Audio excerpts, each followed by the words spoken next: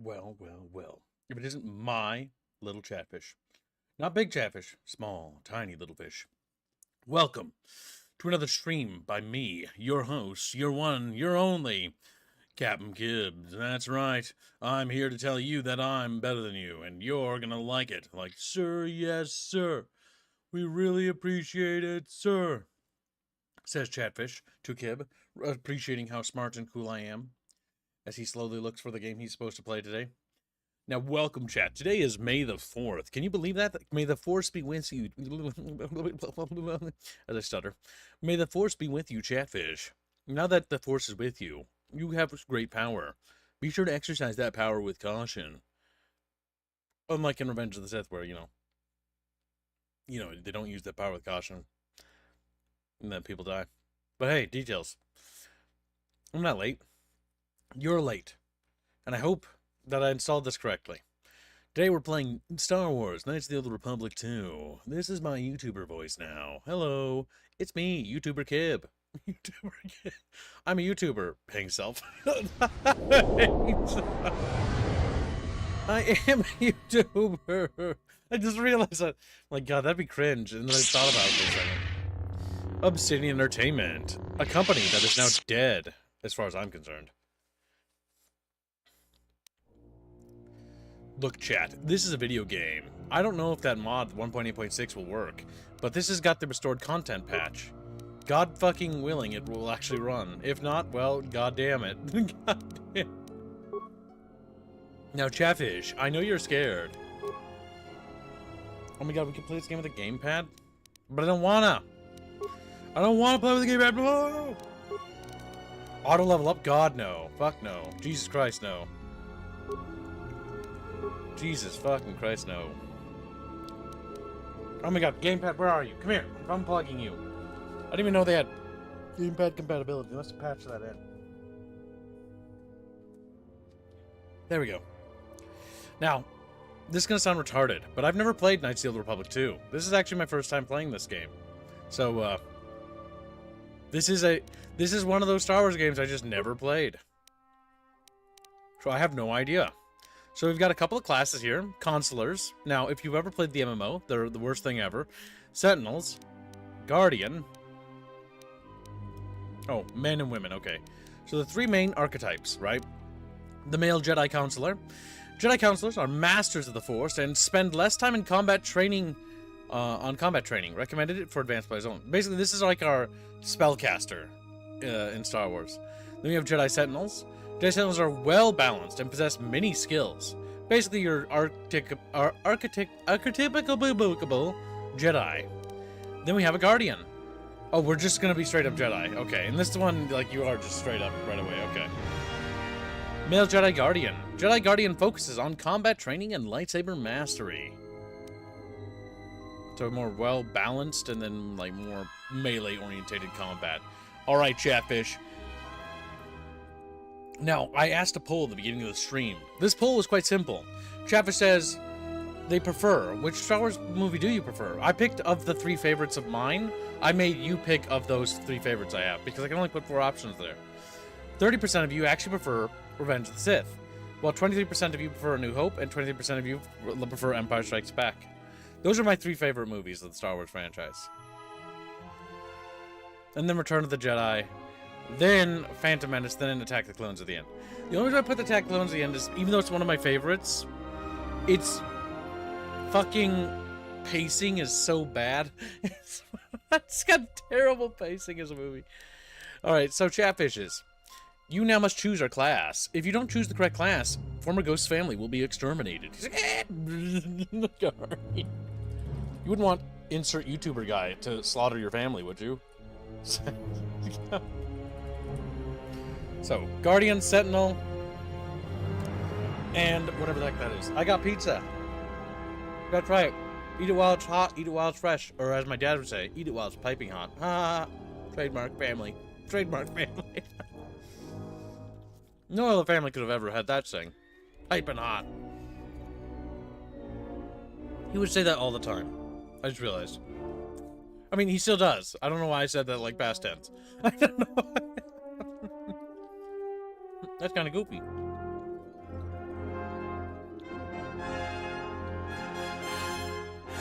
got a what is it called? Jalapeno popper pizza? These are amazing.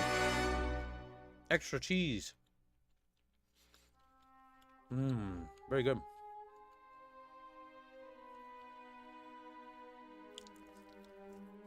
%. You want the Guardian? I haven't eaten all day. I woke up late. I'm sorry. Yeah, as it turns out, I stayed up after the drunk stream working on the next lore video. Lore video number 5 or 6 right now. So I'm working on speeches. I actually refrained from looking at actual speeches to see how I would do without it. I normally don't recommend that strategy as a writer. But I'm trying to be unorthodox a little, so we'll see if that works out. I wrote 2 speeches, one for the Super Galar and one for Councillor Lordum. He's a red sash. I don't know why I'm telling you that. You don't even know what that means. I had the strangest dream that I was in Cyberpunk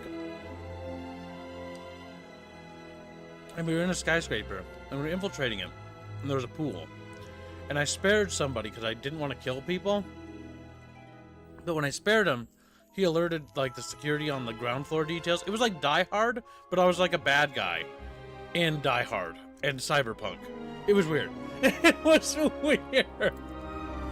Right? So anyway, I killed him, right? Because, you know, sparing was a bad idea. So I killed the main character, who's probably the good guy.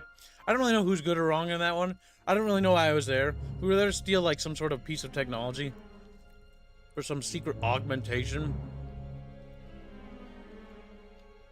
But it was weird.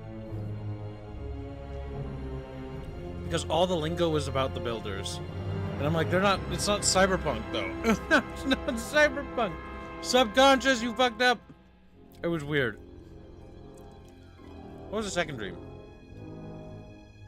Ah, yes, the precursor race. So, the second dream I had a dream about the precursor race. Don't ask me what that is. They were just called that. And we were fighting off some sort of end times level event. And I'm like, God, this is like dangerously close to what I was writing. And I was like, this feels like plagiarism. And I woke up. The precursor race kind of looked like Egyptians, so I think it was inspired by a mixture of Stargate and a mixture of... God, what else is the other thing? Tempest Rising. Weird dreams.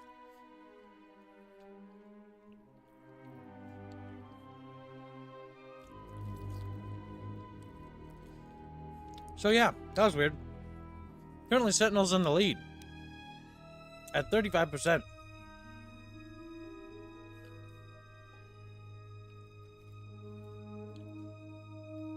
Jimmy's Pizza rebranded a little. Their box is all fancy.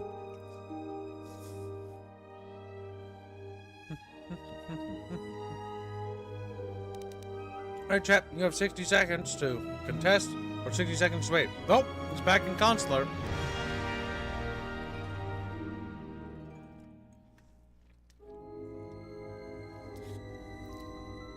Ah, Coca-Cola, very good. Caffeine in my body, still waking up. I ordered this pizza because I realized it was May the 4th, and I realized that I needed to get out of the house. And by house, I mean my apartment. I'm feeling claustrophobic.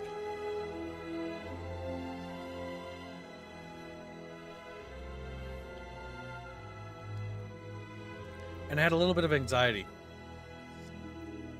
For no reason, by the way. For no reason. So, like, I'll imagine things that happen, but they won't happen. Like, while driving, one of my venting thoughts was if I had time traveled back to an original form of myself when I was, like, 3 years old, and how I was trying to stop 9/11. And I was like, I'm sitting there, like, thinking out the scenarios on how to possibly warn or dissuade the future from happening to stop the housing market crash. And then on the way back, I forget what the other exiting thoughts were. I think it was sort of tangentially connected to that. These are just weird venting experiments. I know I'm telling you this. I do this every day, but with other things too. Like, sometimes I'll imagine hypothetical conversations with my friends that we won't have, and that will end up in an argument or something, and how to diffuse that argument.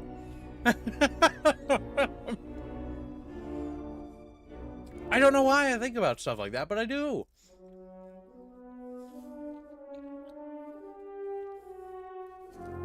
There's a good pizza. I'll take a Jimmy's sponsorship, please. Alright. Sentinel and Consular are now tied at 38%. Never mind. Sentinel's now in the lead. Nope, never mind. Consular is now in the lead.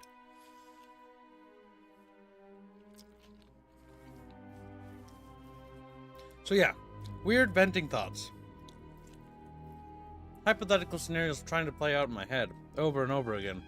Constantly exercising the creative muscle. I've done it so much since like elementary now that I can't stop. The worst part's when you make yourself cry. I hate that. Like, sometimes I imagine horrible things happen to people I care about. And I feel very sad about it. Then I'm like, why am I sad? That didn't happen. But then I stress myself out over it. Oh, that's annoying. The weirdest stuff. And the dreams are getting more and more vivid as time goes forward. More in the last 2 years or year and a half or so than it ever has been. Each dream is more vivid than the last. Like, when I started feeling pain in the dreams, that's when it started getting weird.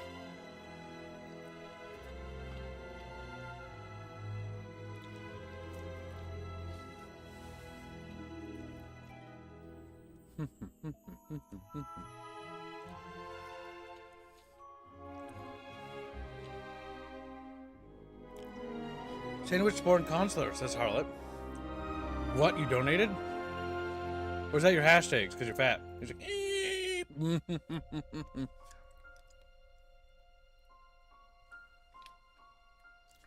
how long have I been ignoring Harlot? Okay, good. You just said that. I was very busy ramming. Spamming. Ranting. That's the word.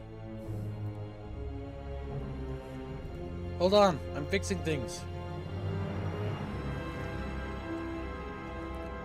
£5 was tracked at 664. 664 to Consular. But also to Spore.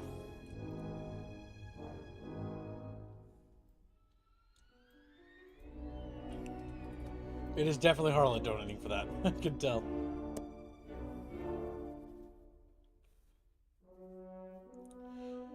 Oh, excuse me.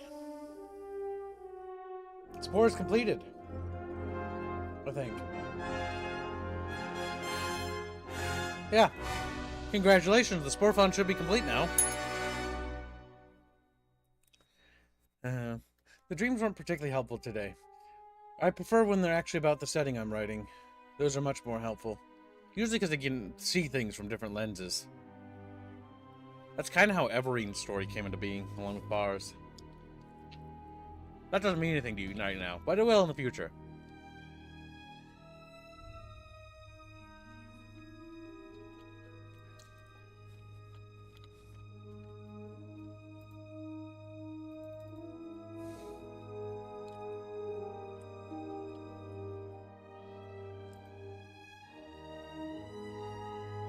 There we go.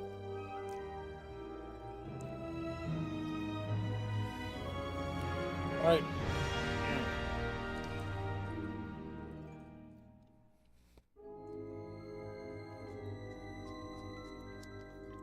Okay. Okay, good. Mr. Persona says, I have vivid experiences, mostly involving death, when doing anything dangerous. Silver lining to my dark thoughts is it keeps me safe. See, I hate the death ones, mostly because it hurts so bad. And then you wake up and you're like, ow! And then you go back to sleep, and then it happens again. Oh, pain. It's like that time I woke up and I'm like, God, I feel like I sprained my ankle. And then I stood up and I fell over. Because my ankle was swollen. And because I'd pinched it or something while sleeping, or twisted it while sleeping. That was real. I actually hurt myself. By accident, of course. Sentinel is now no longer in the lead. Counselor has $6.64 for it. You may donate to contest. Sentinel is now $6.64. Sentinels are Jedi, well-balanced, and possess many skills. We will probably do a Star Wars watch-along tonight, chat, because I'm feeling nostalgic.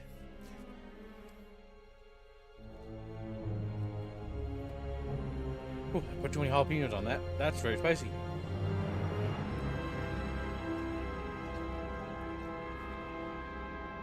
Good night, Frederick. The bot will be here for tomorrow.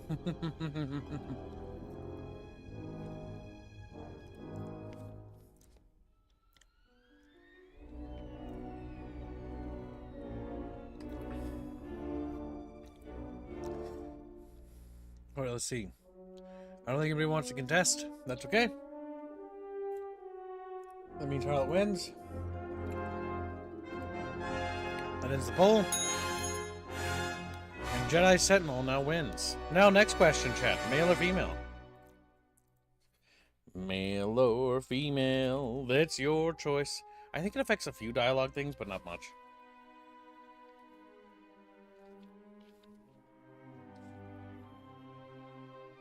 I don't know about this game, but in the previous one it did.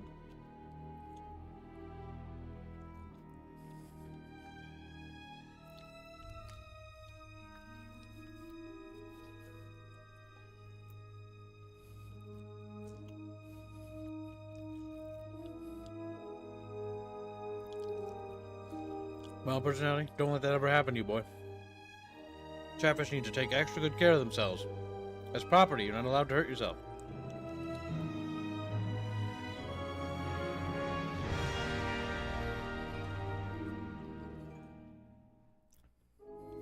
Welcome to Stream Indio.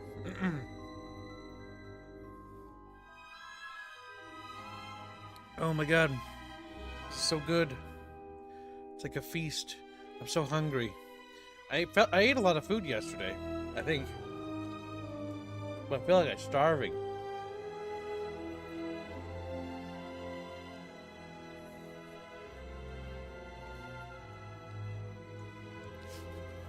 Cheese stuffed crust pizza? Always, chat. Always. Once you have it, you can't go back.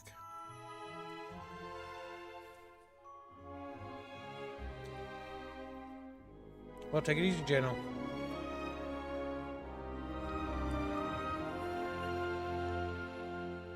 Alright.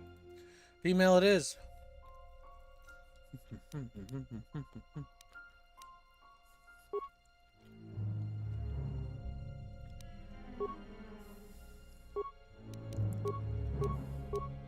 There aren't a lot of face options. We could.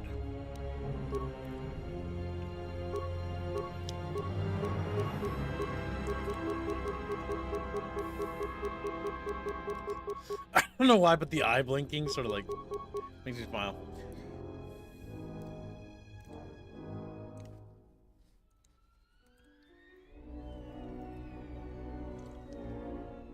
Yes, that's true. Celeste tenties have been funded.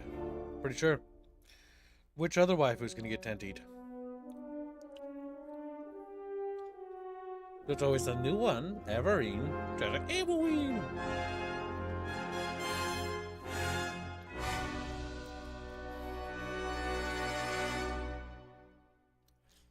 It does look like the Stargate lady.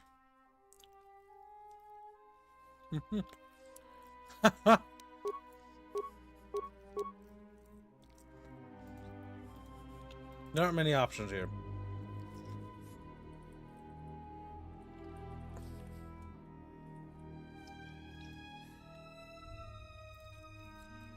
Alright, choose our character's name, chap. That'll help influence the hair. Aerith, brown hair, green eyes. Any of the blondes will do for that. You ain't blonde. Well, well. Yeah, Indio, you're spoiled. Working for me is like the best thing ever. I think I'm starting to get full. I think I'm starting to... I just want to keep eating.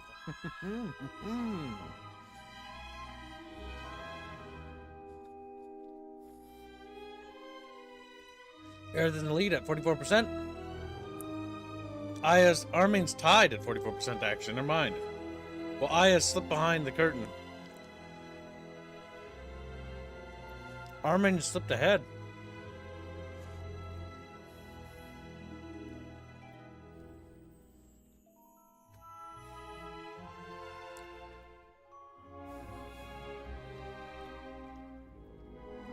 I blame Armin's popularity entirely on Indio. Before the lore had even hit the page. No, wait, that's not right. Before the lore had even hit the... How did I put that in video?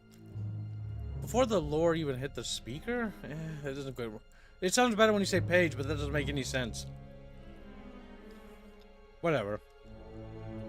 Before I had fully revealed the lore about Armin, Aya, or not Aya, Siri, Utari, Esto, and Julin, and Emperor Varro and Empress Zera, Armin exploded in popularity with her design. It's funny. Good job, Indio.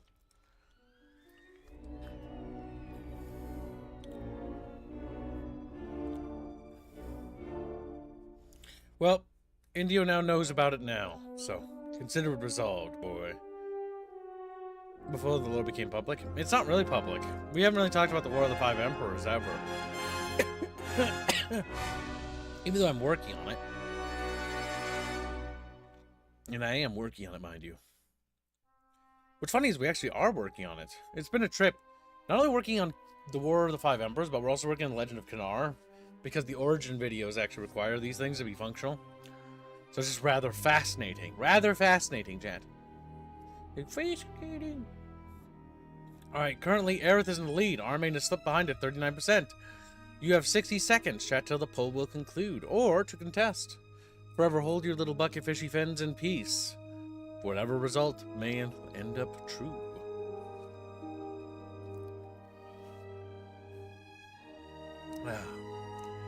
Jalapeno popper pizza. Always get it with extra cheese. Damn, is it good. It's like a giant snack. It's got bacon, jalapenos, cream cheese.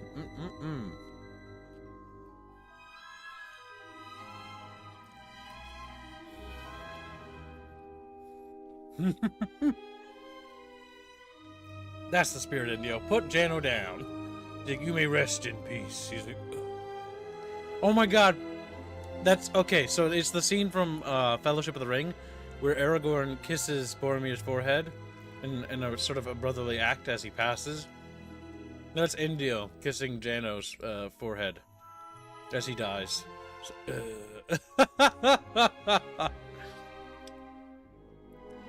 Instead of talking about going on about Gondor, he's like, we need to violate it, Celeste, at all costs, or something like that.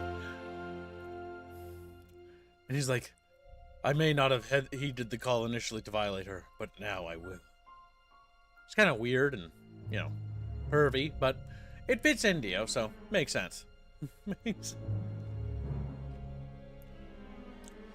Alright, Aerith and Armin have tied again.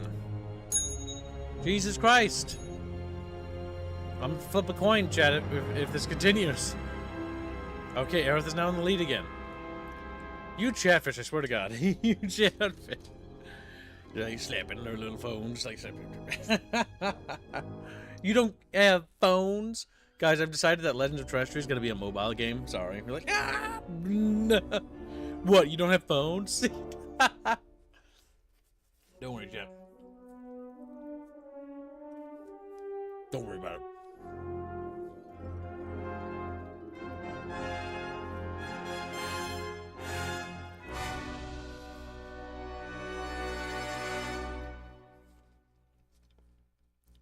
Damn, pizza's good, but I'm getting full, my boys. Aerith and Armin have tied again. God damn it!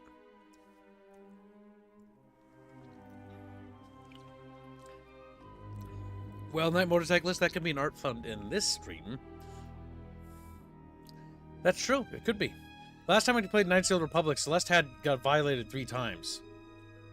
I want to point that out to you. We'll bring Penta and make a phone game. Bones could theoretically run it, but it would definitely be, in my opinion, suboptimal. The suboptimal experience. It's definitely a PC game. Though it has controller support. I know it's going to have controller support. You know how I know that? Because Robin is a little slouch, and he'll he's not a slouch, but he'll sit back in his little fucking chair, because that's what he does, and he just grabs his little controller. So you can bet your ass he's gonna make sure it has fucking controller stuff. Welcome to Stream Vangarath. He's been a member for 9 months. What the hell? It says 9 months already. By the way, is your game ever releasing, or will you continue this gamer girl scam until we get old and forget about it? A gamer girl scam would require me to actually have some semblance of skill in that regard, and I don't have that. So, the video game is going to be in development for quite a few years, without a doubt. However, the tabletop war game is not only playable, but is also open to public testing. Not only is it open to public testing, but we also have most of the army for the Austrian Empire complete. We've actually started work on the Nephiric Horde army as well. The pen and paper will be coming shortly thereafter, once we finish the lore video series stuff. But yeah, the video game, that's going to take a long time to get done. It's part of being indie. However, if you want to play the tabletop war game, not only is it open and available to play right now, but you can actually join the tabletop tester team and become part of the development of the tabletop game. Being honest, I've always been honest. The reality is that I don't have the resources or funding or financing to actually support more than one programmer. But our programmer, Robin, does stream the coding of Legends of Terrestria, and you can actually watch his progress on his channel. It is linked at the channel homepage at the very bottom. Not only is that there, but you can also check out Battle Damage Audio, which I have yet to link on our channel page. I'm glad you asked that question, actually, Berengeth, because I've completely forgotten to do that. Thank you for asking that, actually. Because I now need to add BDA to the channel links at the bottom, because I don't think it's there. BDA, or Battle Damage Audio, is where you can see our new lore video. The next lore video was postponed this week. Some stuff came up that prevented it from being done, but it's on track for next week. On Friday, it should be launching. I'm currently working on lore video number 6 right now. It's technically part 4 for the Red Sun Dream series, while part 2 for the Nephiric Horde series, one that will be launching next week, is currently in editing and is slated to be done on Wednesday by our editing team. Lots of stuff. Check my DMs. Never. You didn't DM me his shit, boy. Sampy Pempy. Where's my Sampy Pempy DM? He's like, Sampy Pempy.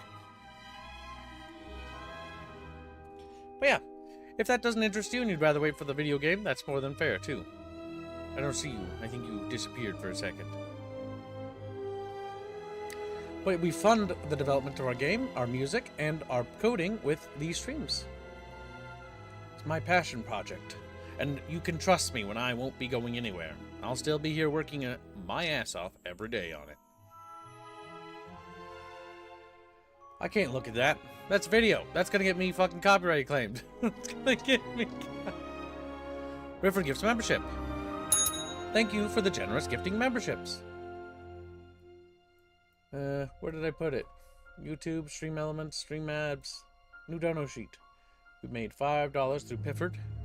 $5 reduce, and he wants to put that towards Parasite Eve. Parasite Eve for $5, and for Cookie for $5. Alright, Cookie is now upgraded.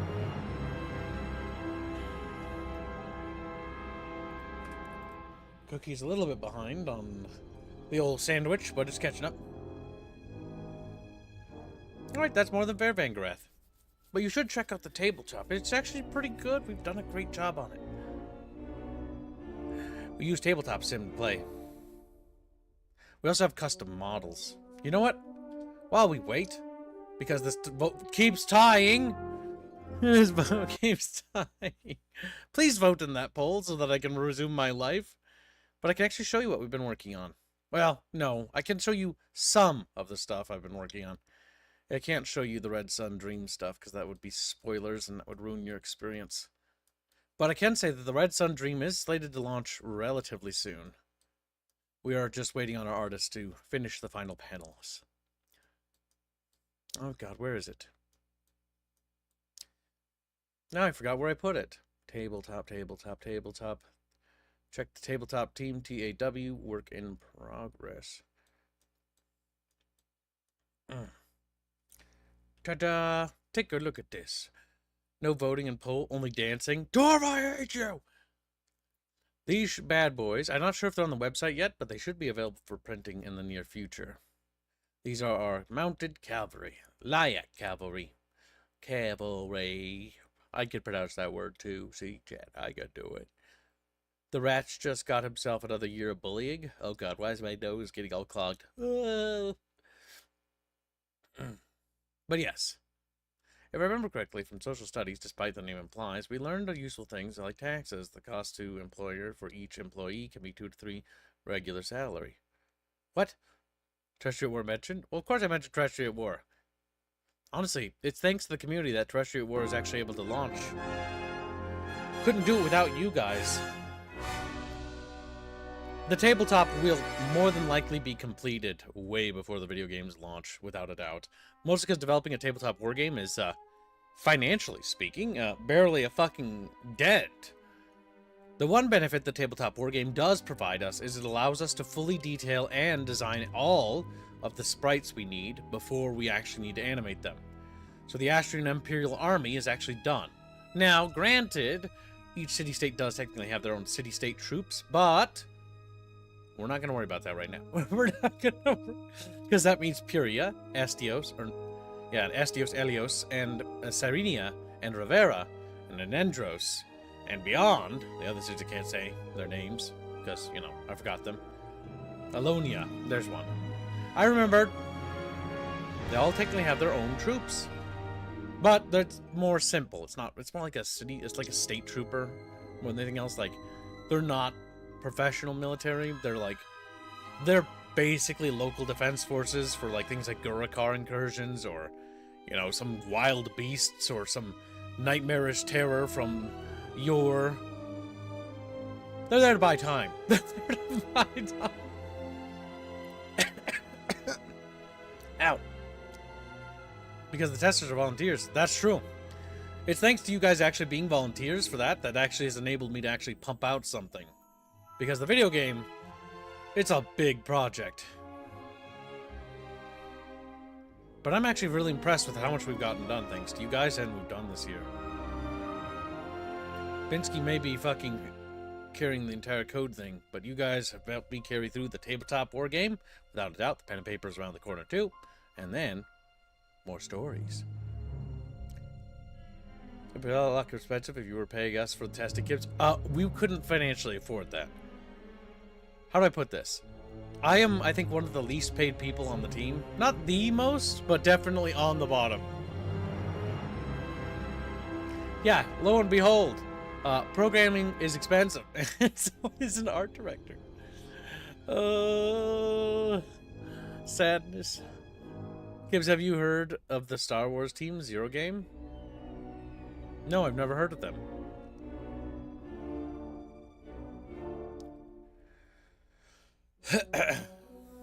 Video game is a big project, and Robin is coding a storm. He is. His dynamic lighting system, and if you've been following his programming streams, it's impressive. I am very grateful, and we are very grateful as an entire team and a community that Robin is working with us, because Robin is one of the best programmers on the market that I could definitely get. We got fucking super lucky. We got super lucky. My biggest and only big regret is anytime I tried to save up some money to get additional programmers to help out, every single one of them ended up having to be like, we would love to help, but like he's too far outside our fucking like skill level. And so we just never fucking were able to find somebody who could match his skill level, because he ended up having to fix their code. Whatever. Sometimes the best things in life are the things that are the hardest to get. The longest road and the hardest road is often the best road to take. Cutting corners will not be acceptable under my watch. I've been ranting, and you guys have still kept it tied. Aerith and Armain are still tied with each other. How about you fucking vote? Vote, you little bastards! Break the tie. You have 60 seconds to, or I'm gonna pick Aerith. Yep, I've decided. 60 seconds, I'm picking Aerith. I'm not waiting anymore for you little guys to vote. So if you want to contest that, go ahead and do it. Too many chiefs in one kitchen? Yeah. That's one of the biggest problems with getting more programmers, is that all it does is create more hassle and headache because merging and consolidating code. Early into the project, we had 3 programmers, and one was a volunteer. And they're good people, and I'm still friends with them. But if I could go back in time, I would go back and probably just have Robin do it. Because we would be so much further along had I known that. But, you know, I was a little back then. I was really young, actually. It was like several years ago. It was when I was learning, when I had delusions that this would be something I could have done overnight. Then I looked at things like Project Zomboid, and I realized that the best games are those that take the longest usually to make, but usually the longest for the right reasons. Because they're passion, they're driven by soul and heart. I'm very passionate about this subject, but that's mostly because I spend every single day on it. And any chance I get a chance to talk about it, I really like to.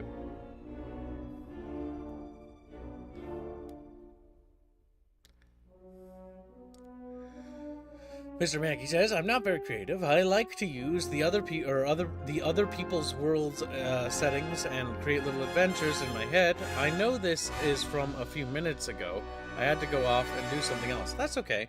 There's nothing wrong with that. Not everybody can really, like, dedicate time to develop things and build things. I don't know what's wrong with me, but I have like a weird cough all of a sudden coming on. And I'm not sick. I'm perfectly fine. It's weird. Something in my throat, maybe. There we go. But yeah, when it comes to that question, Mr. Mackey, the reality is no, you're right. You're right. You're right. Not everyone does have time to create their own detailed and highly rich settings and universes. There's nothing wrong with that, and you shouldn't feel ashamed of that. If you enjoy playing in other people's worlds, the vast majority of people aren't creative. Anyone in here right now and even beyond, anyone can become an artist, anyone can become creative. It is a skill, it's a job, in a way. It's a bit more than that, but it more or less is a muscle that needs to be exercised, and with enough exercise, you can improve your skill at it. But not everybody wants to do that. Not everybody wants to be a bodybuilder. Not everybody wants to do this or that. And so those that really want to do that, do it. Don't worry about it, Vangarath. You don't need to apologize. We only have that rule initially, and that rule is only temporary. It's mostly because we're just trying to distance ourselves from what I call R6. R6 is like politics and stuff. I'm still friends with a lot of people that do that stuff, but as a creator, it's my responsibility to be a better than like a political commentator. Our job is to entertain you. We are entertainment, and that is our #1 goal. Welcome to stream, Roderick Sage. Sith who focus on Sith sorcery and Sith alchemy are stronger than Sith who only focus on martial arts. That's kind of true. Sith sorcery is quite dangerous. That's very true. Ah, god damn it. Alright, I've chosen. The poll is over. We've decided finally. Finally! That was quite the tangent we went on to, didn't it? Well, I kind of wish there was a... Look at her goofy face.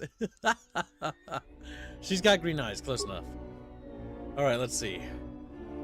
Attributes. Oh, excuse me. Oh, excuse me. God damn. I need to blow my nose. I'll be right back. 1 second. I hope I don't blow my nose. Ah. Damn. Well, getting like congested like while I'm sitting here for no reason. I'm not even sick. It's kind of weird. Just look at business people who stole business ideas that made them what they are. That's true. That actually happens a lot in the industry. But that's also why it's important to normally have contracts and NDAs and stuff like that. I mean, technically, intellectual property is a, IP right. There are IP protection laws. Hence why I can have my ideas on certain things, and that's my intellectual property. With proper documentation and right notation, as well as witness testimony, I can back that up, right? It's like the Mixers project. That project is definitely my brainchild, so I've got all the paperwork to back up the IP protection. But there are such things as patenting, right? And patenting and other things like that, you can go around that. Now, that's like patenting mechanics, right? Because an idea is not necessarily patentable. That's not a word. But you'll see things like Nintendo patent things and mechanics and systems.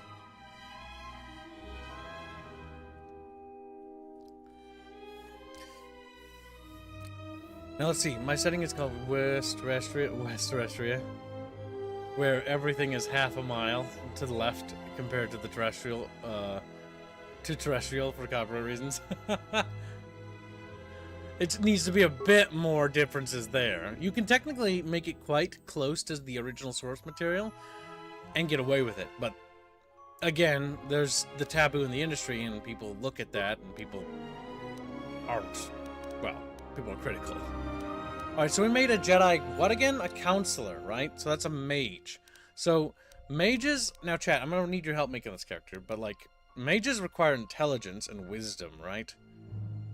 Wisdom represents willpower and perception, because I've never played Knights of the Old Republic 2. I played Knights of the Old Republic 1 twice in my entire life, or 3 times, I think. Counselor attributes in KOTOR 2. Like, what are recommended attributes for a counselor? I don't want to make a min-max build. I just want to make like a character that's gonna not be ass to play. Okay, it seems like people say strength isn't important, obviously. Int is good for dialogue.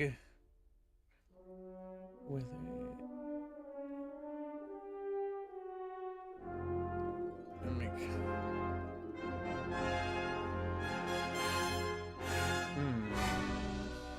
What do you think, chat bros? Oh, wow, chat. You're not proving to be as useful as Reddit. What the hell? What the hell? So, basically, don't raise strength, because strength isn't going to be a worthwhile thing to raise, in my opinion. Dexterity is that an important stat? Int and wisdom. Okay, let's see. Wisdom represents willpower and perception. A high wisdom adds modifiers to Jedi Force points and Force power saving throws. The Force powers of a Jedi with high wisdom are also much harder to resist. Okay. So that's good. Intelligence. Intelligence represents the reasoning. High intelligence adds the modifiers to the number of points character has to spend essential skills. Harrow. Ah, hands. Perfect. My little KOTOR guide's here. Testing Dex and Wiz. We're making a counselor. What you're going for? Oh, counselor? In Knights of the Republic 2.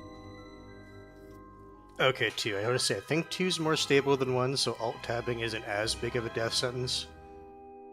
I don't think so.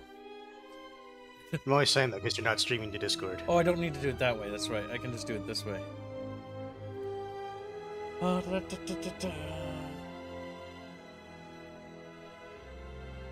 we go. Done.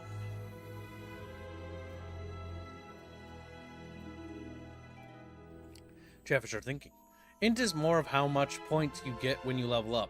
So that's actually really good to invest in. Int is important if you want to make a skill monkey. So early investment in Int will pay off dividends in the late run.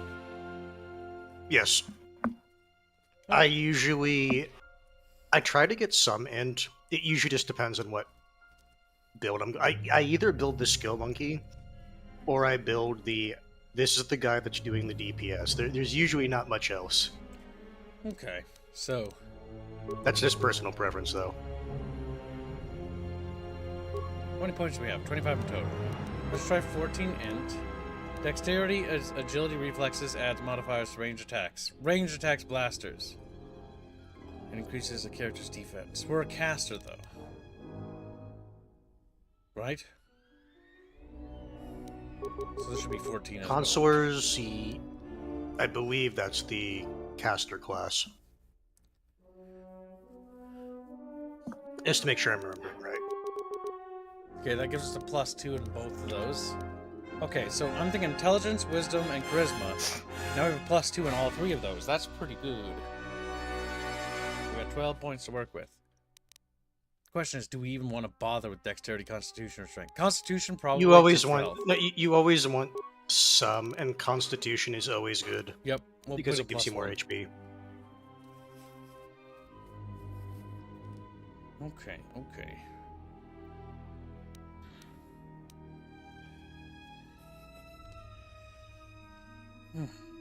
We have 8 points left. How many points does it raise that? 2. How big is charisma in this? Persuasion is pretty good in the game. I usually... Because the thing is, you can either increase your charisma, right? Or you can just flat out increase persuasion. Typically, I just do persuasion.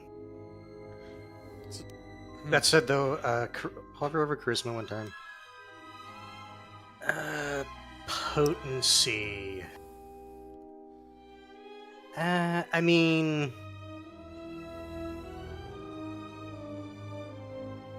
I forget how much of a difference having a high charisma for a caster is in KOTOR.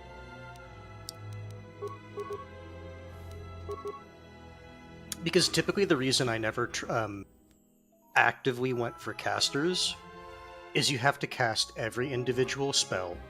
Yep. I say spell, but you know what I mean, force powers. Well, okay, what I think we'll do is we'll dump the rest in wisdom and intelligence, which will put us +3/+3. So overall, so here's the thing. You are going to have to engage in melee or range combat. So at least whether you like it or neutral. not. If we take off enough from that, because we can raise that later. Oh, it hurts. Having an off number, it hurts. Yeah, and then when we level, we can make it positive. See? There we go. Easy peasy. No, I understand that. It hurts my autism, Yep, that's all. but as soon as we level, we can just pop up and then instantly up. No, I understand. I'm just saying it hurts my autism, that's all. Your autism is irrelevant. My autism is not irrelevant. Is not... Alright. So, okay. Skills, feats.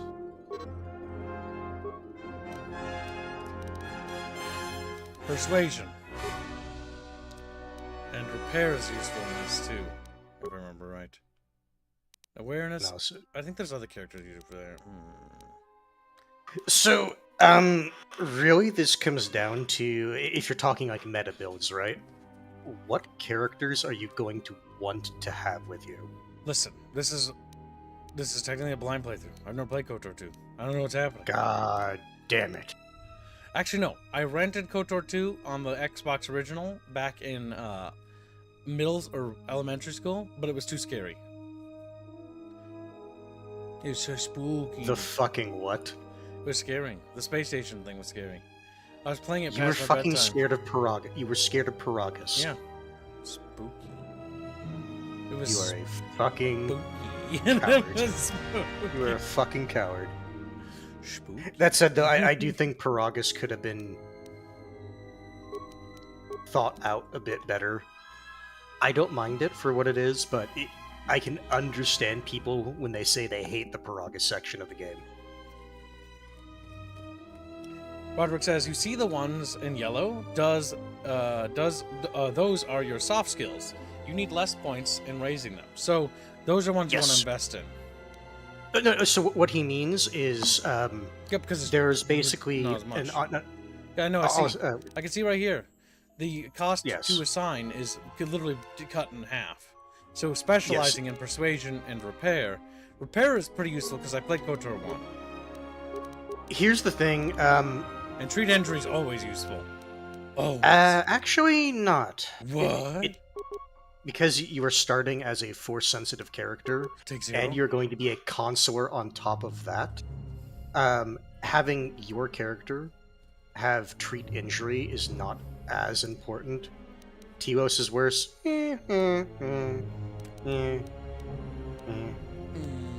Computer use. Security. Stealth and demolitions, I don't think we're gonna end up going with, unless this is one of those games where, like that one fight where we had to cheese it by setting 80 mines we saved. So 80 I'll mines. tell you this right now. Yeah. Stealth and demolition, it can make you a lot of money. And it can be very useful in certain sections of the game. That said, your character does not specifically have to have those skills. But I know repair is super useful. It's always useful in almost every RPG that has it. Also, I'm just gonna... Wait, no, is that...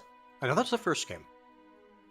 I'm trying to remember if there's a character where you need both repair and computer skill to get the most out of them. You know what? Doesn't matter. Don't worry about it.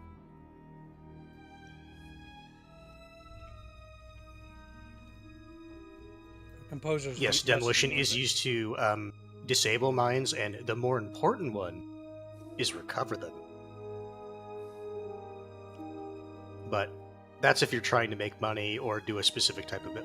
Yeah, Jano, there's even a mod to skip Peragus. I would not personally recommend doing it if it's your first time. Because KOTOR 2 is a lot more... it's more focused on the story and the narrative, I feel, than the first one. Computer skill is helpful, but there are other characters that can fill that role. It does not need to be the main character. I would basically, at this point, what do you want the main character to do? And I would just recommend don't put points into treat injury, because you're going to be using force powers.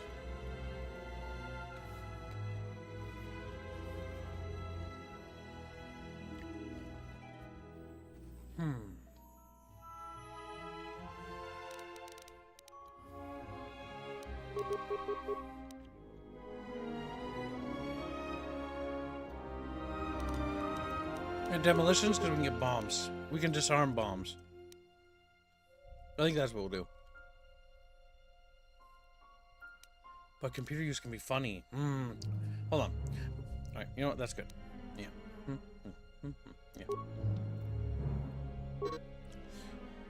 Alright, I remember this. But first, I must grab a drink. Because I'm thirsty. I'm talking. Oh, chat. How you doing? Did Kibbs decide he wanted to be a counselor? Or consort? Or was that chat's decision? Harlan. It was Harlan. That's fine.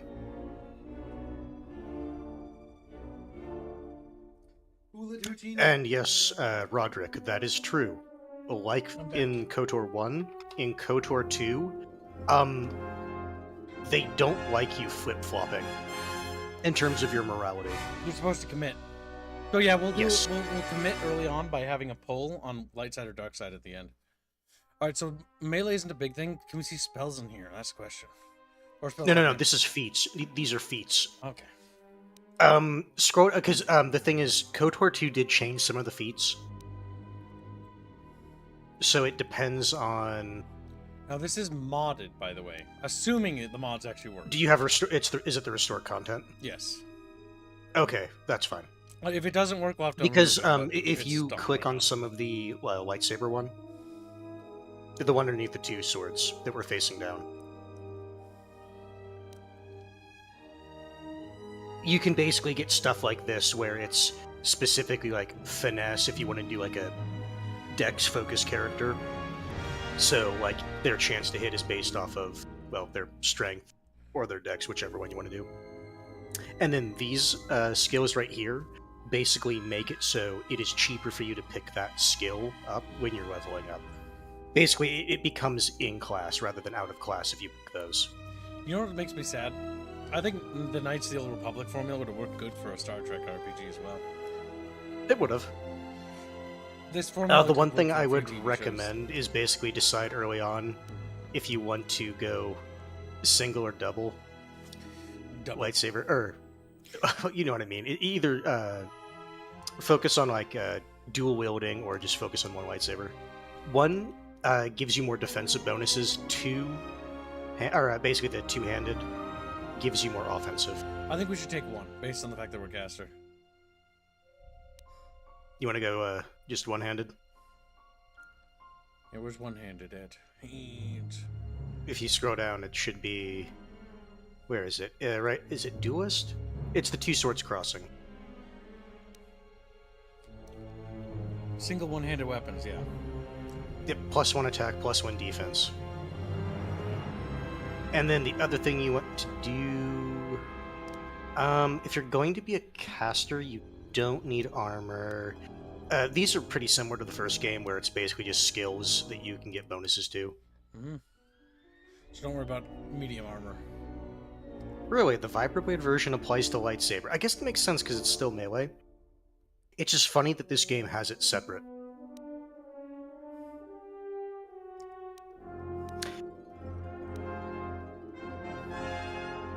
I mean, it's tougher, it's never bad. Oh, it's only one. Never mind. I thought we had two. Yeah, I figure giving you the +1 to attack and defense is probably better early on. Mm-hmm. Alright. Name, you can just click random or type in your own, doesn't matter. We're Aerith chat. Wow. I know one thing I enjoyed doing in KOTOR 1 is just naming my character Revan. Because you're a weeb. It's like, no, Revan turned out to be Revan. I was amused by it. A wrong time ago in a galaxy far, far away. Goodbye, ad revenue. Beep.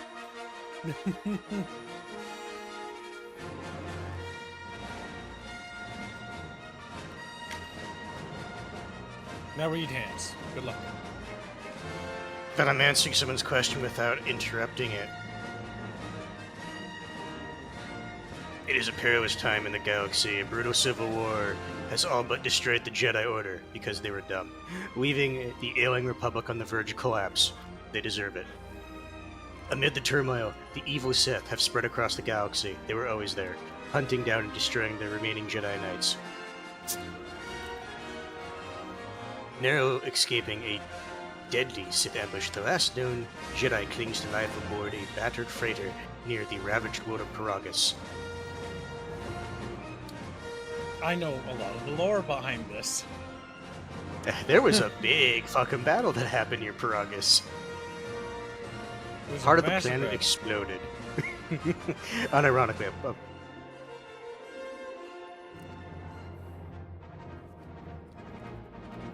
I really like the Old Republic era. It's fun. I enjoy it. And in regards to customizing your way, I'll comment on that after this is done. Look, chat. A spunk ship. Spunk. It's the Ebon Hawk. From the hit game KOTOR 1. It's Old Millennium Hawk. Falcon. It's almost like they didn't want to have to remake it. It's almost like they didn't want to have to remake assets.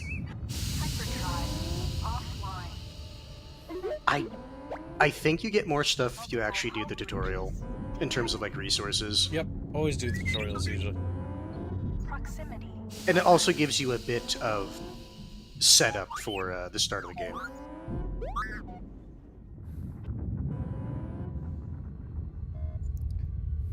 The Ebon Hawk is adrift in space She after looks a like terrible she's battle. dead. Most of its crew are dead or dying.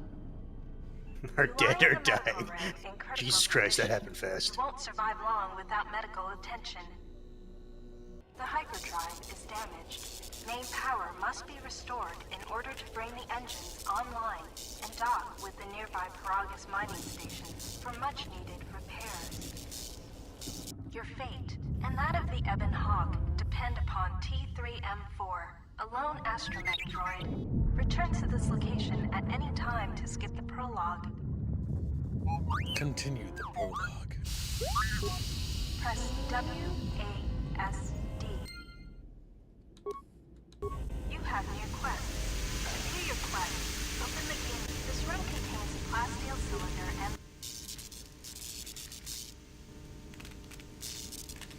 Note, in order to use consoles, you will need a computer spike. The number of computer spikes you have listed in the bottom window of the screen. Use your mouse and the arrow keys to highlight one of the response options below. You can also press a number, 1 or 2, on the keyboard to select the response. Computer size the system. Also, KOTOR 2 is better about telling you whether or not a crate is empty or not. In KOTOR 1, it did not tell you. In KOTOR 2, if you emptied out a crate in brackets, it'll just say empty. And also, you have money. After we complete our KOTOR 2 playthrough, chat, the next RPG on our list is Mass Effect Andromeda. Because in order to start Mass Effect 1 again, we have to play through Andromeda, as is tradition. I wonder if there are any mods that improve that game. I wonder. Just like, each hope was give, each hope for you. At least the gunplay wasn't terrible, but that story. That story. Kids, you have money. Yankoy donates $2 and says, Gungan's speech for Mesa Forge? Never. SF, YS, wild ass. That's terrible. I think you should be punished, Genghis, as my slave, and as my... Yeah, as my slave. _ slave. Yes, the hero we need T3M4.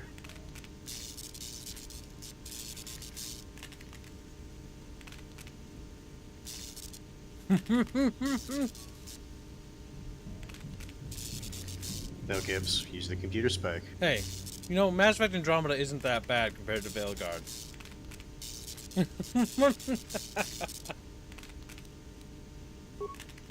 Failure, not enough spikes. But they're right next here. I bet. Bada bing, bada bam. Open the main cargo hold containment door.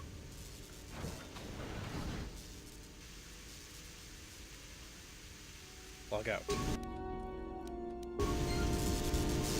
We're going, chat. We're going. This is the main hold. Nice audio. Is it just in that room or is it everywhere? Maybe was it always like that? This is the main hold. No, it's because it's broken. It sounds like it's looping badly. Alright, security console. More spikes. You can hear a banging noise coming from the other side of the door to the storage compartment, but the door is sealed Locker shut. key. This old woman appears to be dead. Parts. There is a key card on the body that looks like it opens the locker. So this blast door is magnetically sealed and cannot be opened. If you need help exploring the Ebon Hawk, access the map screen. This is the medical. You are in critical condition. You will need a med pack to be stabilized. You are in critical... Oops. Nice little Snickers. Sneakers. You have found med packs. You can use one to stabilize the condition of the human lying on the bed. I like how it tells you the name of your character, but in that dialogue it The says med pack the human can on the table. stabilize your condition. Well, yeah, because they can't actually customize the names. Success. No, And no, this but is they can also put it before in the the sentence. standardization of To Shepard being a recover thing. fully, you will... Hence why in Mass Effect they call Shepard his last name, so that your first name actually is irrelevant. This lift will I like take how you I to the outer hull of the Ebon Hawk, where you will find many parts and mines to use for accessing and repair. We're going up. It's gonna be. I a like quick how I minute. showed you the origins of the Shepherd Shuffle, because it came from KOTOR 1. Blank, what do you want, Blank? He's like, we need This tea. is the cargo. Talking to other characters is much like using the computer console in the cockpit.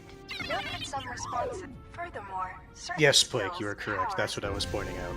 3CFD is malfunctioning. You can fix him by using a part. If you repair 3... Repair him.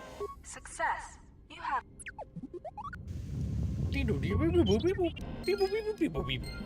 3CFD is now a member of your party. To change which party member you control, click on the portrait or press tab. Get all the loot. Use the keycard All loot. found to open the locker. The impact armor Yep, 'cause in if this you skip locker it, you don't can be get any of clipped this. on the clip screen. Sensor Combat droids trial. emerged from this box when you opened it. These droids will make for excellent target practice. Use the weapon from this container to attack the droids. You can equip a weapon.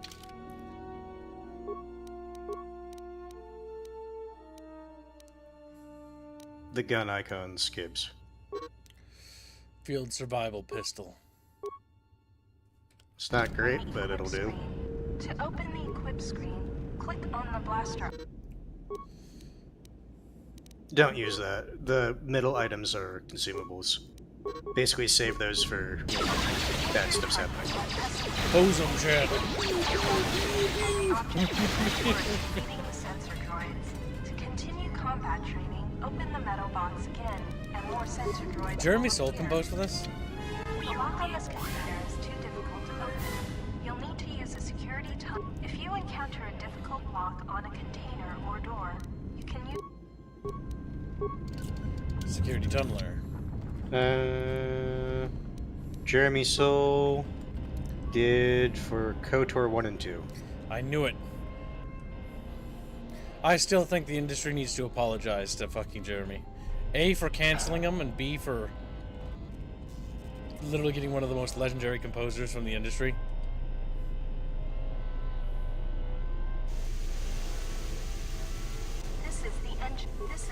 This door is damaged and cannot be opened with your security skill or by bashing it. You will have to find and use an explosive trap to open this door. Take the lift outside the Ebon Hawk to find one. This door is damaged and cannot be opened with your security. So, Juan, I want to point out that's a specific case item in general. That slot is consumable. You are correct, though. There are some items that are infinite use. I'm gonna go outside. This scene, this is the scene, like, this whole setup scared the shit out of me as a kid on the Xbox, especially at night. It's so, like, spooky. Love the atmosphere. The atmosphere is just, chef's kiss.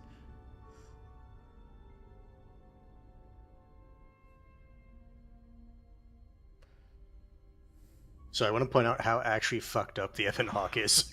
It's pretty banged up. Don't forget to explore the. This is the. Okay, F5 quick saves. Time to check for a quick save. So you do not want to disable. You want to cover, because if you look at T3M4's skill set, he should be skilled in demolitions. Quick save. I want to say it's like, is it F9? I want to say F9 is normally quick load usually. F5 is quick load. Okay. F4 is save. F5 is load. F5 is that, and we'll set F9 to this. More modern, or my preferred. I like them to be farther. Notice this bias. It's the modern standard. Actually, Gibbs admits later. Actually, it's just preferred. That and most modern games set them further apart because people would accidentally click them. So you don't accidentally do. I think it's funny. It also means you have to pay attention. The bubbles ahead indicate mines that you've detected automatically with your awareness skill. Some mines require higher awareness to detect. Approach mines carefully. They will blow up and damage you if you get too close. You can use your demolition skill to either disable or recover these mines. But yes, mine is modded, chat. I've got a few mods on. Skill than disabling them. But you get to keep the mine, which you can then use to set. And yes, I did mod a game I've never played before, which I do normally not recommend. However, I was told that the restored content stuff is kind of worth it. A lot of it is. I'm going to say there's one planet that recover. You want to recover. Yeah. Yes. There's very obviously a reason they cut it, is all I'm going to say. When we get there, we get there. You can use the explosive device in this missile to blow open the engine room door inside the Ebon Hawk. This will give you access to the hyperdrive. After you plant a mine, back away quickly so that you do not take damage. Back away quickly so And even if you do somehow accidentally activate those mines, you get one there for free. Blow open the engine room door inside the Ebon Hawk. Is it a quasar? Or a quad laser, okay. It's like a quasar, excuse me? Is this fucking Earth? This is one of the Ebon Hawk's quad laser turrets. They are damaged, but you can scavenge some parts from it to use in repairing the Ebon Hawk. I think there's stuff over here too. The idea of astromechs is really cool. The idea that you have these machines that just go around, even the ship's this fucked up, This is the starboard and try to side fix of it. the Ebon Hawk. This open hatch has some parts that will be useful for getting main power restored. You basically come over here for free parts. This busted engine port has some needed parts for the Ebon Hawk's hyperdrive. Take the parts here back down below to get main power restored.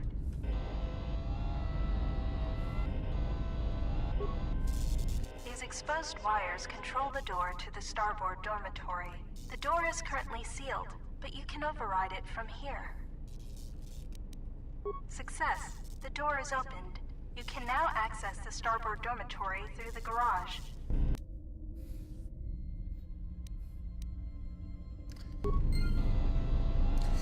See, I kind of wish there was a game like that, Blake, where you had like a proper starship simulator in Star Wars, where you had like ships like this, and then you actually could, like, it was like a real-time strategy where you managed like your fucking droids and stuff, like repair the hull, do stuff, do combat, go around. There's so much like video game potential for the setting, but it never got it. You can use this lift to take you back inside the Ebon Hawk. Go inside.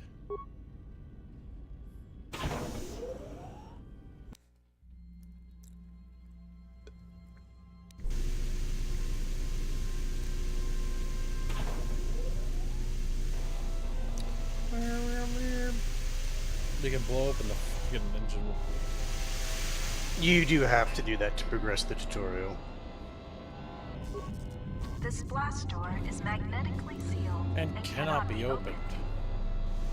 This is the main hole. It's a gonk droid. It no longer gonk. Hey, don't gonk no more. Open inner garage door. Display security So, door status. I'm pretty sure you have to close the outer garage door.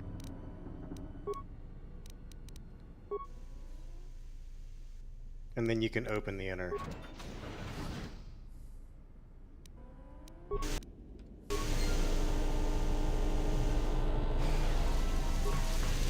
can hear a banging noise coming from the other side of the door to this storage compartment. This blast door is magnetically sealed and cannot be opened. This should You have to go around the long way. This is the utility lift. To access the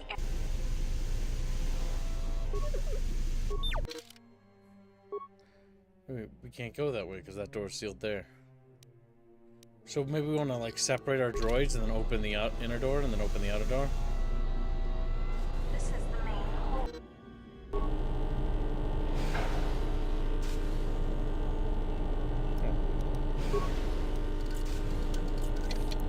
Your security skill is too low to open this footlocker.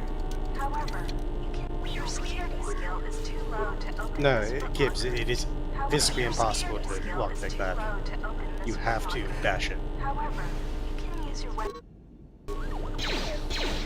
Pew pew. Pew pew. Like a pew. Sometimes bashing or blowing open a container will break some of the items in the. That is one change they did to this one. In the first game, and then, I guess, open outer?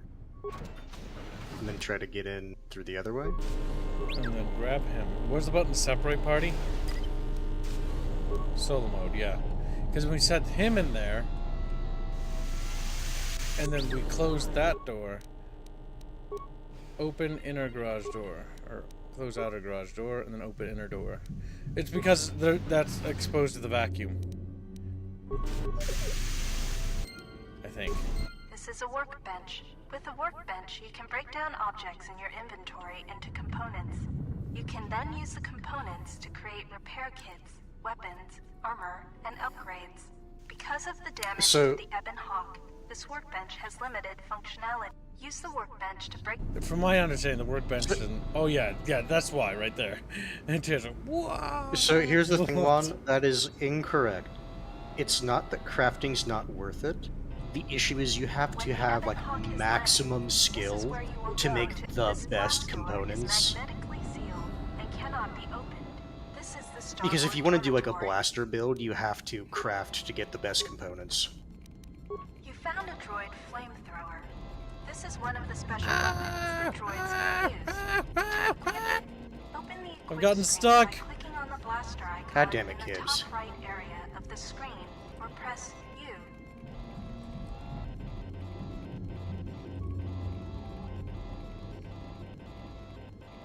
Oh no!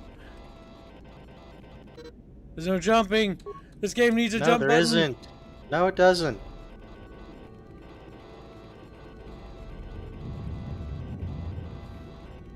On the bright side, you served your you served your purpose well, brother. Brother, I am trapped here. This is Just, the engine. just activate this. I'm pretty sure it automatically. The store is damaged. Oh, hello. And Yeah. cannot be opened with your security. This is the You have to engine actually click room. on mine. Now run away. This is the engine room. The hyperdrive is suffering badly. You won't be able to make the jump to light speed until it is fully repaired. However, you should be able to rig the hyperdrive to restore primary power and bring the port engine online. This will allow you to dock with the Peragus mining station for full repairs. Rig the hyperdrive. Well, no, not yet. You First, basically need a shit ton of parts. let's check these things. The port engine Okay. is shut down, but it appears the starboard engine is badly I was just clicking on damaged. everything The to make sure there was hyperdrive nothing I is missed. pow- Oh, we should have it. Success. The hyperdrive is online. Primary power is restored. Only one step remains. Return to the galaxy map in the cockpit and travel to Peragus. Peragus. Whoa! Yeah, I do like this tutorial. It's very tense, fixing This stuff. is the main hold. Yes, he could use a repair kit to fix himself, but This is the cockpit. no, don't skip tutorial, kids. Oh, yeah. Why don't we use the repair kit? We're role-playing. Beep, boop, beep, boop, beep, boop, beep. Should it beep, boop, beep? Didn't even put armor on himself. I need armor. Where I'm going, I'm winning. What's this? Stances. I don't think I have repair kits. Chat bitches. I don't think I got nothing. I got med packs. No repair kits, so no. But I can put armor on my body.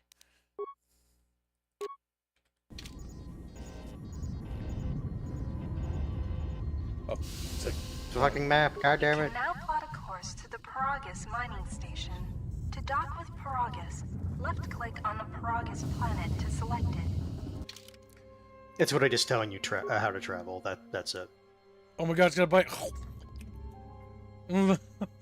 So that's how they figured out that Peragus had a lot of shit that could be used for fuel when part of the planet just blew up.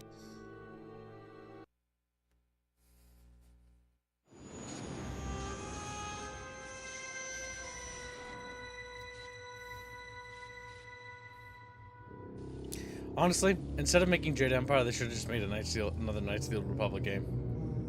But they wanted to do their special, like, universe. Jade Empire is just in that weird valley. It's like it's just a weird game. It's just so... Well, between Chuck and Bob. The sensors show the door to the storage compartment is being sliced. There is someone, or something, else alive on the Ebon Hawk. What could it be? Beep, boop, beep, boop, beep. Oh no, it's an HK. Its colors are wrong.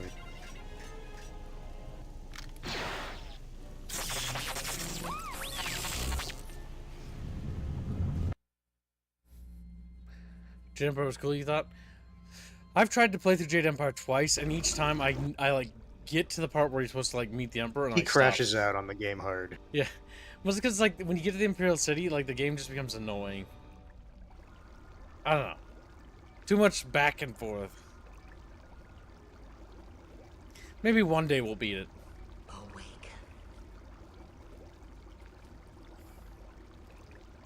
Has a seizure.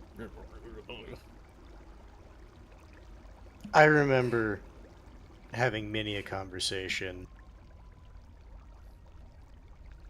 I'm waiting to see if she talks again. About the voice actor for that, because I kept telling them, it's the same voice actor as the sister in Fable 2. And they're like, no, it's not. And they looked it up and it was. I'm like, I'm goddamn right.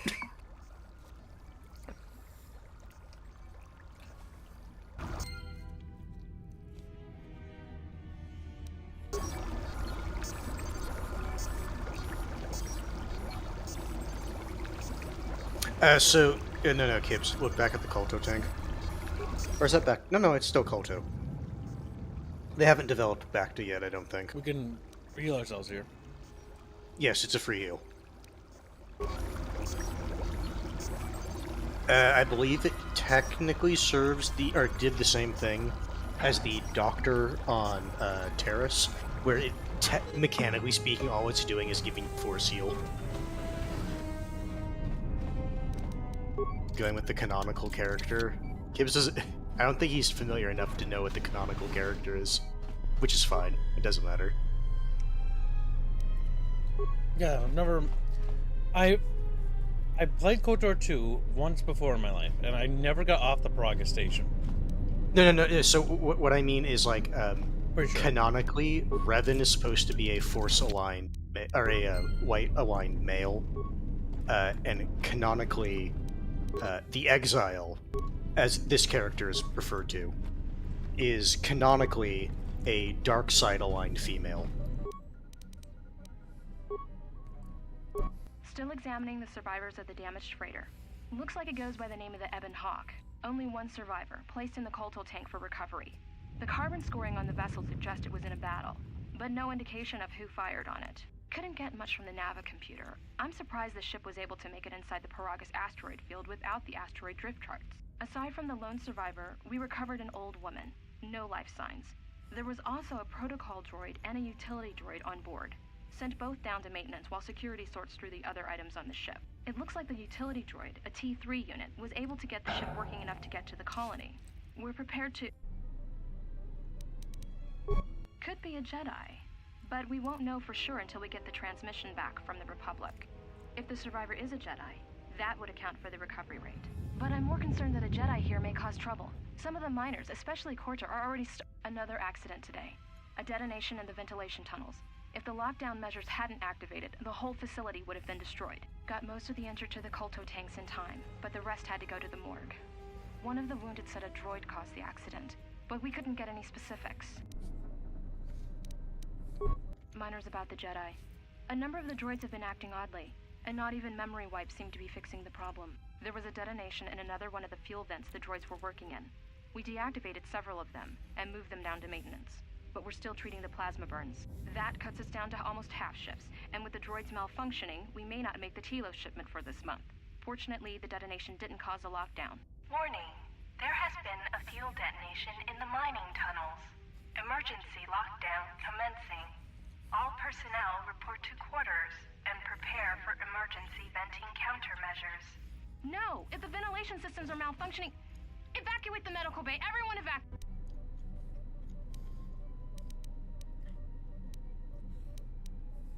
Access main console options. Access patient life signs. We made it! Woo! Everyone else, boo! Access medical bay functions. Access morgue camera. Old woman who's probably not dead because her character model is incredibly detailed. Unlocked door to morgue. To be fair, Force users can go into like hibernation. Access main Yes, they can go into some sort of like suspended animation. You're just lucky they didn't fucking do that thing what they do at morgues where they drain you all your goo. They're like, dead. Well, no. So, because at this point, the Republic is actually wanting to find the Jedi. Corpse. Plasma torch. Plasma torch. You will actually need that.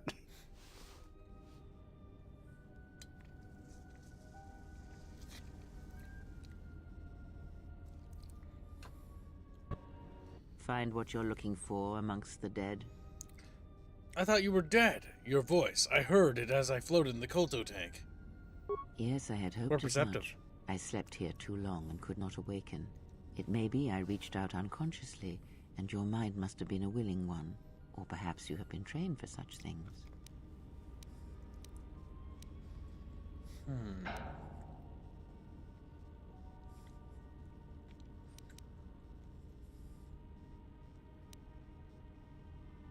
Slept too long. You looked dead when I came in. Close to death. Yes, closer than I'd like. You have the smell of the Kolto tank about you. How do you feel? That's her roundabout way of saying you fucking stink.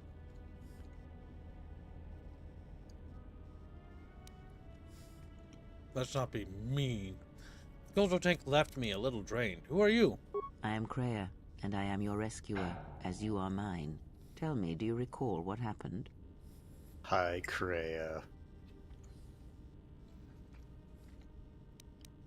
Last thing I remember, I was on board a Republic ship, the Harbinger. What happened to it? Your ship was attacked. You were the only survivor. A result of your Jedi training, no doubt. How do you know I was a Jedi? Your stance, your walk tells me you are a Jedi. Your walk is heavy. You carry something that weighs you down.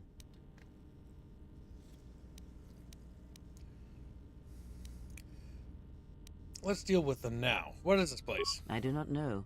I was removed from the events of the world as I slept. A survey of the surroundings may provide the answers we seek. The ship we arrived in, the Ebon Hawk, must still be in this place. We should recover it and leave.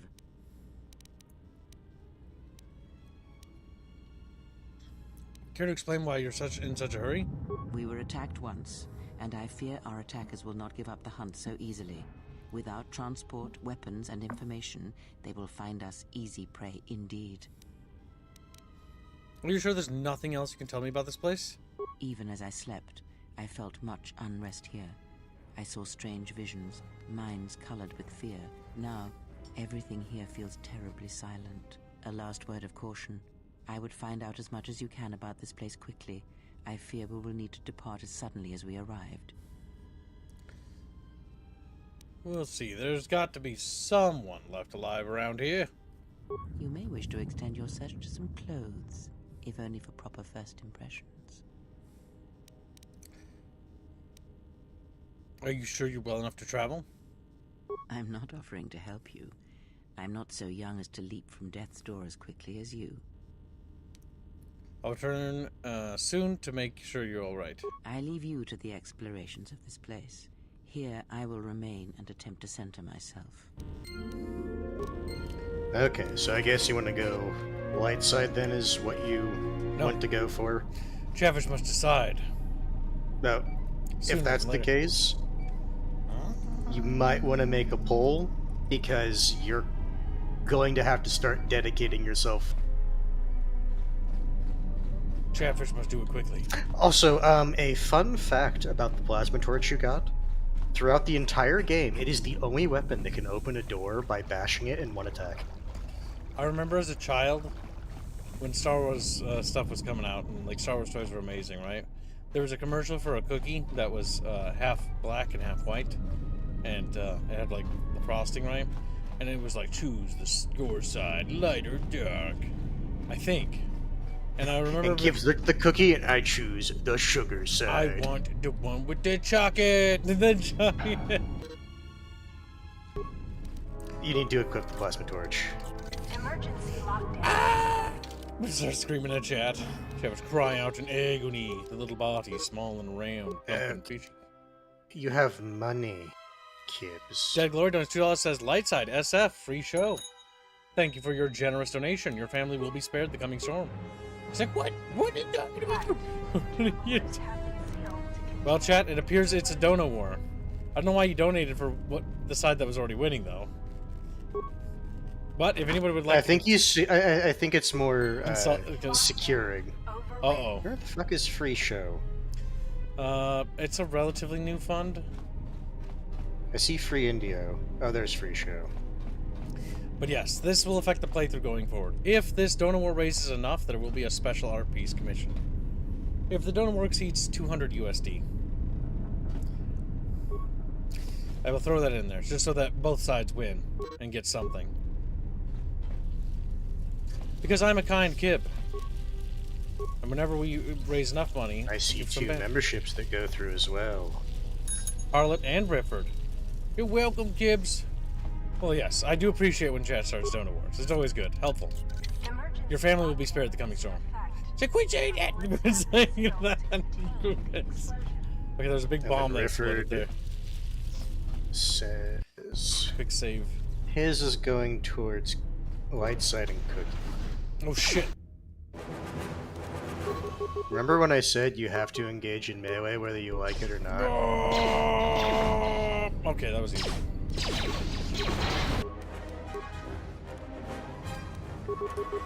Next one. Go, go, go. Those droids are so fucking cute. I don't mind the mining droid aesthetic. Then Harlot says sandwich, dark side. Fuck's sakes. Oh, do we passively regen over time?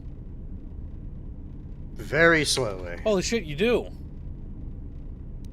Okay, so that means we can save on health packs. Degloid on $25 says light side with a side of beer. SF, free show. Refer to gifts a membership. Thank you for that very generous donation. If the total exceeds $200, let me know, and a special art piece will be commissioned to commemorate the donor war. I'm not going to be able to do that all the time, but I will try to do that some of the time, so that chatfishies all win. We love winning. Just to make this easier, we're just going to make this an equation. This combat's so incredibly simple, but yet I find it so incredibly entertaining. The only thing I wish is that there was a more detailed combat log. Showing me the rolls and stuff. But that's just me. I just like combat logs. I know, you don't need to have it, but it's one of those things where it's like, it's satisfying when it goes my way, and then that way when I whine like a little bitch about it, I can point at it and scream. Point at it and scream. This is the exit, but it is sealed. Strange. In my visions, it was open. Kreia? There's only silence. Try to find some other way to open the hatch. It is odd that this emergency hatch hasn't opened, considering the circumstances. There may be a way to open it, if you could get to an access terminal. Alright.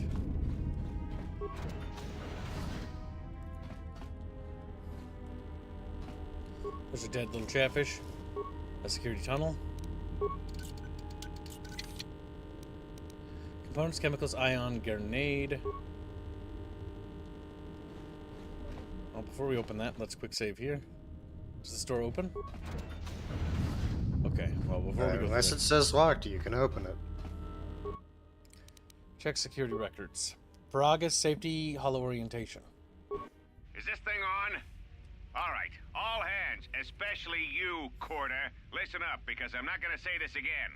The next one of you Juma heads to try and smuggle a blaster, or so help me, any sort of military-grade frag weapons into my facility is gonna take a long walk out the airlock. Why? Because in case you forgot, Paragian fuel explodes at high temperatures. That's what blasted that chunk out of Peragus 2 and created this asteroid field. So if I catch any of you with anything other than sonic charges or mining lasers, I'll burn you and your contract. Security out. You know, for being a foreman at a facility like this, I can understand why he's frustrated with people being stupid. I can sympathize with him. And according to one of the miners, it was because one of the sonic charges went off prematurely. And like before, it was one set by a mining droid. The three idiots were grouped so close to the charge, it might as well have been a grenade going off. The blast turned their bones to dust. The blast wrecked the internal components of the droid that set the charge, though, so we can't even dissect it to see what happened. I don't like what's going on here. Ever since that Jedi showed up, things are getting worse. It's not just Corda and his miners, or the fights, but now the droids are acting crazy. If we don't find what's causing this, or who, This facility's gonna be space dust by the time the next Telos freighter arrives. Mining droid maintenance logs. So, you're in maintenance. Then maybe you can tell me what's going on with these droids. Sir, I don't know. It's like their behavior cores are undergoing binary decay, but I can't find the source. This shouldn't be happening. Well, that's reassuring. It isn't happening. So the next time we nearly have a breach in the ventilation tunnels, I could just close my eyes and pretend it's my imagination. You better give me some answers. I want to know the damage these droids can do if they start mining us instead of asteroid rock. Sir, these droids aren't combat models. Their mining lasers are weaker and less accurate than blasters. I doubt those droids could even hit one of us. Are you blind? What about the miners in Medbay? It's sabotage, and it started right after the commander said we weren't going to sell the Jedi to the exchange. So I want you to find out how these droids are being sabotaged. That'll tell me who's trying to clear a path to get that Jedi off the facility and stop him. In the meantime, make sure the security's armed with all the ion and sonic charges you can find. If those droids start coming after me, I'm gonna need more than low-grade mining lasers to take them down. Clear? Yes, sir. Maintenance control out. Idiot. He is an idiot. You know, no, the thing is, but again, the administrator 100%, it's like, let me get this straight. 3 of my miners dead, 3 more in the fucking no, this is sabotage. This is bullshit. I want answers. Yes, because he knows that something's up, right? And only the attacks also corroborate. Well, they correlate right when they didn't give them to the exchange. Yes, and I was going to say this is actually a known or a relatively known thing that someone in the exchange is paying a lot of money to find Jedi. And that's why Corta and his group are trying to argue to sell the Jedi to the exchange so they can get a shit ton of money. Next up, we have administration console maintenance. I installed an override switch to shut down any droids on this level, just in case someone locks me out of the administration console.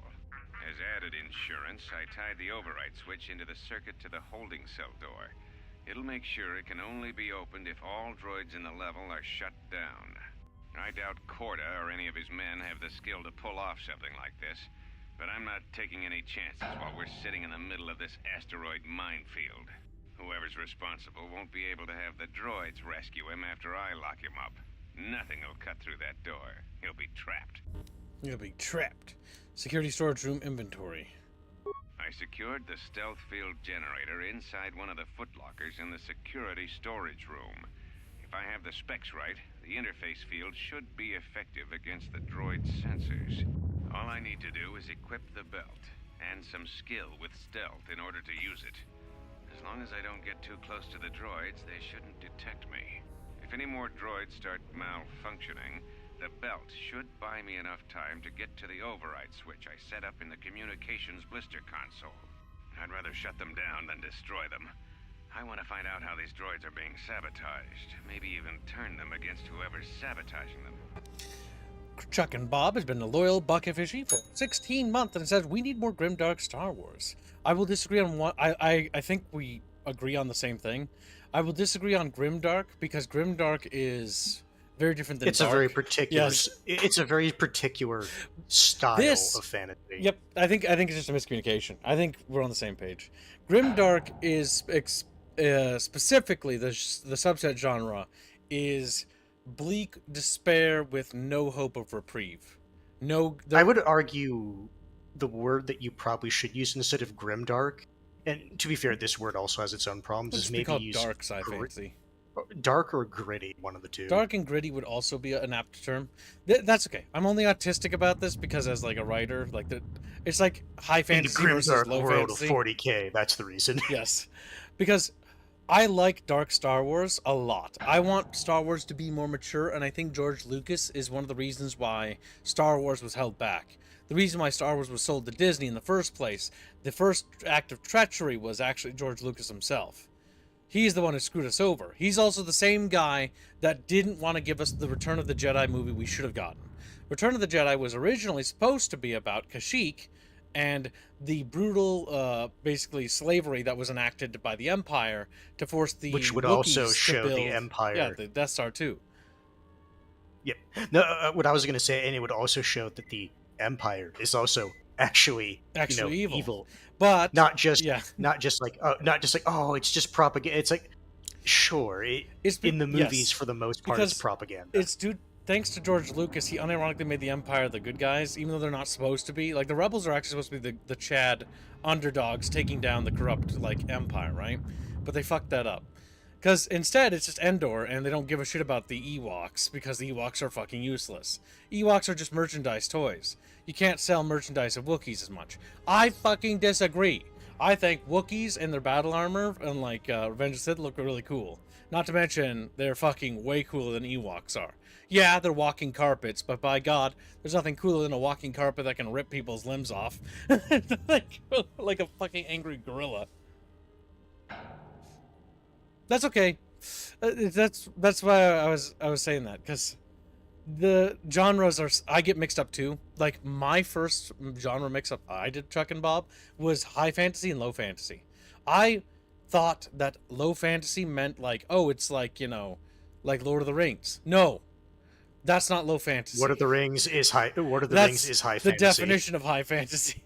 Yeah, no, literally, if you have any sort of magic in your setting, high fantasy. By definition, that is high fantasy. Yes, because the definition of low fantasy is actually different, and there's a massive miscommunication in people who aren't familiar with genres and writing genres that have that. It's to the point that I, as a novice and amateur writer, when I first started my journey with the Mixers Project, thought that I was like, oh, my setting is sort of like a low fantasy setting then. Is that how that be? Because it's sort of like low sci fantasy?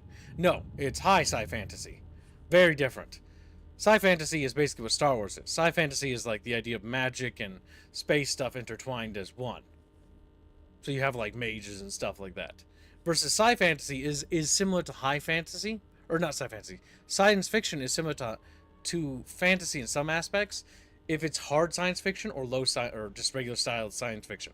Regular styled science fiction has basically magic, but by other means of being technology. Technology is the magic in that regard. Versus hard sci-fi, which is more rooted in actual scientific theory. And those are actually much rarer. They're much rarer. I know, it's autistic. It's like a whole rabbit hole, but genre subtypes. It was important, and I had to learn it because it was like, okay, well, what do I quantify my stuff as? What is it? What is Star Wars? It's technically a sci fantasy setting.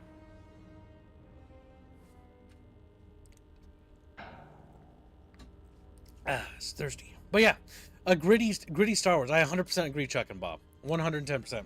Gritty, mature, dark Star Wars. That's what made the Old Republic so alluring, so tantalizing, because it showed what Star Wars could have been if Star Wars was allowed to mature, instead of being what would have constantly been made really cool? Childlike or for children. You know what would have been a really cool show? Basically, they could literally have it set in the Clone Wars, right? But have it be the equivalent of Band of Brothers, where it's basically following where it's following a Republic squad trying to deal with the Separatists. Unironically, and just I want a Clone Wars TV show where it starts on Kamino and they're being trained for Kamino, and the first operation they do is going to Geonosis, and it follows that fucking Legion's tale, or not Legion, but that company in a Legion, because Legions are bigger.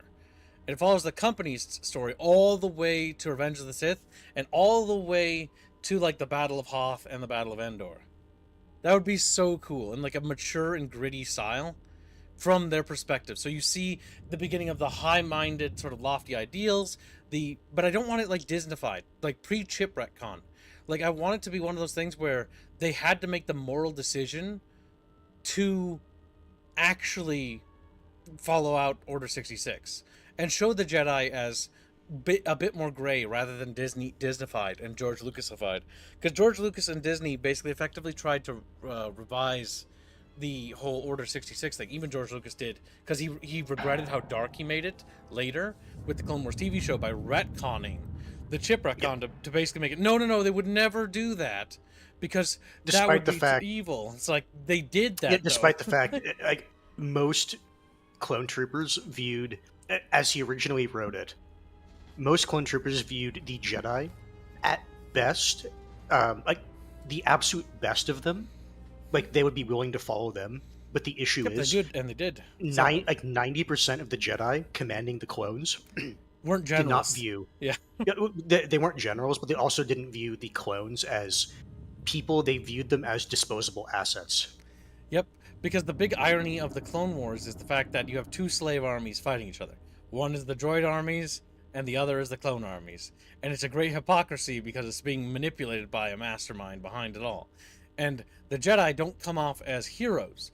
And the HoloNets on Coruscant, in the books, they explicitly talk about, especially the novelization of the Revenge of the Sith, which is way better than the movie, which talks about like how the HoloNets had portrayed Anakin's victories as like the Lone Star like hero, but never really portraying the other Jedi in the same limelight. And Like they wouldn't mention like Plo Koon or I forget the Jedi who was leading the clones on Felucia. Ayla they didn't Secura, really mention- Ayla Secura, I can't Yeah, remember. they didn't mention like any of the other like actually good Jedi commanders because the Emperor, or, sorry, not the, but Palpatine wanted to prop up Anakin. Yep, because he was propping him up so that, you know, he could basically take over. And he was deceiving Lord Tyrannos into thinking that they were going to recreate the Sith Order when Palpatine had no plans to recreate the Sith Empire. He understood that the Sith Empire would eventually replace him. And so instead he made his own, and that's why he made him Anakin as crippled as he was, because the entire purpose is that he could never be surpassed because he wanted true immortality. Clones were eventually phased out. Yes, they were. They were phased out, but they were still present at the Battle of Hoth, because they were a surviving detachment. The 501st. Yep. Or I guess at that point, Vader's fists. Yep, a surviving detachment was still there. The great majority of the 501st got wiped out in the Death Star explosion, if I remember right. And so the remnants of what was left of the clones got rolled into Vader's fists, and those remnant companies basically were the ones that were used in the Battle of Hoth to storm Echo Base. But yeah, by the time of the Battle of Hoth, like, there should be a handful of clones, and it would be a really good thing to do, like a Band of Brothers style Clone Wars series, showing the grittiness and the darkness. Remove the clip, remove the chip retcon. The only reason why I want that is because it removes all the morality and choices of the clones and just makes it black and white. And that's boring. And also, in the setting, there actually were some clones that legitimately thought, when they got Order 66, that it was actually a misdirection by the CIS to get them to kill their there was some of that. Yep.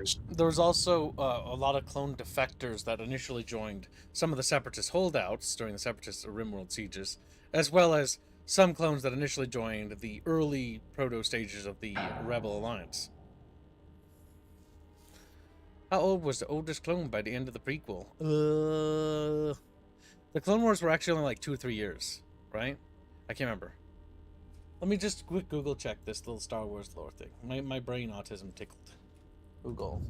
How long were the Clone Wars? I think it was only 2 years. On 22 BBY to 19 BBY, so 3 years about. Yeah. The big thing about the Clone Wars is that the rapid remilitarization of the galaxy only took a little bit of time. Like, they went from, like, having 20,000 to 60,000 or 100,000 clones to having, like, several 100 million estimated. There's no confirmed numbers. To be fair, that's because... to be fair, that's also because while the Republic was not militarized, they were definitely industrialized. Yep. And so starting to gear up, like, was quick. Once you get that stuff in place, like, you can ramp it up quick. Yep, and then they started pumping things out. They had the Phase 1 armor, but the Phase 1 armor was too expensive to produce, and so they switched to Phase 2 so they could arm even more troopers and get more troopers on the field. They basically just overwhelmed the CIS. Honestly, the Clone Wars are really fascinating, even though they were 3 years, and yes, they only lasted 3 years, because the Star Wars travel is super fast. It's like lightning strikes because of the hyperspace lanes. It means that they could deep strike anywhere, pretty much any place. And it didn't help that the Separatists were spread out around the rim rather than the core, so they had to, like, they were cut off in isolated pockets. Sort of like, World War II and the Japanese, like, island hopping campaigns. Clone aging process was accelerated by the start of the Clone Wars. The average clone was 9 to 10 standard years old. 1.8 million units, GRZ, each value of individual clone. Oh, so Yes, he's bad with numbers. I believe you read through all these. I want to say, no more autism. Return to main console function. But yes, I really, really like Star Wars. Like, I like parts of Star Wars. Let me put it that way. It's like the same with like Star Trek when I learned more about it, like or Stargate and stuff like that. These science fiction settings are fucking really cool, but what often happens is that they're either mismanaged or misused, or in the case of Star Wars or Star Trek, they live too long to be basically ruined later by future generations that don't care. And then about what people say is like the new stuff is bad, but the old stuff is good. Which, yeah, that's fair. Search all those walkers. Can already did. I don't think we can open the You door. get any gear? No, you get gear on the second floor. Alright, quick save again. Let's continue our Star Wars adventure. There's Star Wars. Be careful.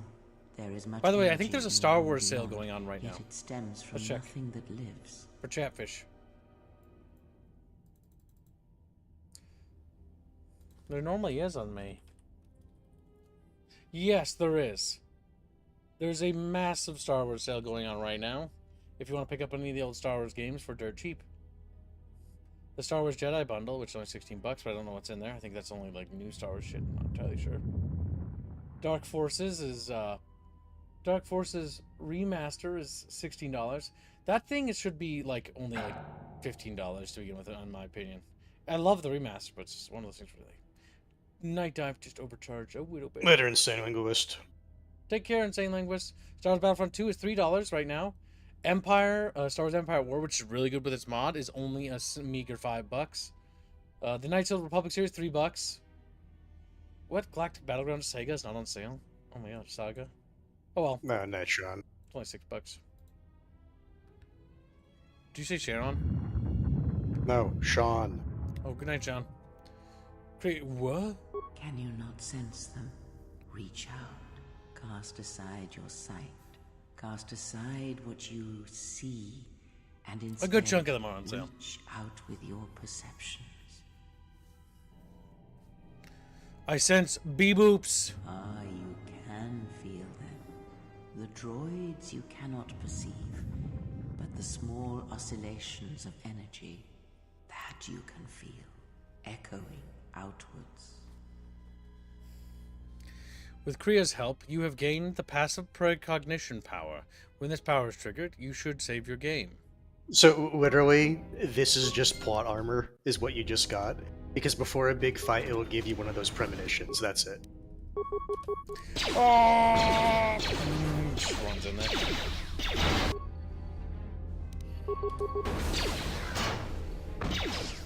What's terrifying about what happened to the miners is that these things aren't very good at killing people. So that means they died slowly as fuck. I think the thing is, if what the droids really should have done. You hear it. It is faint, but it is there. What is happening? It is the Force, you feel. It has not been so long as for you to forget. But it doesn't feel like it did. It feels like something's coming from across a great distance. Do not turn away from it.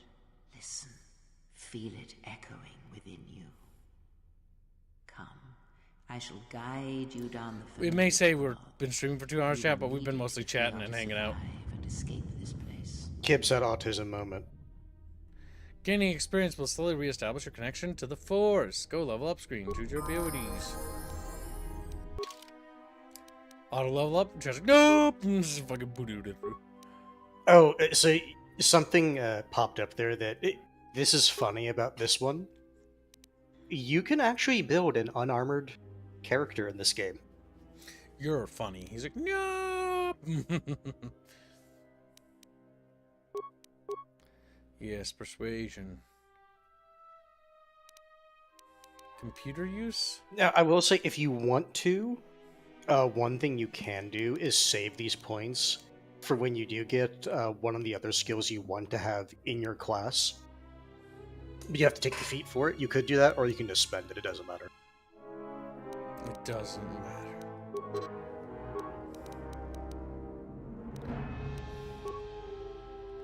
Our powers to the powers. What? Can't get force cure at the start? I actually know that is, yeah, that's true. Yeah, that's right. Force speed probably, right? Force speed is always a good option, but there is other Valor's stuff also that's good. nice. That buffs everybody. Increases their saving throws by +2. Now, go ahead and change the Dono War thing for cookie and sandwich to show light and dark. Because next time we get like a dialogue decision, we're gonna commit. How do I? We'll go with force speed for now because speed leads to master speed, which is really good. How did I?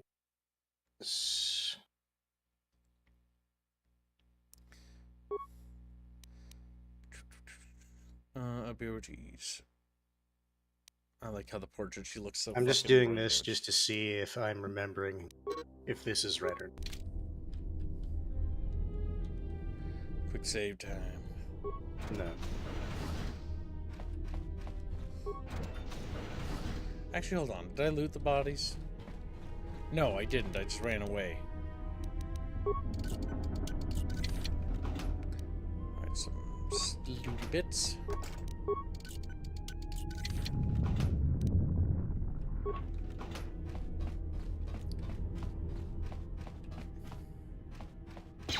Oh, fuck! It scared me. Bonk. Oh! Yeah, because robots scream when they die. They're sad about it. Uh-oh.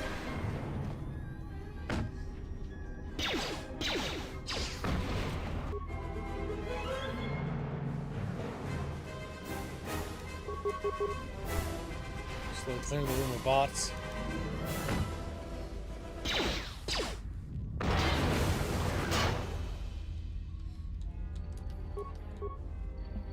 Okay. Did that do the thing I...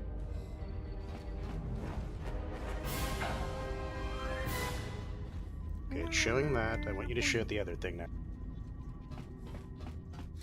Welcome to the Peragus station. The Peragus station. We should probably finish clearing out all the beep boops. We're gonna let ourselves passively heal a little, and then we're gonna pop burst of speed. Is that the thing I need to do? Now we're going. It's been a long time since I've used this. Go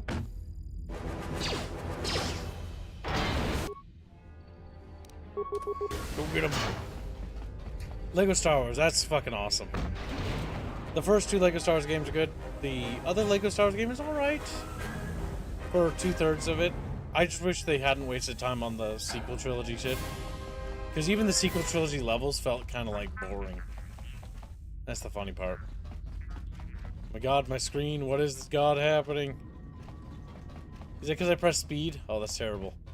Well, that's gonna have to be that way. And For the beep how boop. did you change?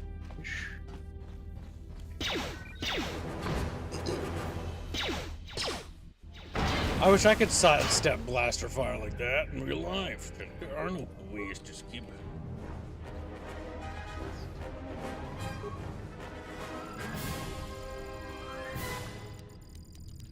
Medpack. Quite so. I think we've cleared the main room. Or wait, no, we got ambushed by Beep Boop. Did we loot this? Yeah, we did. Stop saying pierogi. You're making me hungry. What's pierogi, you little Polish boy? Polish boy. Industrialization what It's made a World War I food. so deadly. That's true. Faster than the speed of sight. Grabs Chuck and Bob, slides them right in my pocket. Hey. His little cowboy hat on a chatfish falls off. Bro. There we go. Now it's showing. Just like that's gonna see it, keep. Look for the control override switch. Activate the switch.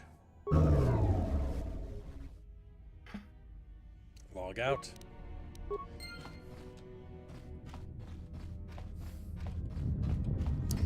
Alright, Chad. Light side is at 37 and dark side's at $10. Next time we have a dialogue option, we have to choose. We're gonna conclude that and focus on light or dark. Also, I do actually recommend trying the Star Wars The Old Republic MMO. It's actually not bad. It's actually pretty good. Beyond this door, someone yet lives. Be mindful. His thoughts are difficult to read. This is going to be funny because you're a woman.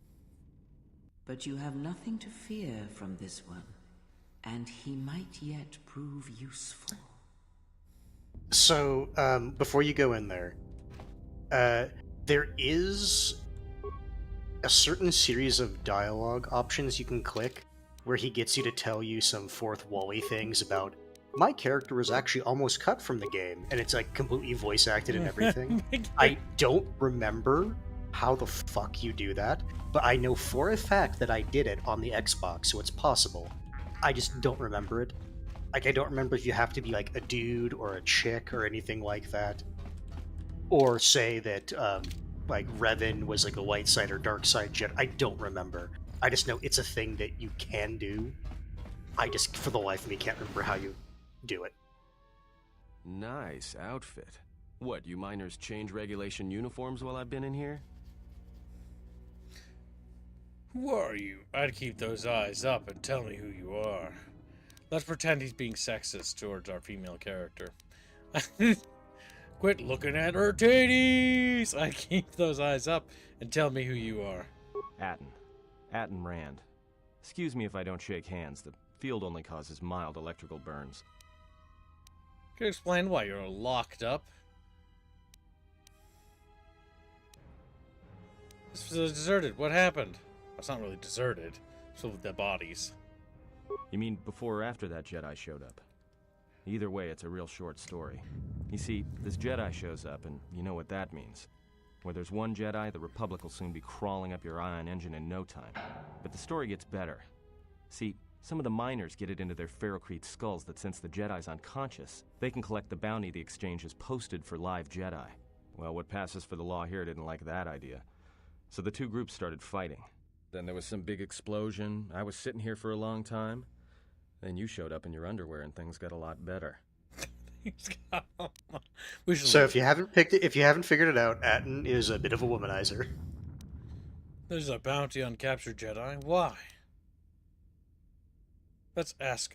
You know what? No, that's better. Don't know much about it. Maybe the exchange wants one as a trophy, or somebody's got something against Jedi and is looking to collect. Not many Jedi left. Wouldn't surprise me if the bounty's pretty high. Not many Jedi left? What happened to them? The ones that weren't killed in the Jedi Civil War ended up switching off the lightsabers long ago. Word is there's not even a Jedi Council anymore, but who knows? I had heard rumors of a war, but a war between Jedi? So you didn't play the first game. The stories I heard. Yeah, that's literally why they have it. And then in universe, there's a reason this character is called the Exile. I had heard rumors of a war, but a war between Jedi? Yeah, Revan, Malak, and the Jedi that went to join them in the Mandalorian Wars. They turned against the other Jedi and had a scrap that almost laid waste to the galaxy. Where have you been? I've heard a few rumors in the little travel. I've been away since the Mandalorian Wars.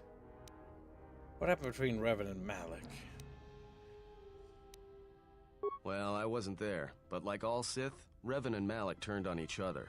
After they turned on the Jedi, of course. The rumors I heard said Revan defeated Malak, then went to Kotaban to unite the Sith against the Republic. In our end, what did we do? Ours was light side, wasn't it? Or was she evil? I believe you saved the Republic. I was led to believe that Revan saved the Jedi and the Republic. I think that's the canonical one we did from the previous playthrough. Well, KOTOR 1. I guess. There's rumors all over space about it. All I heard was Revan returned to pay Malak back for trying to kill her in the first place. You know women. How long have you been in the cage? I had heard Revan's redemption involved her stopping Malak. And I like how it's like her. And she had no choice but to fight him.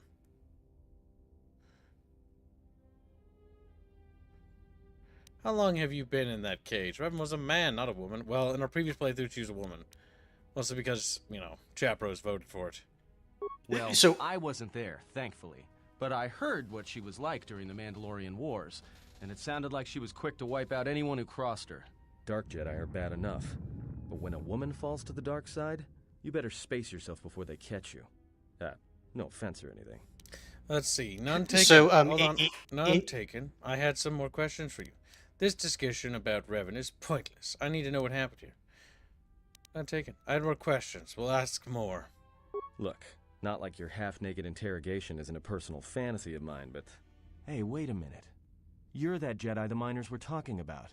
Where is everybody? He's a bit slow, isn't he? I don't know. This facility seems abandoned. Don't you know what happened to them? Stop playing dumb. You must have seen what took place. From my beautiful view in this security cage? Look, I heard some explosions, some emergency alarms, some toxic gas pouring out of the vents. Maybe none of them survived whatever happened. And if they're all gone... Look, hey, let me out and I can help you. I can. I've gotten out of trouble countless times. Tell me your plan, and we can go from there. This facility isn't a military installation, which means we may have a chance. You shut down the cell security field, and I can reroute the emergency system so we can get to the hangars. We grab a ship, and then we fly out of here. I'll switch off the cage. I trust you, and if we work together, you may be able to get out of this mess. I might be able to fly a ship out of here without you. Damn, I might be able to fly a ship out of here without you. Oh, damn, dude. Oh, wait, I read the same one twice. Scrolly wheel went down. You did. Why don't you tell me what to do, and then we'll see. I'll switch off the cage, but if you try and run, I'll catch you. I trust you. Okay, we'll switch off the cage. Just the cage, but if you try and run, I'll cut you down the second time. Alright, I'll let you out. Alright, no, actually, this is where we conclude the light and dark side donor war. Alright, chat, currently the light and dark side donor war is at $37 in favor of the light side, while $10 in favor of the dark side. If you would like to contest that, you may do so. If not, forever hold your peace, because that's going to be it. There will be no more major decisions for the most part, because we're going to just commit fully one way or the other. So, Kibbs, what I was going to say is literally all they're doing with Atton being confused about Revan is just the in-universe of who the fuck knows. That's all I was going to say. That was it. I already know. I've gotten out of trouble many times, says man in a jail cell. Says man. That's a good point, Blake. He says he's got himself out of trouble, but it looks like he's in trouble right now, doesn't it? Quite ironic when you think about it. I'm not seeing anyone in chat saying they're contesting. Yes, but I'm going to let them wait for a moment, because chatfish are slow. They usually are. And they usually wait to the last possible second, because they do that. But Kibbs, you have rules where you say they have to say they're I'm contesting. moving on from that. So, the big thing is that chatfish, if we go dark side, that will affect how mean and nasty we are. It's also going to make us look kind of ugly. If we go light side, I don't know if that affects our visual appearance. Does it? I think it's only dark side that does it. I think it's just the dark side. The dark side. The chat side of the farce. I've gotten out of trouble many times, Blake. Yeah, that's true, Blake. He's just snarky pirate trope, says Anthony Keon. That's true, he is. He is They the kind of model archetypical... him after Han. Yes, he's the archetypical, like, smuggler, lady, lady killer kind of dude. Mr. Personality is bowing out of the door and says, I've already spent everything this week. Alright, chat. It looks like we're slated to be light side. You have 60 seconds to contest. If not, forever hold your peace. We will move on. We will move on, and we will become the goody two-shoe we were born to be. The goody, nothing could possibly be bad in the galaxy character that you need in your life. Gregors really likes him because he gets funny every time he disrespects women. Chatfish. Chatfish might be equally based.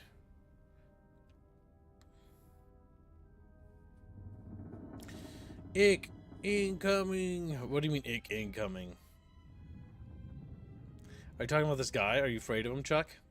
Chuck is like, yeah, this guy's hit on me many times. It made me very sad. That's very, very nice of you to share that with me. I'm glad, Chuck and Bob, you've been hit on thousands of times. God willing, you'll be hit on millions more. Be the blue Smurf? What exactly is that supposed to mean, Doug? What is a blue Smurf in the connotation of Star Wars? Blue is not really a thing. Thing is, he can't turn into a Chiss. I don't even think you meet a Chiss in this entire game. I don't think Chiss are even in this game, yeah. Chiss are one of those things where they're more of extended universe lore, and they're in SWOTOR. You can be a Chiss, which is cool. You can be almost any race in SWOTOR, which is kind of cool. Even a wacky, I think. I like how... Can you be a Yinglis Gungan in asks SWOTOR? which I'm Jedi... gonna Google this. I don't think you can. SWOTOR, no. I I like how Yinglis asks which Jedi Civil War when literally Atton is like, yeah, like after the Mandalorian Civil Wars, you know, that one. Literally the one in KOTOR 1. Actually, before KOTOR 1.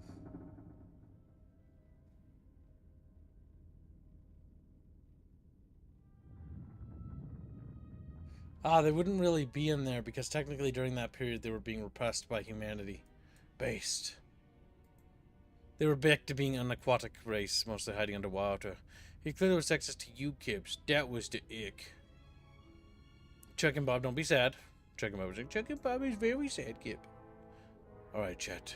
I have given plenty of time, which means that I'm safe. And no one can be mad. People can only be happy. Happy that we're the goody two-shoe. Let's see. Why don't you tell me, what's the nicest thing I can possibly say? I trust you, and if we work together, we may be able to get out of this mess. Great. Now to business. Let's get to the command console. Alright, let's go.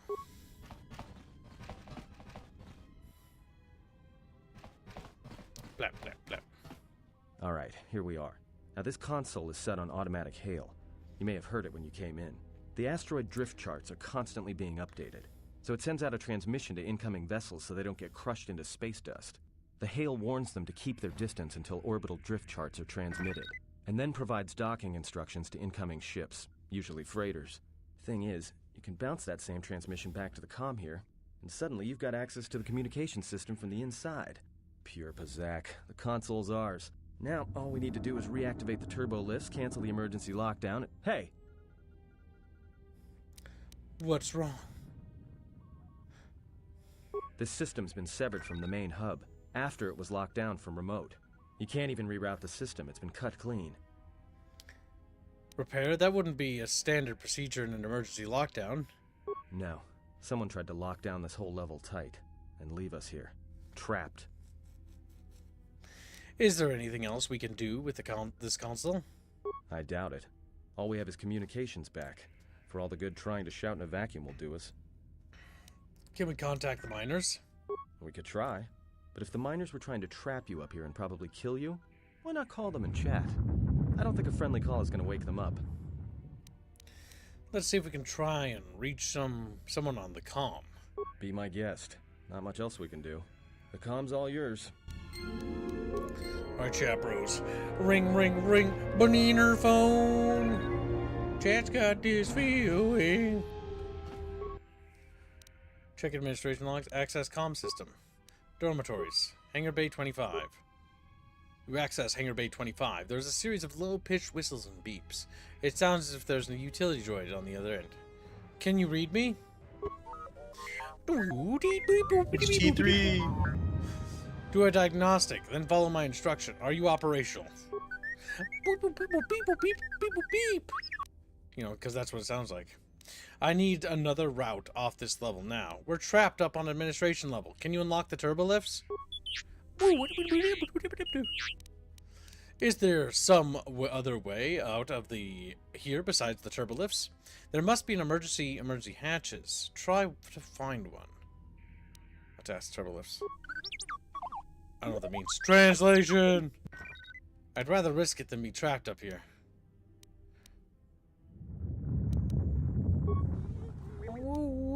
And now we switch perspectives to Bee-Boop Man. To Bee-Boop, Bee-Boop, Bee-Boop, Bee-Boop, Bee-Boop. They start hit me with those serious Bee-Boop raps. Beep, beep. Welcome, Bee-Bird, to a classic. Night Steel Republic 2. Hello, I saw it. And I know this game. I played it. Bieber plays video games? He's like, oh my god. Yeah, I played this. I got stuck in a part very close here for a long time. As a kid, this fucking game scared the piss out of me. The atmosphere, mostly. It was spooky. Mysterious space station with dead bodies. High chatfish, high hands. I can bash this door open. Maybe not. Someone purposely welded this door shut. You'll need to blast it open with explosives.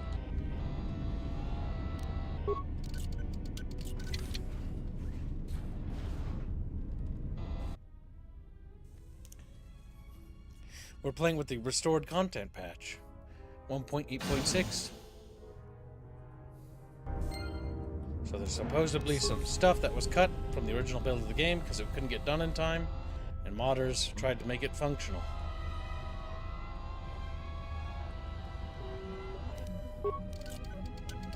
Open the door.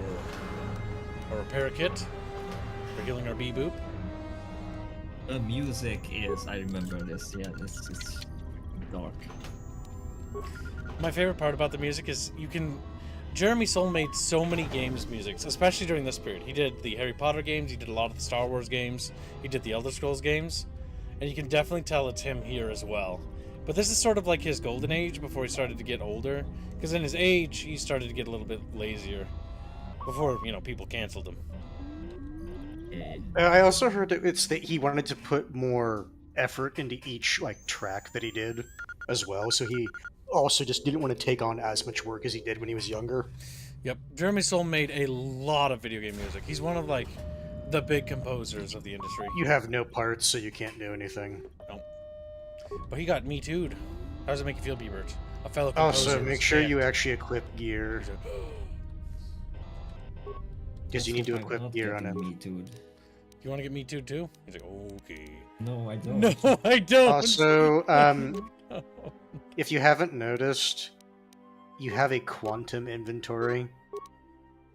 So basically, shit that you picked up with your character for whatever reason T3 can have access to. That's why T3 has the mining laser. Party loot. Which I'm fine with. Oh, well, we ain't going that way, boys.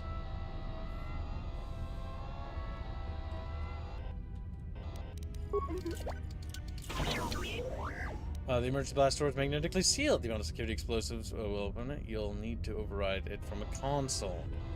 Alright, so we need to go and find some parts. Let's put another door we haven't tried over here.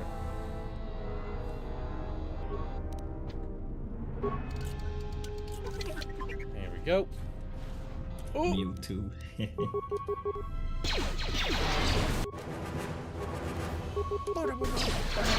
Like that brass there? Oh yeah. Extra chunk. Not even. I've been looking into studying orchestration a bit more, so I'm super focused on this thing. I always like brass that does that because I find it cute. I just imagine the little guy doing the instrument, fucking puffing up his cheeks. Oh yeah, but the way these instruments work and when should which one play, it's pretty crazy. There's a lot more detail than that I know. Because it sets the tone and mood. So much detail. Instruments go well with each other, some don't. And if you write for actual real orchestra, you need to take into mind that humans are playing and they need to breathe sometimes. They're not machines. Or rest. Yeah, it's much more complicated and it's really interesting. Logistics on a musical scale.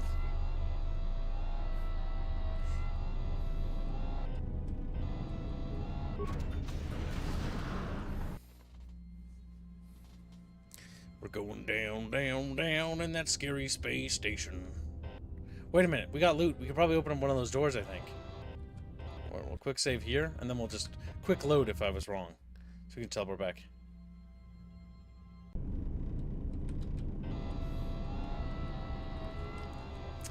As far as I know, chat, this engine that they made this game in was very much duct tape engine, meaning that they got it to work, they were scared of it breaking, and so they just didn't really want to tweak it too much, both for KOTOR 1 and 2.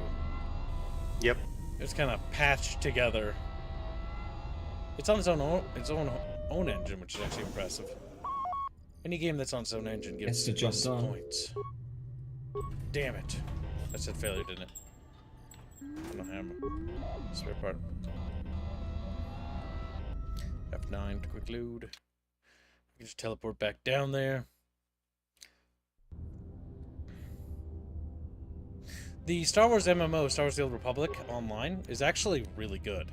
It's got really good story arcs for the Sith Inquisitor, the Sith Warrior, the Sith Agent. Honestly, it's the best dark side stories I've ever seen in a Star Wars game. It's pretty dark. Which is funny, because people thought that they did the Sith line storylines first before the light side. But for whatever reason, no, that apparently wasn't necessarily the case. It just, for whatever reason, a lot of the light side stories just felt really in comparison. Like, I know I tried to finish the Trooper storyline. It just didn't captivate me, really. It's just 80s action hero. Where I just wanted to be a authoritarian trooper, but, you know, for the Republic, but I couldn't do that. I think we got everything. Tried nothing.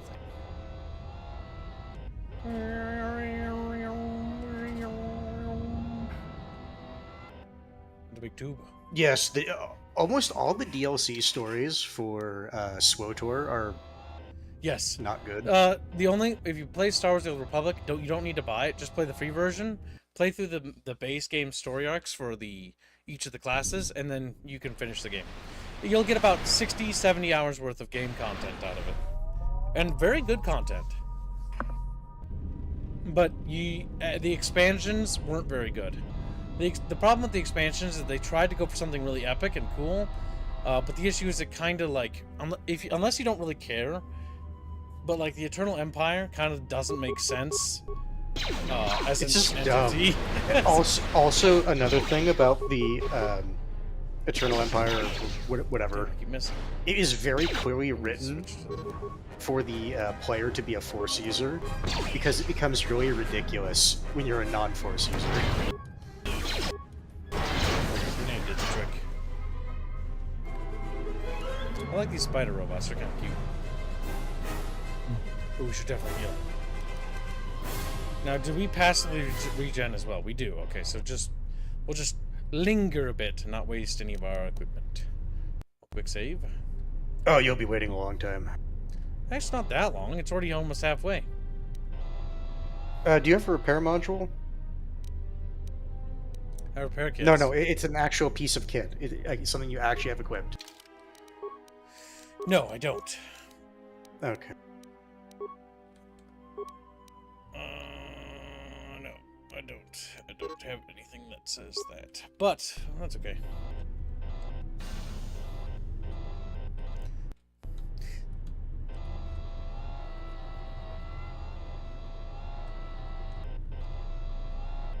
Yes, the stories are more tailored to, I wouldn't necessarily say Jedi, but specifically Force users. Yes. Well, the expansion is expected to be a Force user, and so if you're not a Force user and you play the It's Eternal just Empire, funny. It's just funny. It's goofy. It's like, why is the Sith Emperor not just snapping your neck? Like, Killing us. Yeah. Why is he not just killing us? Like, there's really no reason he shouldn't just kill you. Or like, there's a scene where it's like you're supposed to be like doing Force stuff, but if you're not a Force user, you're just using your pistols to shoot at him or whatever, and you're just walking forward. It's really stupid. Droid flamethrower, repeating blaster carbine, and an adrenal stamina.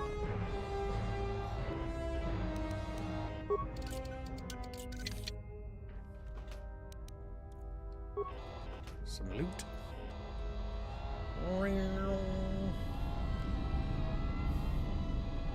Yes. No, partial bullet. This is KOTOR 2. We're talking about SWTOR, though. Is this the MO? I thought the Old Republic was supposed to lead into the prequels. Oh god, no. That's thousands of years before the prequels. It's also one of the reasons they do, like, those massive time gaps. Yeah, because the Old Republic is set like 1,000+ years before the prequels. The reason why I like the Old Republic setting is because it didn't have anything to do with George Lucas. Because George Lucas, in my opinion, is kind of incompetent. And the benefit of the Old Republic is that the writers could kind of play with the setting, but actually be mature with it and like make it dark. Versus George Lucas, who was constantly trying to appeal to children and like for toy sales. And that's kind of one of the reasons why Star Wars wasn't as good as it could have been. Too much fixation on merchandising rather than quality content. Access Hangar Bay layout. Something, it's a story about space wizards for children. And it's like, okay, way to sell your fucking own setting short. Yes, he did. Access hangar logs. Access docking and takeoff procedures. All incoming and outgoing freighters need orbital drift charts transmitted from Peragus in order to navigate the asteroid field surrounding the mining colony. Transmit asteroid orbital charts to the Ebon Hawk navigational computer. Download error. Access denied. Ebon Hawk navicomputer locked. Okay, well, don't do that then. Download asteroid orbital drift charts. The orbital drift charts are constantly updated. If you download the charts now, they will quickly become obsolete. Download the charts just before takeoff. Okay. So I'll have to come back here anyways. Also, notice the text wrap isn't perfect. Yep, I know. It's just... It's like not... Should have cut off there. I don't think this was meant for widescreen support. No, it was not. Access hangar logs. Access log 253-12 contraband. A lot of cargo from the Jedi's freighter is being stored in the secure cargo hold until we can pass it through the quarantine checks.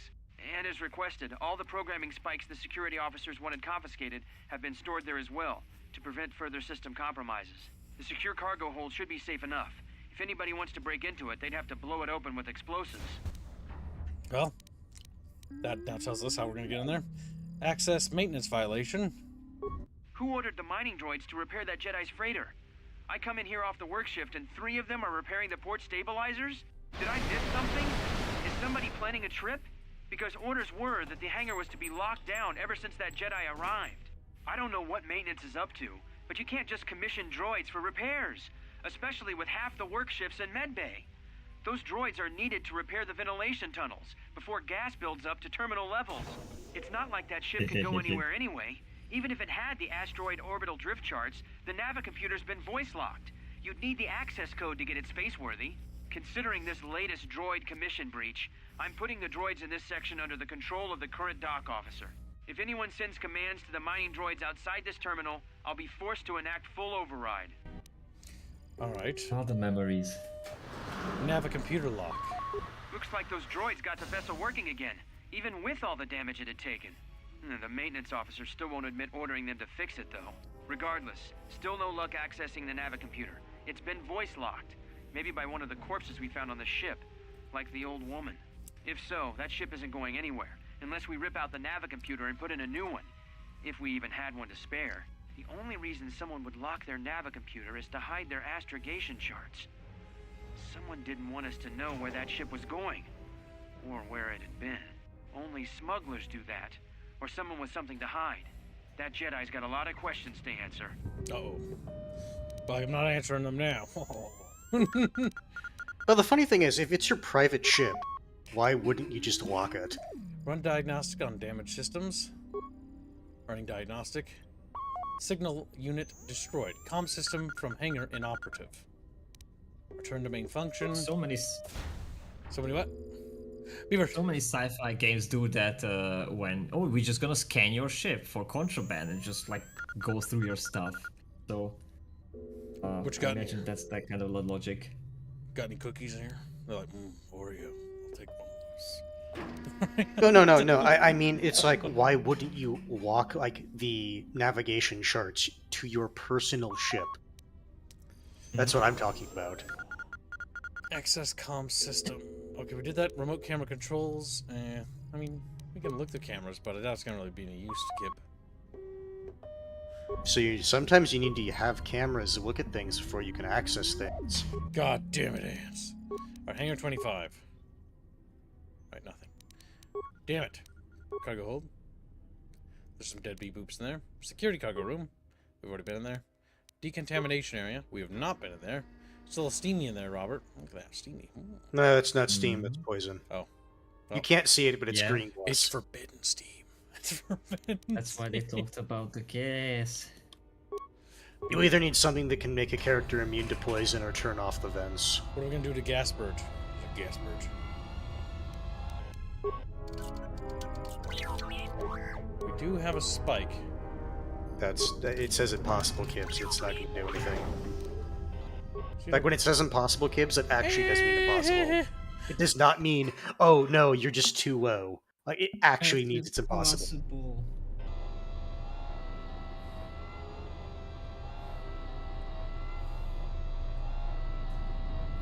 I thought that it would open it. No. Instead, it didn't. Do you remember when he said, hey, we might have to blow open the door? Is it impossible here? You can always check security first. And if it says impossible, it's impossible.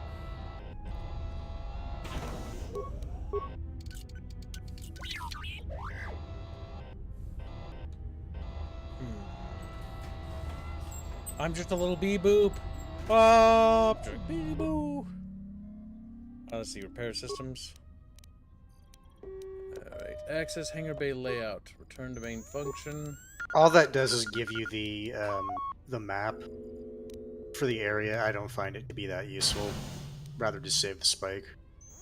Like, you don't have any other spikes, so it doesn't matter. Computer, check status on emergency subsystems. Open door to blast. Hangar, open door to fuel spike. How many spikes do we have? You have none. You can see it at the bottom. Damn, did I use it already? Yes, you used it to access the console. Oh, I only had one. I thought I accidentally used it to download the map. No, you didn't have any, so it said, no, you can't do that.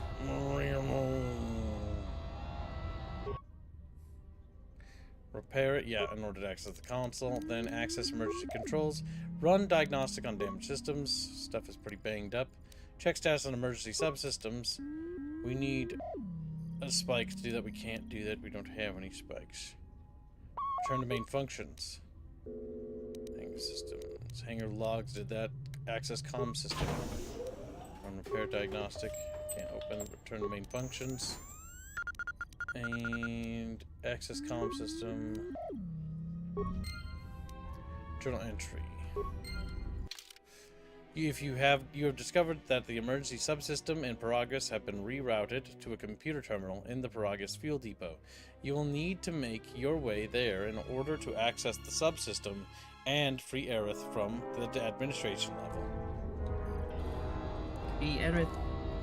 Yep, she's locked up, little shit. No.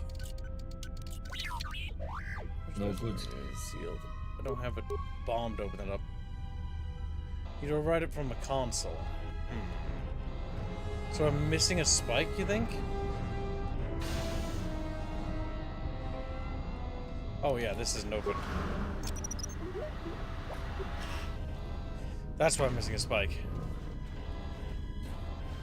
Yeah, because like I must be missing a spike because like surely I would have one. There's some of the items there, but the spike's probably in here. What is it, Plague? Plague! We're a consular. 3 computer spikes. There we go. Get items. Alright, with 3 computer spikes, we can now pretty much do everything we want. I'm still gonna quick save before we do anything.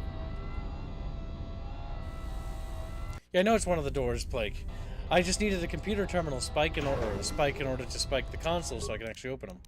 So now I can access emergency control commands. Then we can open computer check status for emergency subsystems, open blast door to hangar, and open blast door to the field depot. And we've got 1 spike to spare. We won't need to download the map. Download the map is a waste of a spike. I agree with Haynes' sentiment there. Haynes. Oh, is that not that door? It's probably a door different. Oh, yeah. Okay. Alright, there's a lot of bee-boops in here. Let's save and get ready for battle. And before we get ready for battle, we gotta check our bee-boop and see if we can put anything on it. Droid. Not really a combat droid. He's not. He's just a little guy. He needs help. But to be fair, he's fighting mining droids, and they're not really meant for combat either. Luckily for us. Luckily for us. Flamethrower. Heat 30 PS. I don't think that heat's going to be very good against them. An ion droid strike might be good. There's a very special droid in this, if I remember right. I have no doubt we'll find this droid you speak of. And favorite. So for droids, I typically recommend, like, for their build, to just give them, dual wield. Okay, we'll let ourselves heal. Quick save after combat. Oh. But typically, if you're bringing... Yeah, no, they're coming to you. But typically, if you're bringing a droid, you're bringing it for, skill monkey reasons. We've done it.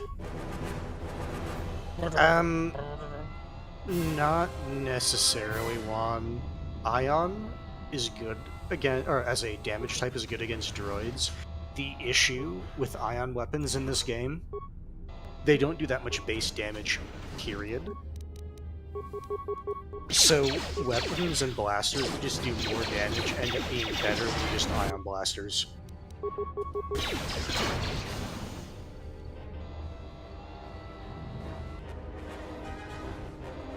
Quick save again.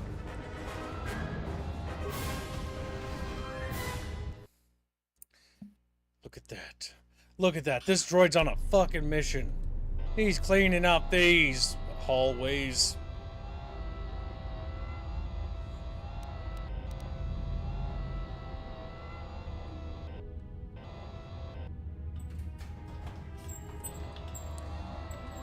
Fuel system. Access remote cameras. Call up system log.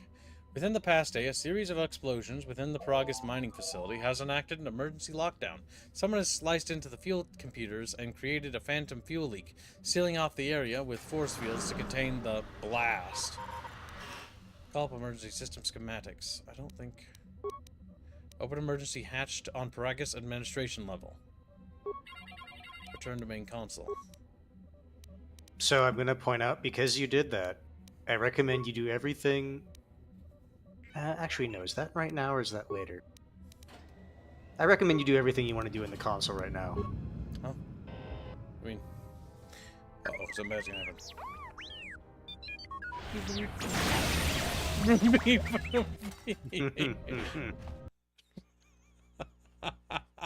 Okay.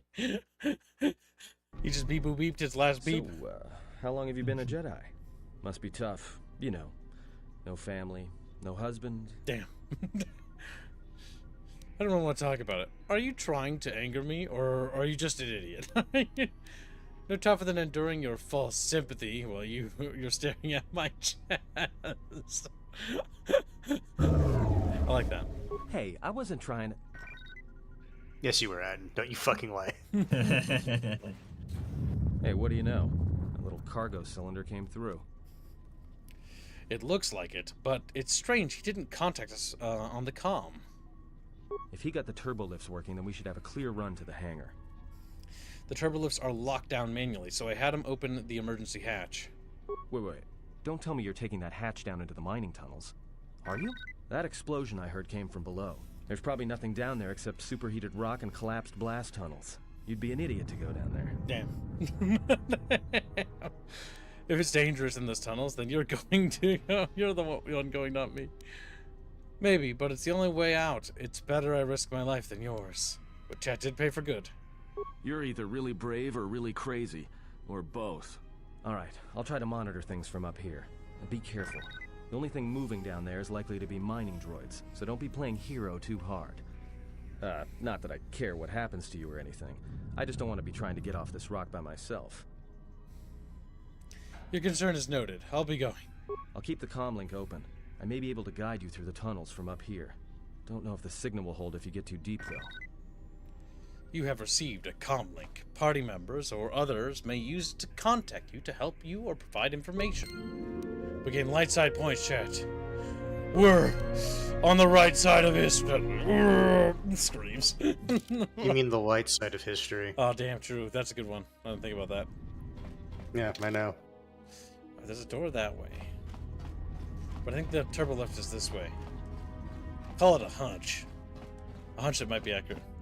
Welcome to Stream, Dickinder. Yes, there's a Star Wars sale going on Steam right now for some Star Wars. So I'm going to tell you right now, you went the wrong way. Now that you're up here. No. But Star Wars Empire at War is on sale, and it's got some amazing mods. Awakening of the Rebellion and Awakening of the Clone Wars are two of my favorites. Two of my favorites. You're going the wrong way. You're still going the wrong way. Although there is stuff up there in the direction you're going. Okay, well, I'll go this way. We're exploring. You know what? It's called exploration. No. You're exploring. I played Peragus. No fucking hand-holding. Fuck off. No. Bee-boops are friends. Repair scavenge the mining droid for spare components. Computer, examine the unit's core behavior. Demolish the detonated droid with a non-lethal link. Set the droid to explode in 3 charges, injuring everyone off 4-meter radius. Repair. Scavenge it.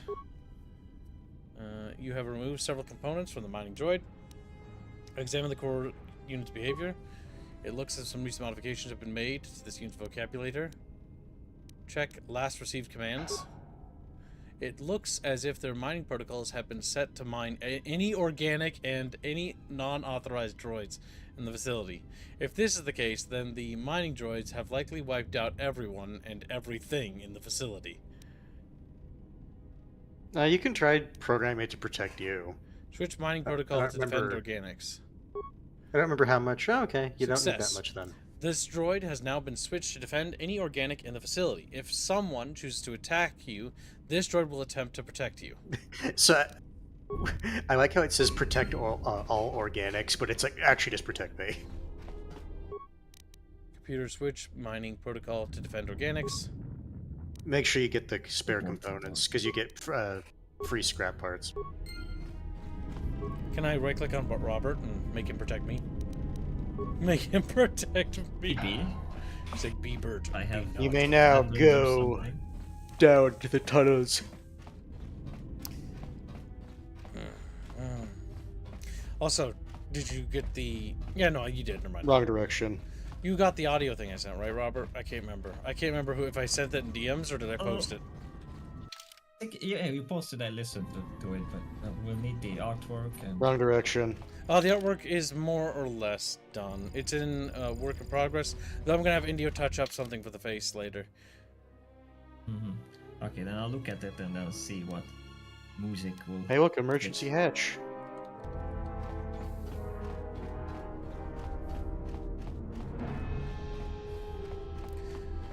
I've started working on the next video, Robert. We're like a little factory now. Just churning them out. Video number 6. They're working on number 2, I think, right now. Heavy Main has followed. That was a while ago. That was yesterday. Can you read me? Barely. This is the last sec. Yes, for a minute. I thought you were Kreia were telepathic. I thought you and Kreia were telepathic. He's like, who? That'd be funny, just randomly. What did you say? Your signal's crammed with static. There's a lot of interference down there, probably caused by that explosion.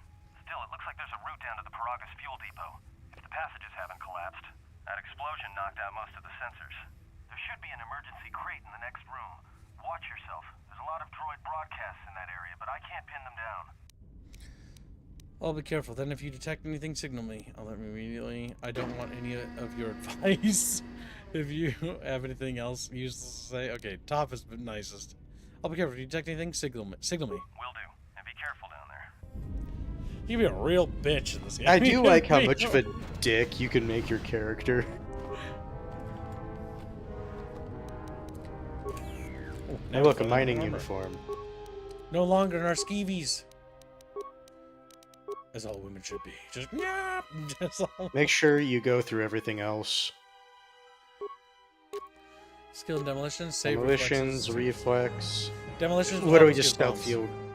So I would say realistically only the top 2 because you don't have any points in stealth, so the bottom one is useless. Yep. Peragus mining shield. Survey gear.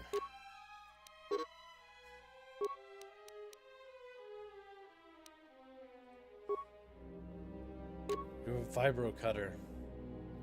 That's substantially better. Find emergency supplies? Fucking bobbing up and down. Yes, and it looks like there's some clothes in here. Damn it. I mean, good. Good to hear it. No sense in you running around half naked. It's distracting. I mean, for the droids. Look, there may be some survey gear and a safety harness inside the crate, too. The miners wear them when staking claims on the asteroids. The survey gear is designed to spot and protect you against sonic mines, and the safety harness can be helpful if you try to disarm them. I really appreciate how fucking thirsty this guy is. Damn it. And how, like, he makes fun of women. Oh my god. This isn't something you'll never get. There's some kind of mining energy shield in this crate, too. Yeah, it's like a military-issue energy shield, except it's designed to protect the miners against lasers and heat. Should work against the droid mining lasers. It won't last forever, and certainly not against multiple laser hits. But it may buy you some time if you get ambushed by a battalion of droids.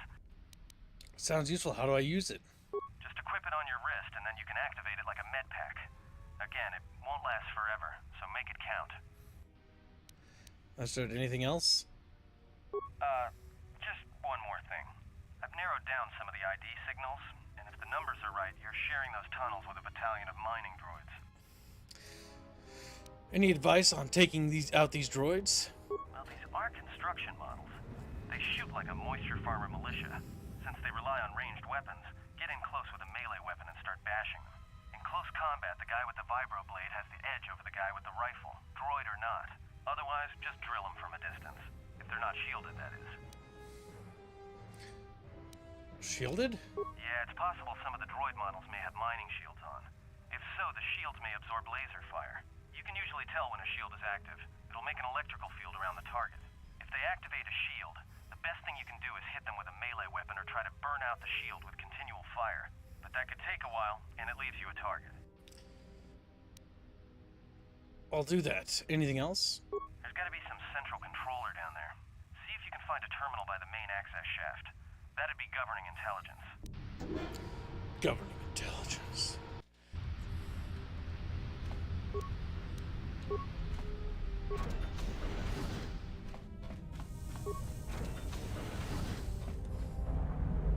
I do like how he just... Later, Ghost. Damn it. Good luck, Ghost. And Gotta head since to you have work. He also called you demolitions- Octobird. Octobird!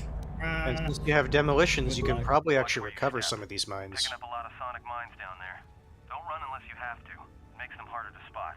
If you have any skill with demolitions, you might be able to recover them and use them against the droids. That is, if the mines don't get you first. If you have survey gear or a safety harness, put them on. They'll make spotting and disarming the sonic charges a little easier. Why are there so many charges down here? Those mining droids, especially the excavator models, are designed to arm and set sonic charges for mining. Chances are if they still had charges after they went rogue, then they may have set them to try and kill the miners. And you. If you see one of those excavators, watch out. They may use their undeployed charges as projectiles. That's Understood.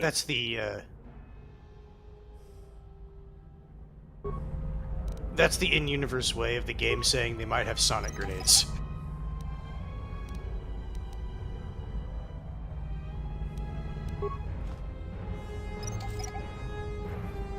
Chat's like, whoa, mines? And they explode. They call it a mine! A mine. Uh-oh. There's a little beep-boop down there. Well, this hallway doesn't have a beep-boop in it. Well, it does, but it's dead. The door's sealed. It was made by the beep-boops, and the beep-boops keep it. Exactly. It was made by the game devs, and now the game we're having devs, a lot of... and the game devs said it's actually a wall. Yeah. Lord of the Rings references, bring it on.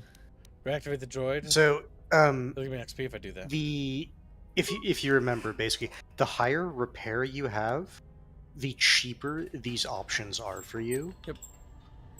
So, what I would basically say is just try to determine what things you actually want to do. Deploy the droid's repair. Just keep in mind Yep. you only have 9 parts total. We'll just set it to repair it to patrol mode, and that's it. Leave it.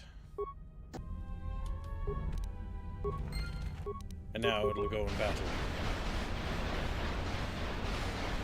Or not. No, it is. It's just in the way.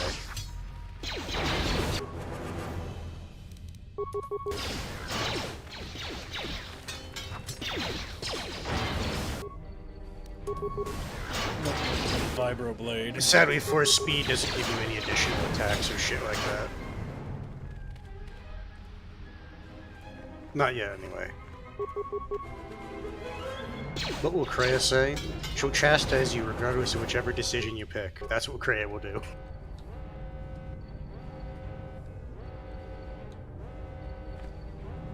Alright, we gotta clear them all out.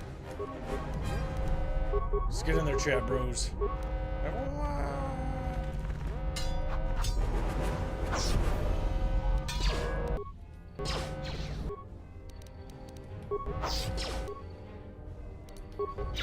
I'd recommend just chucking a grenade at the repairing drone.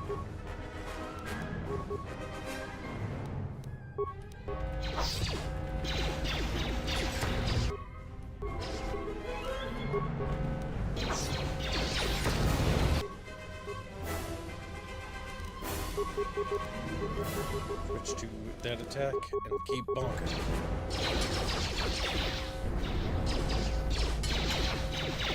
Okay, I think grenades might be better here.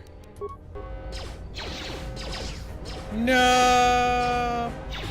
You died. Now you know that those little floating droids are repair droids and to kill them first, with extreme prejudice.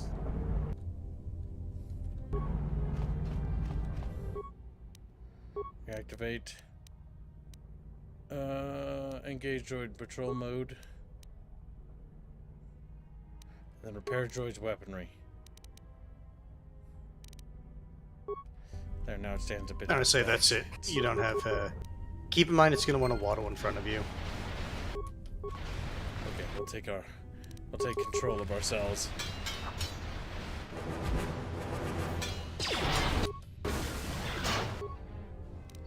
Go, go, go.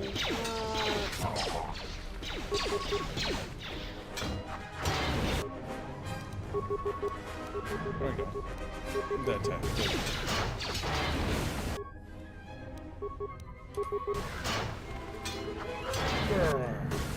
I would recommend at this point. I don't remember how far that droid patrols. I don't think he goes outside of this area. How did they change that? Or maybe this is one of the mods they're doing? Because in the original game, once you activated a droid, you could not like talk to or like engage with it like ever again. So if you wanted something done, you had to do it the first time you did it. No, okay, no, it is going out there. Yep. No, what to engage first. God damn it, game. Why do you think I said what to engage first?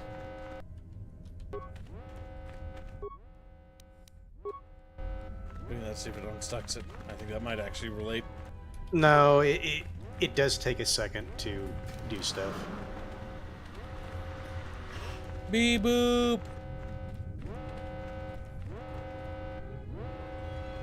The thing is, you don't need its help. Now that you know that little maintenance droid is going to repair, just start chucking grenades.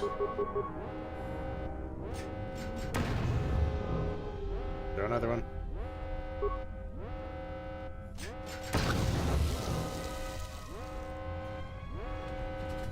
Surprised they didn't aggro on you.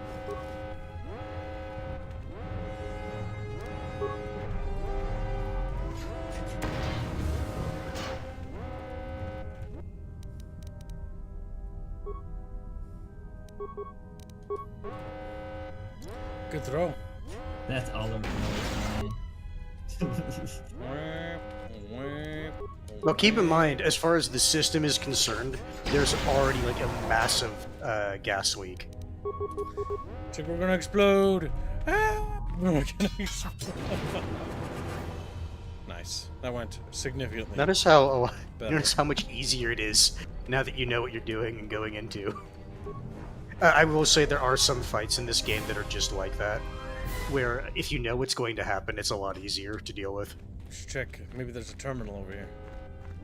No, there isn't. Weep, weep, weep. You're coming up on the terminal. That's for the the sound internet, effect that but plays in the Discord server every time we post a new video.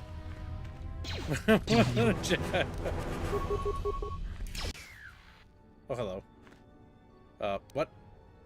Understood? I think he tried to talk to me, but I clicked through it. You did. Once you destroy this droid, turn around and run back. Run back now. Run back now. I can't. Okay. Because what he was going to tell you... Stop. Stop. Yeah, but I'm taking Back damage. out. Yes, that area is going to do a but I damage already to you know. unless you have a shield. Alright. Let's see. Repair is good, persuade is good. These are good, and we like these things. These are good. And Awareness is actually not bad. Because if you read it, basically... mines and traps. Feats. Yeah. Now, we need to increase our melee capabilities. We don't have a lightsaber. So that's Not probably yet. the best one to go for. If you want, you can also get the arm in a circle.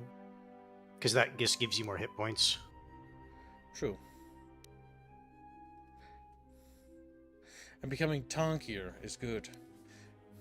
And also because you're going to be a caster, that actually does help you a lot. Scroll down.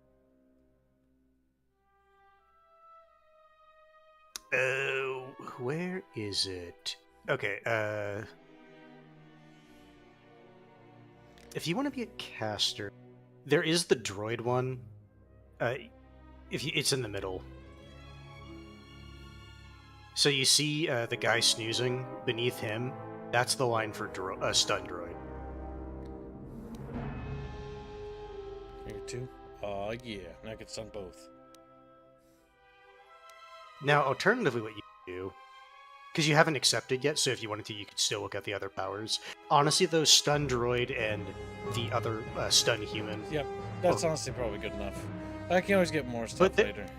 Yeah, I was gonna say there are other ones that give you buffs if you want, but we'll get the buff ones later. I know. I already know. I already read them. But do you remember them? Yep.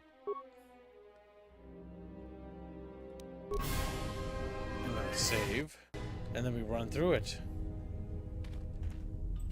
No, Juan, the dialogue doesn't automatically skip. That was Kibbs trying to kill that thing quickly. Well, it's not that I was trying to kill it quickly, it's that there's dialogue that triggers right in front of a combat encounter. That's a bit of a bad design there, but it's an old game. Oh, that droid was supposed to be pulled into the big group fight. That's why it triggered right there. There's stuff down the corridors if you want to grab them. I know how to explore.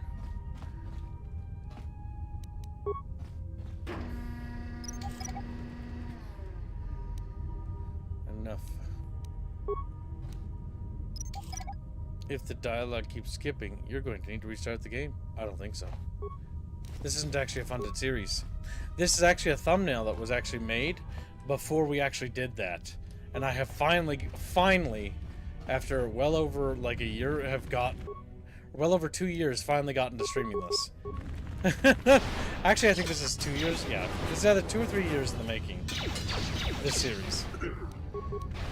But this series, like I said, I always prioritize Chatfish before myself. So that's why the other ones went first and not me. But I needed a Star Wars stream, so. You used to do the online, the MMO. Yep. Ops and all that. So belongs in the collection. Don't let that XP walk away, Kibbs. Kill it. Trying to escape. How do you feel about these designs, Robert? I've already asked Hans. The bee boobs. You know, how do you feel about these little spider bee boobs? I see. I don't like it. The weapons in front are a bit dumb. A bit too chunky. I like the spider. But it's a mining robot. But it's a mining robot. The spider itself is good. Yeah, but even for mining, that's like no. It's like trios or maybe on the top or under the like the mandibles, but not like wielding two guns like spider. No, but it's a mining blaster. It's meant to mine rock. Ew, it's unwieldy. Get with the droid. Goofy.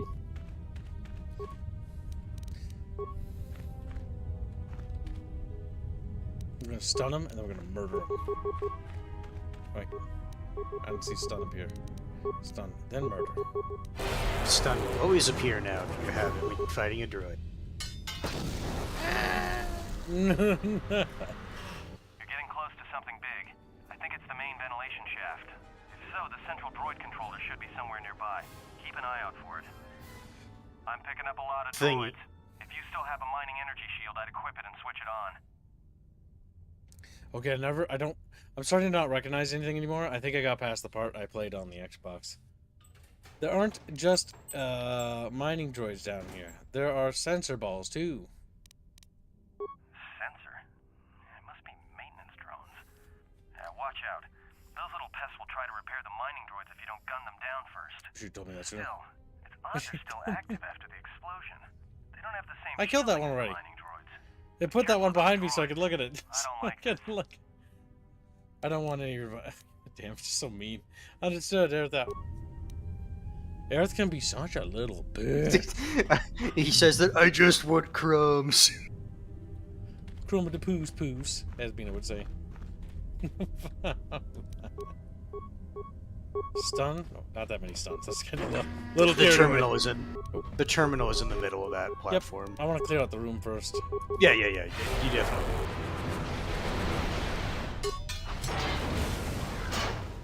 Boop, boop, beep.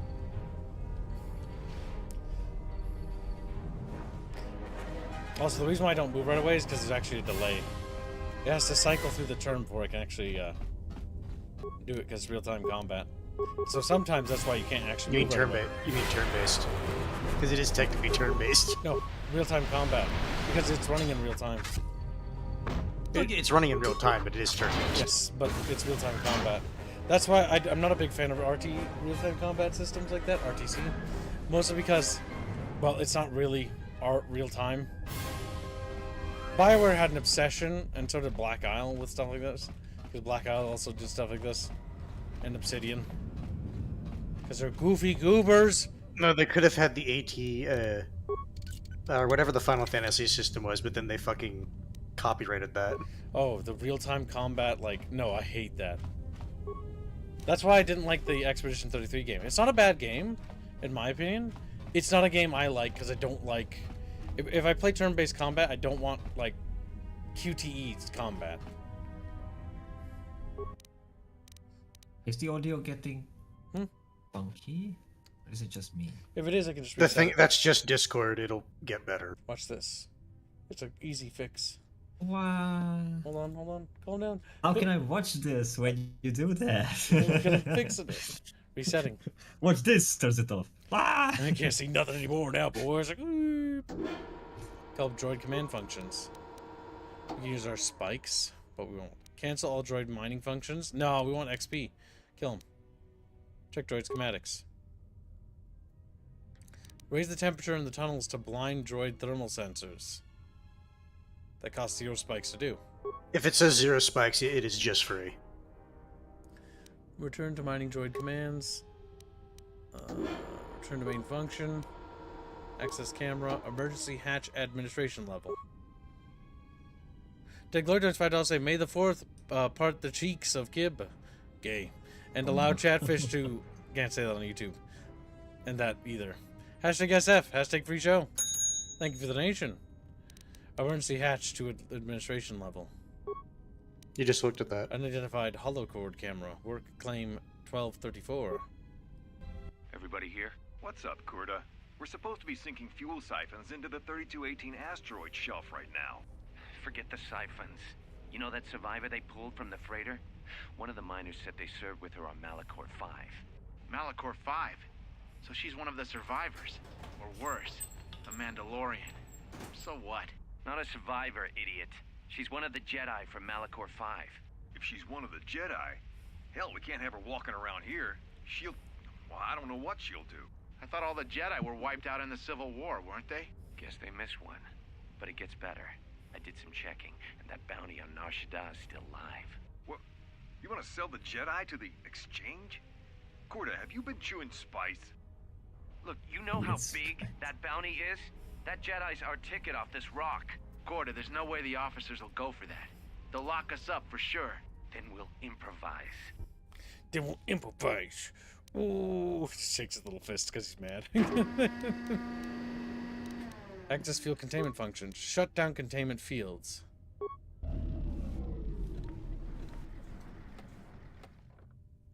Return to main function.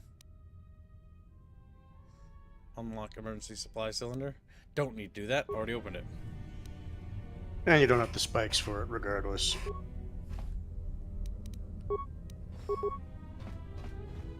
Uh-oh. Are you coming my way? You are. You little fucker. I will bait them back. Uh-oh. Tactical mistakes were made. Tactical mistakes were made.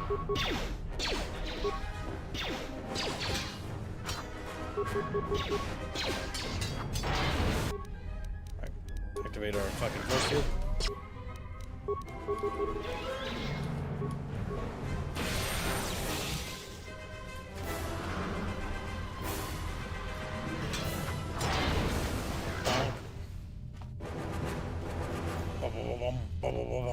That brass section right there makes me smile.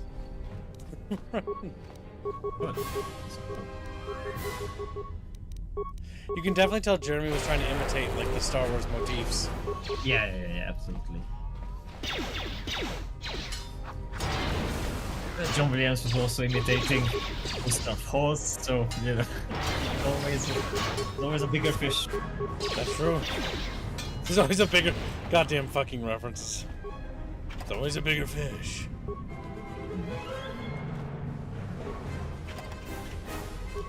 no, my little beaver squid's gonna get gobbled up.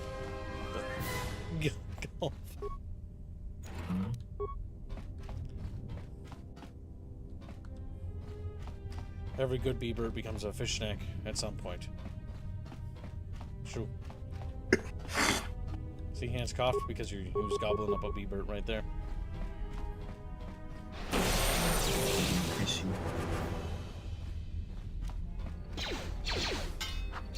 Damn it, I missed! How could you miss? It's literally stunned! Because he's using the D20 system. I know. Statistically, it's actually a possibility. It's one of those things I understand why people wanted to move away from just the 1d20 and go to, like, at least 2 die. Although I don't know why 2d6 was considered the one to go to rather than like a... I can tell you, because I remember this. It's because d6s are the most common dice. Because it's easier to manufacture, easier to acquire, easier to guarantee people playing. Oh yeah, one of the reasons I have a played like role-play stuff, because I'm not paying for those weird dice. Where can I even buy that? Yep, you have to. You can only pick them. They're not too uncommon, but they are annoying to get. No, because you have Kibbs, to buy, you're in like, the middle of dice that packs. attack. You have to finish that attack. Oh, okay. Kibbs, you're... I know. I heard it the first time. Don't repeat 1,000 times. I've already heard you. Didn't. Deaf. You are deaf. Hands not realizing I'm not a robot that can't instantly react. Fucking hands over here. Fucking bee-boo. Do it faster! Fucking me. Oh, drop the N-word. Oh, she. Psycho Star donates. Oh, let me just kill this robot because it's a bit loud. Whenever we fight, just bonk him. There we go. With the success of the Oblivion remake, will a remake of this game is more likely to be brought back online? I heard it is in production hell, hands. It is. It's currently under Asper. Asper is a porting game company that had a mixed reputation. They sometimes do well, they sometimes don't. Their ports aren't as good as, or porting and / resurrection of old game company. I would prefer it to be Night Dive Studio, because Night Dive Studio has a bit of a better reputation. They're a bit more expensive, but Night Dive has a better overall reputation of fixing old games and getting them to work. They also have the reputation of not actively trying to change the game, unless they're doing a specific, like, a remake. Yes, the big issue is, like, the Oblivion remake did well, and I'm actually just waiting. We're gonna play more of it. I'm just waiting for mods. because it is fun. But yeah, I hope that we'll get more single player RPGs and also remasters of RPGs that are a bit of annoying. The only reason why Knights of the Old Republic 1 or 2 need a remake, in my opinion, is because there's a lot of cut content that even the modders couldn't resurrect, and it would actually be really cool to see a remake actually add all the cut content and planned features that they couldn't fit in the original cuts. If Kibbs gets there, I don't think he will unless he. This is a playthrough. Unless This is. I thought you said this was. I thought this was a one-off. No, this isn't a one-off. I've always been intending to play this series. I just decided to start it on May 4th. Then, chat, you will see one of the big pieces of cut content, and again, when we get there, you'll see why it was cut. Because it wasn't finished. Because, well, it'll make more sense when we get there. I could just say now what it is, but then Kibbs will get angry. Because he doesn't like spoilers, because he's a big baby.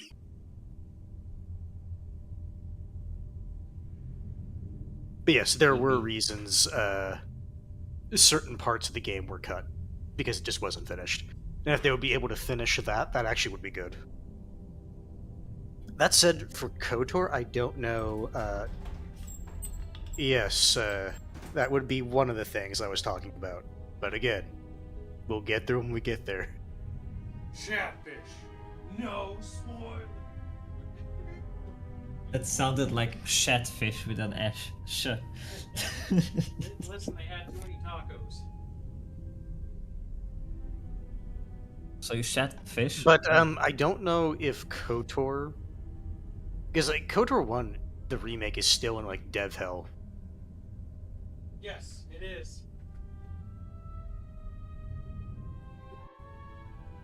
The remake is in absolutely dev hell right now. To be fair, I'm actually glad. Yes, Psycho Star, I did see that. I added them. I'd honestly prefer it right now if they just don't remake it, because I don't trust them to remake it properly, or at the very least be faithful. So on the remaster, we know this happened. So one of the big reasons why the remaster got delayed is because one of the people that slipped into the writing team is a tourist, meaning that they didn't care about Star Wars at all, and they wanted to bragged about it. They wanted to hijack this to make it their own story. And they were bragging about it. And then it was good that came to light, because that person wasn't actually. They had so much. Yeah. They had so much backlash that it's like, okay, fine. Well, this is why backlash is good. And so that basically, I think that was one of the reasons why it also got delayed, because I think they fired them. I don't remember 100%. I don't remember if it was fired or if they got like transferred to a different project or something. I don't remember. Yeah, there was posts of them basically talking about how they didn't even know what Star Wars was or care about Star Wars or the Old Republic. And then later we're like, oh, I love the Old Republic. It's like, liar. Alright, back. God damn it, my earmuff on my stupid headphone falling off again. I need new headphones, but I don't want to spend $200 on a new set of these headphones, because I bought these back when I had, like a real job, and so I didn't feel bad about spending money on myself back then, because it was my money, It wasn't dono money, it was my money I earned. I could do whatever I want. But now, I'm like, these headphones are still really good and they work really well. It's just these earmuffs keep falling off. And yes, it's broken in half. And yes, I did duct tape it back together, but these headphones look so janky. Oh, so kids, I'm gonna tell you this right now. What? You better finish up everything you want to do on this level right now. Okay, I appreciate that's not a spoiler, because that's just because if you no, I'm going to explain. So remember how you turned off the containment field? Yeah. Why do you think this area was safe in the first place? Because the containment field was on. Yes. So as soon as you leave through the actual, I don't think the game, if you go back to the admin level and then come back down, it would soft lock you. I'm pretty sure that doesn't happen. But once you leave the way that you're quote-unquote supposed to go, you can't come back down here. Because it's flooded full of bee-boops. No, because it's going to be filled with a bunch of fucking like hyper toxic gas.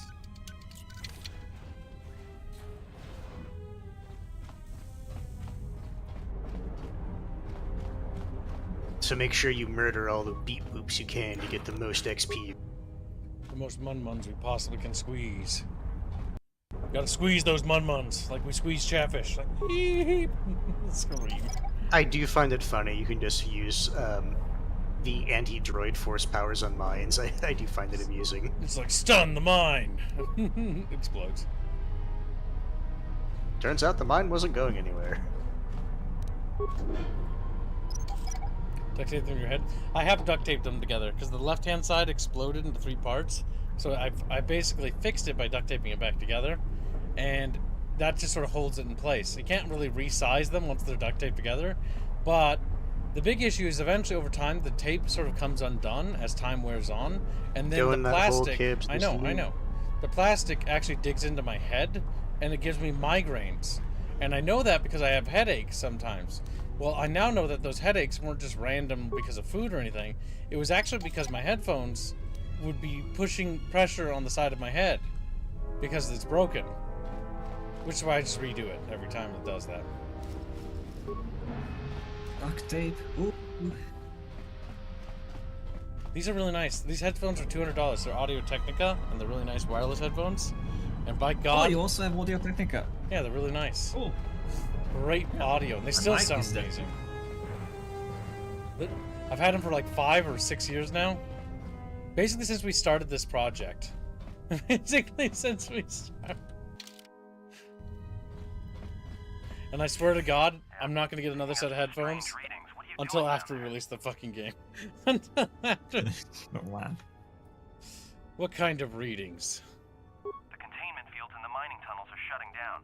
You need to get out of there before they vent fuel to the surface of the asteroid through the tunnels. How much time do I have? I may be able to keep it contained until you get the turbo lift to the fuel depot, but not for much longer. I'm locking down the turbo lift to the administration section now to keep the blast from spreading. If you've got anything left to do down there, make it quick, because where you are is going to get real hot real soon. Now, Chatfish, you're going to get real Magically, the shields will hold until you get there. I kind of appreciate it's like fake tension, yes, but I kind of like games that let you go at your own pace.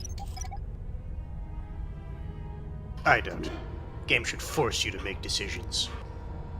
They should give you deadlines, but keep just like, I hate deadlines. What are you talking about? Throne. I use a regular chair. Why would I buy a throne? Why would I buy a throne? That'd be weird.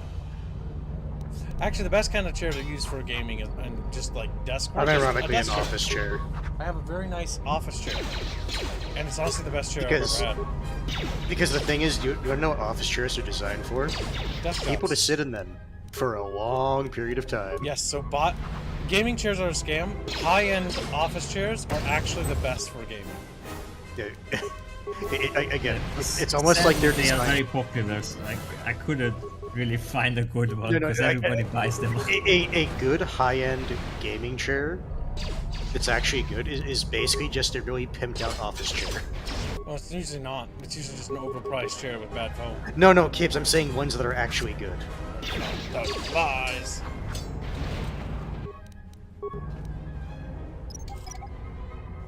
Sit in the metal folding chair?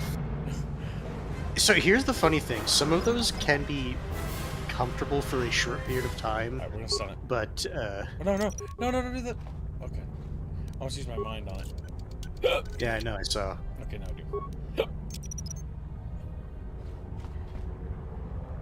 Because the game is trying to get you used to using grenades and explosives to open shit. Now, what would be really cool is if you had sonic mines, and if you use those specifically, they wouldn't destroy the items. That would be cool, because then it would give sonic mines like unique. But no, they already do, because Sonic is really good against. Well, actually, it's good against organics and robots, because it stuns. And even if it doesn't stun, it lowers their dexterity, if I remember right. Oh shit.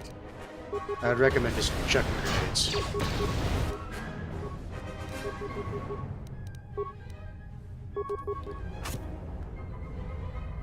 You'd be surprised how often the correct answer is just throwing your grenade.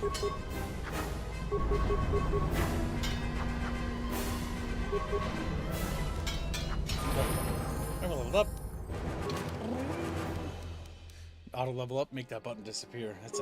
That's a button I only use when playing pen and paper if the GM has. It's a trap! It's a trap, pretty much. Alright, now we can raise both our intelligence and wisdom by doing this. No! You only get 1 point. Alright, well, we'll start with the intelligence then first, and we'll do again, I would not recommend that necessarily, because are you going to be the skill monkey of the group? The answer is no.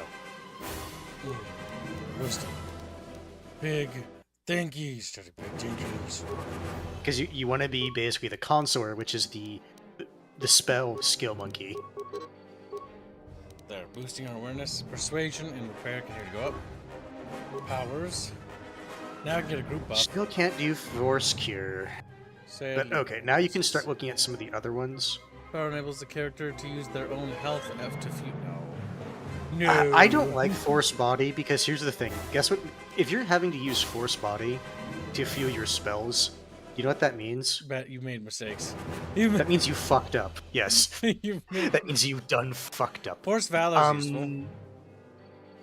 It's not bad. Once we get our party, it'll be super useful. What's this? Fear? That's Fear. evil. Can we use evil spells? If you're gonna have a high wisdom, you can use it without too much of an issue. Well, that's later. But I would recommend the more like base powers, like maybe resistance, the potato. Energy resistance. It's a hand. What's a potato? It's a potato. It's a potato. Oh my god. It's a potato. Did you know what I was talking about when I said the potato? Then yes, it is a potato.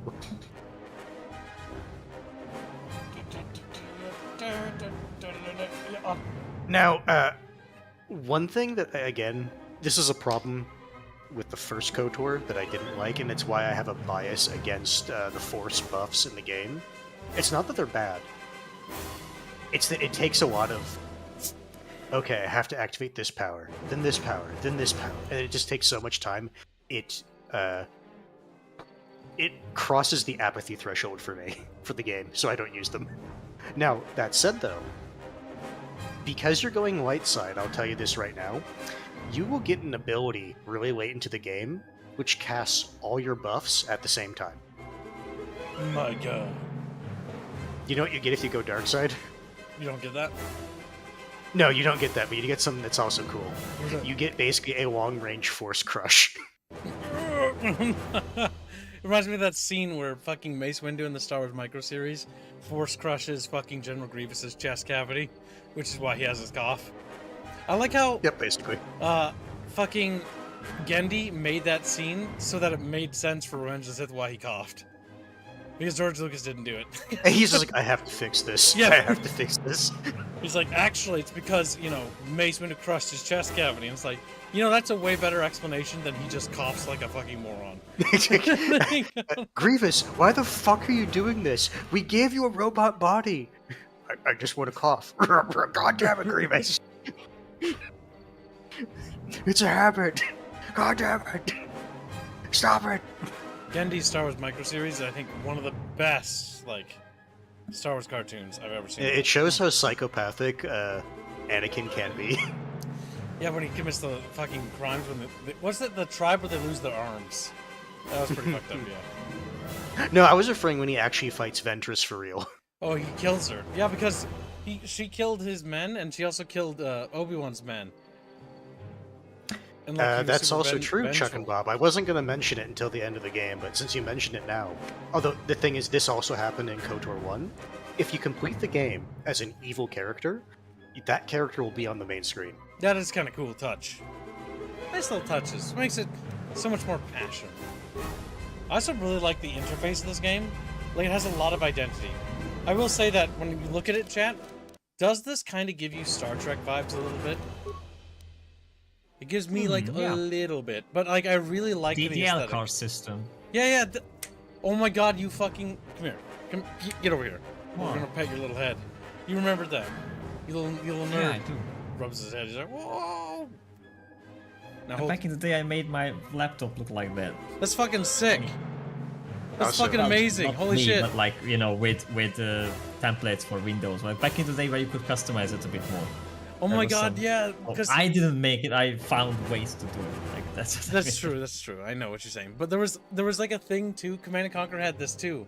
I remember because my dad like was playing with it, where if you there was like a thing for like Command and Conquer where it turned your computer into like Nod, like black and red, and it was cool, like desktop. Yeah. There's so many cool things back then. Oh my god, that's insane. That is cool. It's Though also it is a bit funny. weird that.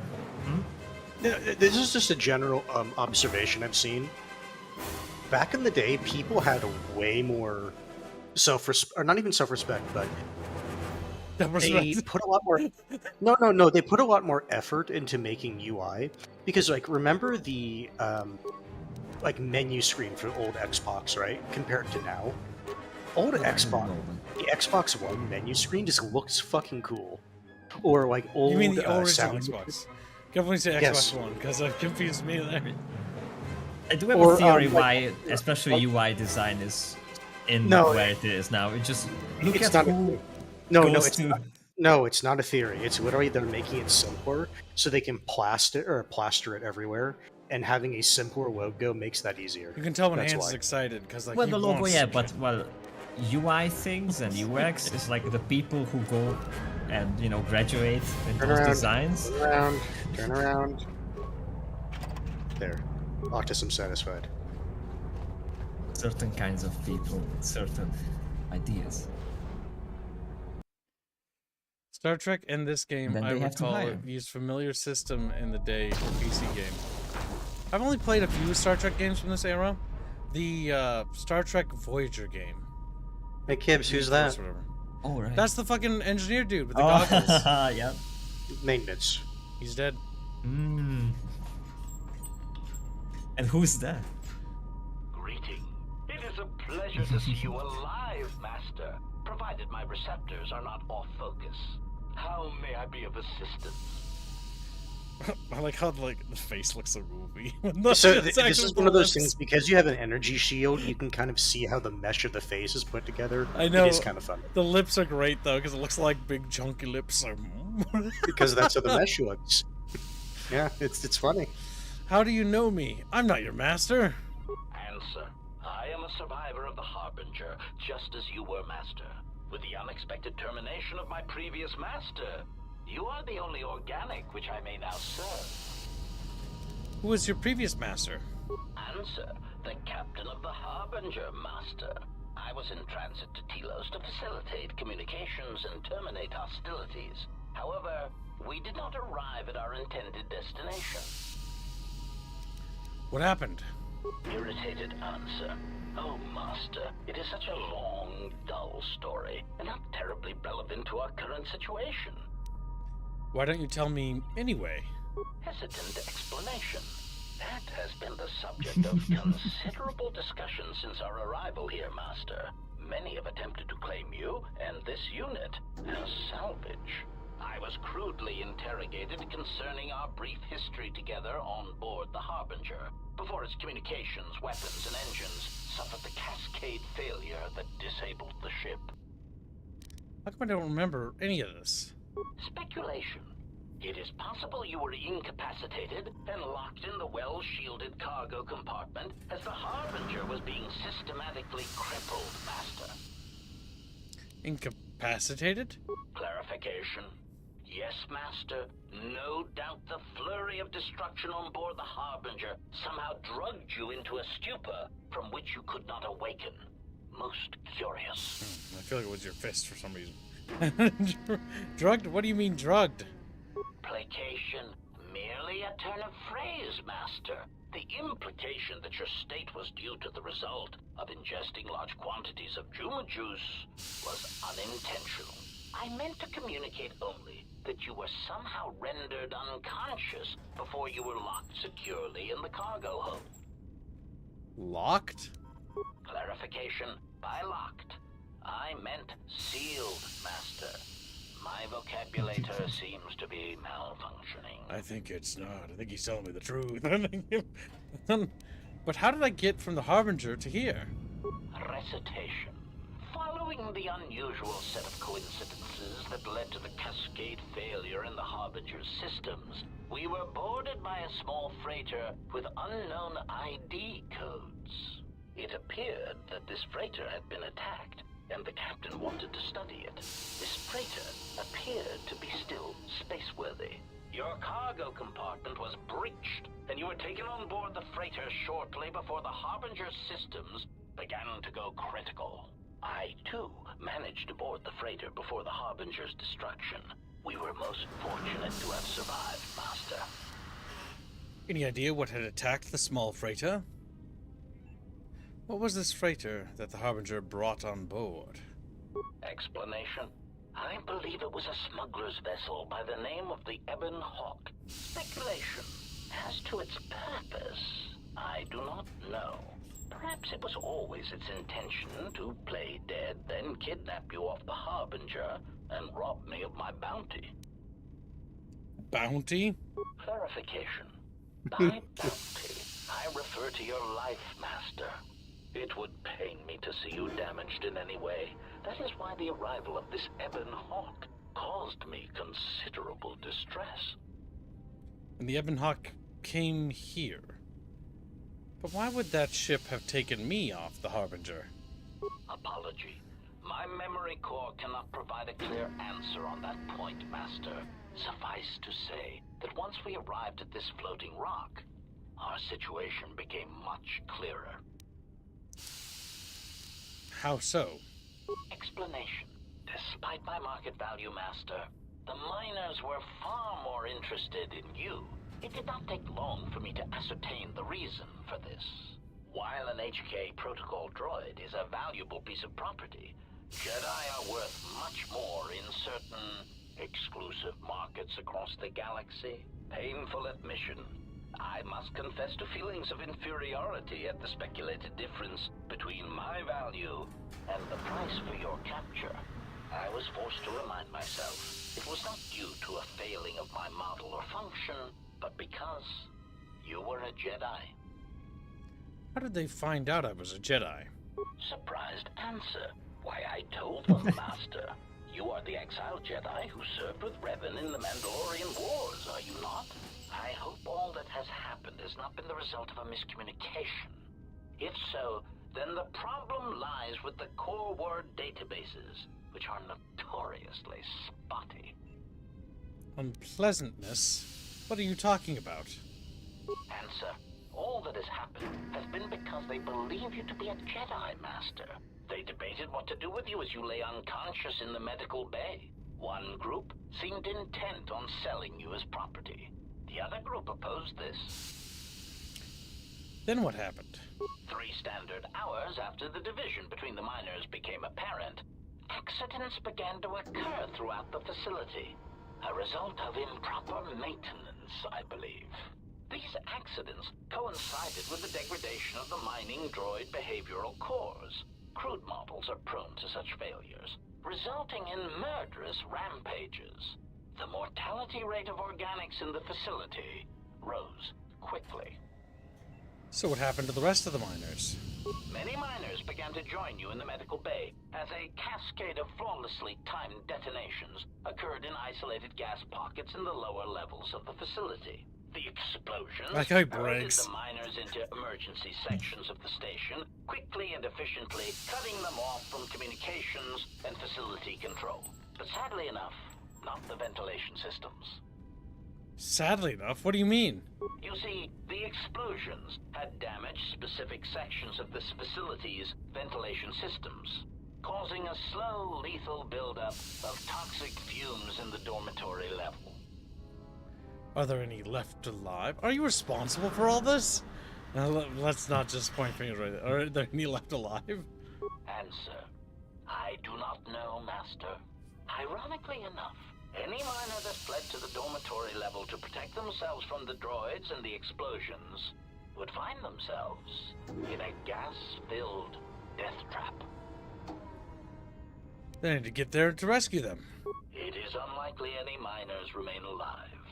As I said, the dormitory has been cut off from the rest of the facility. as has the hangar bay. There is no escape. Can we try to Later, contact Deglory. them using a comm link? See you later, Deglory. Apology. Unfortunately, communication with the dormitory section is severed, Master. It is perhaps for the best, especially if any other accidents have occurred in that section.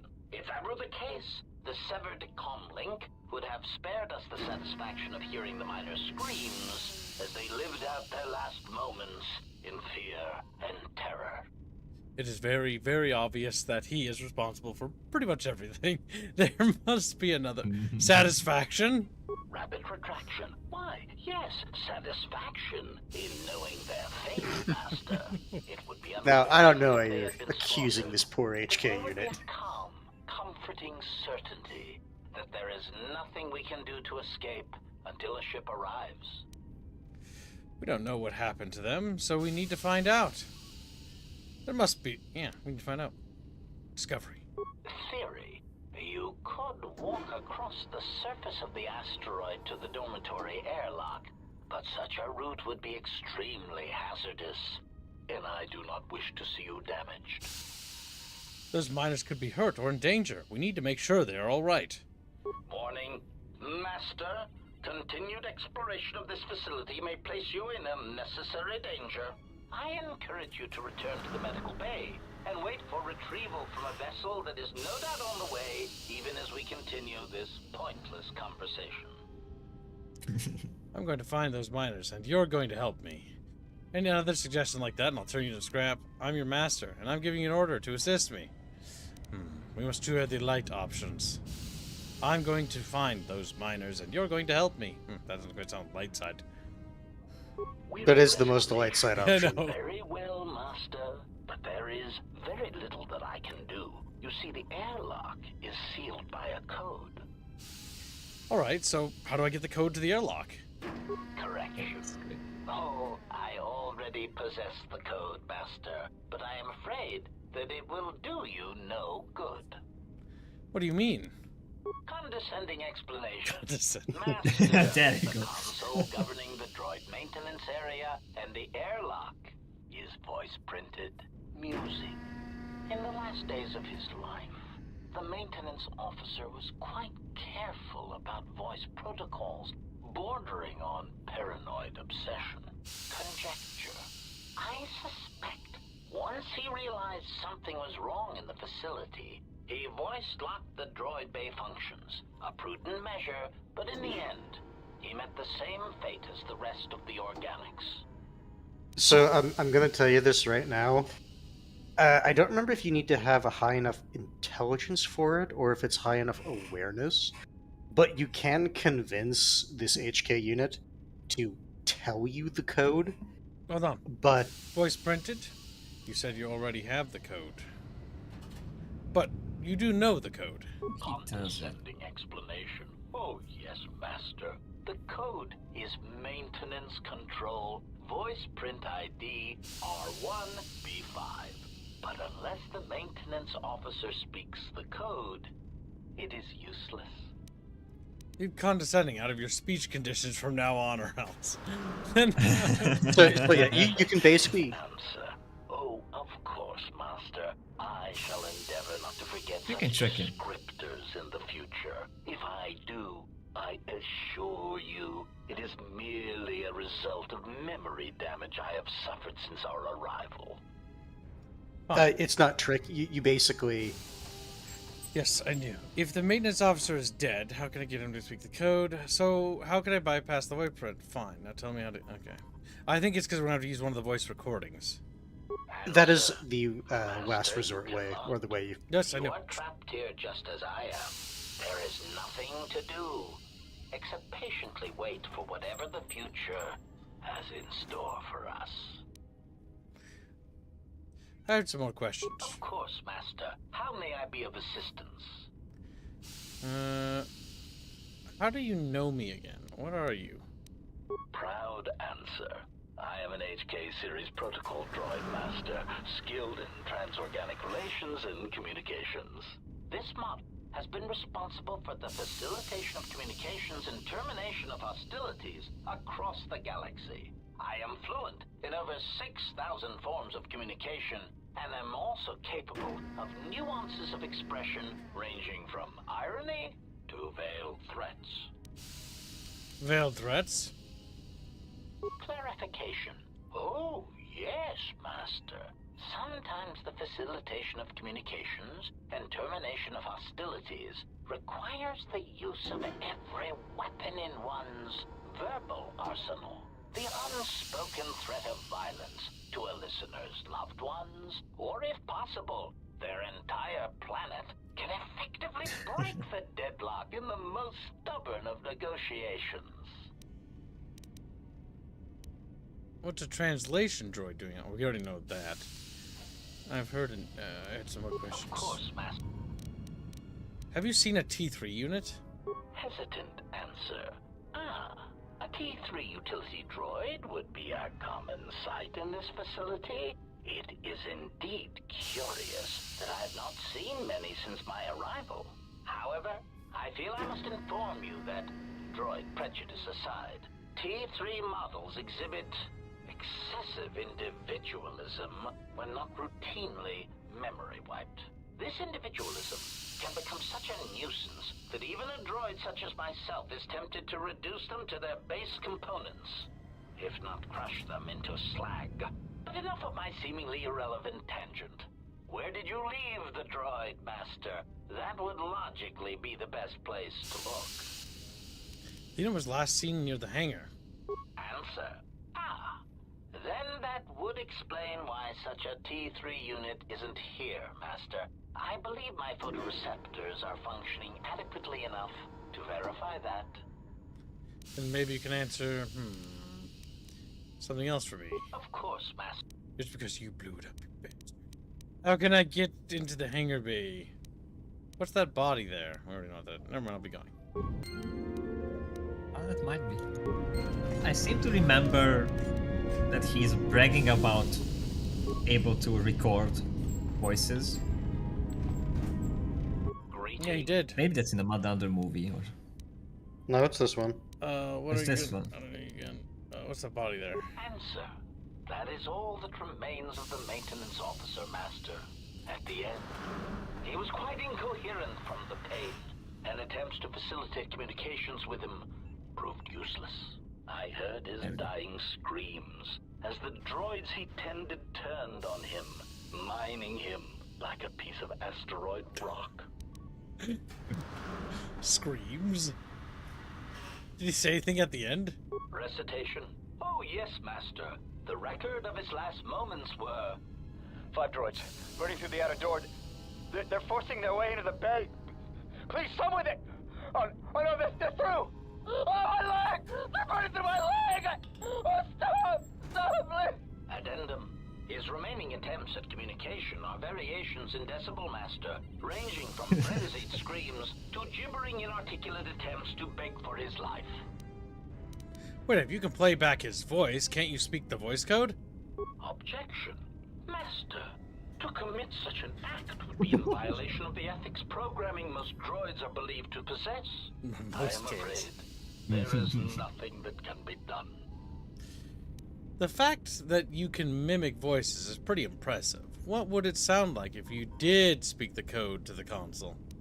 I understand if your limited functionality prevents you from mimicking the maintenance officer's voice accurately. Yes, play into his sense of superiority. Yeah. Irritated objection. Master, there is nothing wrong with my communications functionality. I will prove it. A recitation. Maintenance control voice print ID R1B5. There. Was that sufficient, Master? Can you follow me that and say that again? Oh, I think you have to record him saying it. Yep. I've heard enough for now. I'll be going. Alright, we gotta do it. We gotta find You have a little tool somewhere, yeah. I really like it. And I like his design. The face is like a panther. Like it gets the Predator vibes. Not the Predator, but as in a Predator.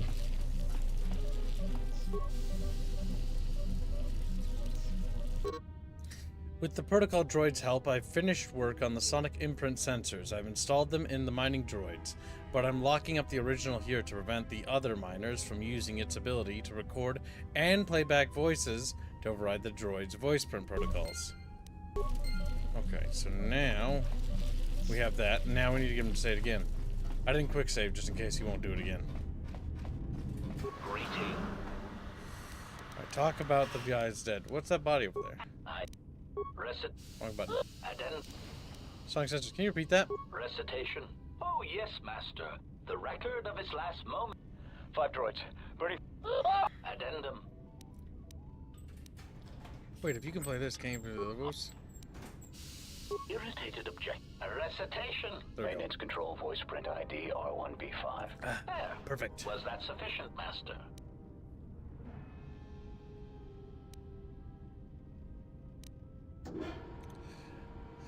Yes, I think that's all I need. Confused query. I am sorry, Master. Were you speaking to yourself? Tell me about the voice print protocol. Never mind, I'll be going now. Alright, now we have it. We can pop a quick save, the old trusty dusty. And we can now open the door. I would a quick save quickly. There's some additional models we're looking about to run into. Poison. That one's always... Notice you now can actually do a high enough max damage. You can just outright kill someone. Oh shit. I see what's over there. Yeah, but just chuck a grenade.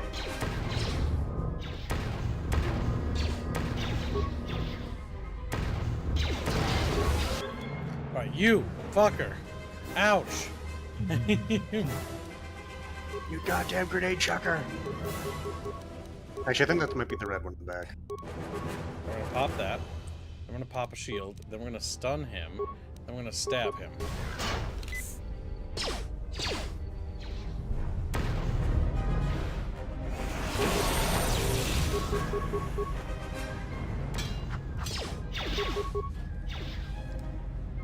Come on, kill him.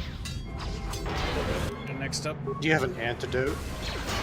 Oh, I guess you do. I'm gonna get him. Oh yeah, look at that.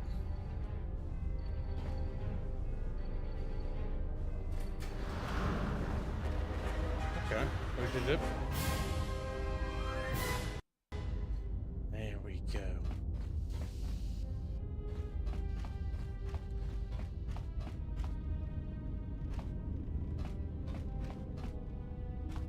That's the door we came from. It's quite steamy. The quick save.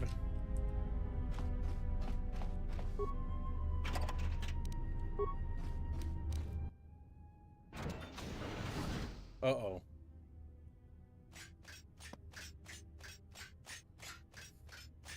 The fuck? that clacking noise. Clack, clack, clack, clack. Let's go. Clankers. Literally clankers, yes. That's a slur! That's a slur! It's our world! And you slur against robots? Hopefully. Monsters. Honestly, most of the robot slurs would have taken place during the Separatist movement. During the Old Republic. Yeah, because after that, Han Solo's brave circle had robot was fighting for the robot rights, and it's all. What are you crazy. talking about? What are you Did you make that up, or is that actually from? Nah, something? that never. Nah, sadly, that's actually from a Solo movie which I never watched. But you know, the guy, the guy. The only thing I know about the circle Solo had that movie robot is that it's one of the few movies that shows the. Weird. Guess so. It's one of the few movies that shows the what do you call it? The Imperial Army. That's about it. Okay.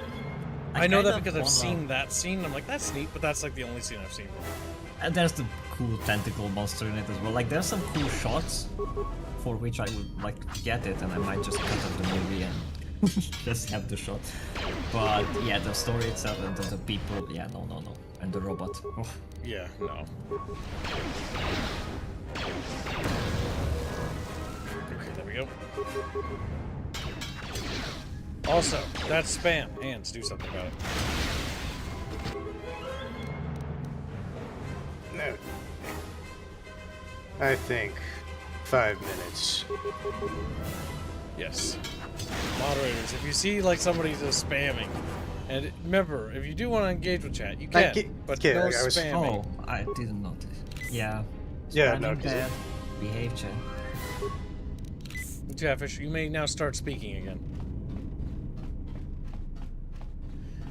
Because, like, take time to type your sentences. I don't think you're a bot, because it seemed like you were talking to the conversation, but like, it was just a lot of, I don't know what the heck is being said kind of thing. Chatfish, you need to be more chatty. The Chatfish is scared because we'll be putting a time out. You will. You will. Just immediately. But if chat's willing to pay $4.99 a month, that can be... No, I'm fucking with you. Double. Maintenance station. Sonic sensor. Enter voice print. Well, actually, before we do this, let's check the other room. This seems to be the the place to proceed.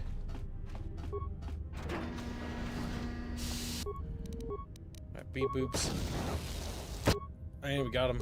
Very good. We now must live with our actions.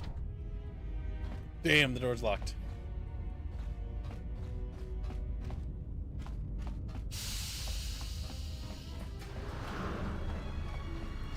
Alright, let's see, what do we got? Oops, wrong button. Sonic imprint sensor. It is the wrong button. Finish the sonic imprint sensor prototype for the mining droids. Everyone knows they need an upgrade. The sensor should allow me to issue voice commands to them rather than manually adjusting their routine each time the mining specifications change. I've been keeping the sensor in the maintenance workshop for the time being. I wanted to test it first by recording and playing back some simple voice commands. Sonic imprint sensor. Ebonhawk droids. Finished my examination of the droids from the Ebonhawk freighter. The T3 unit looked like it had shut itself down. The protocol droid, however, made up for it. It talked my ear off for most of the hour, asking questions about the facility, the personnel, and so on. Still, it wanted to make itself useful, so I put it to work until its master wakes up from the med bay. It seems to have some skills in speaking to droid behavior cores, so there's been some trouble with some of the mining droids, so I'm signing off. Jedi. Been speaking to the protocol droid about the Jedi in med bay. I thought they'd all gone away or been killed in the Jedi Civil War. The droid told me that his master's the only Jedi he knows of in all the galaxy, and that the Jedi had served in the Mandalorian Wars almost 10 years ago. That would have meant that the Jedi served under Revan for a time. Maybe the Jedi knows what happened to Revan after the end of the Jedi Civil War. Sonic imprint sensor update. Or exchange bounty. Been too busy to enter a log for a while. There's been more and more accidents since that Jedi arrived. The miners are starting to get restless, especially Korda.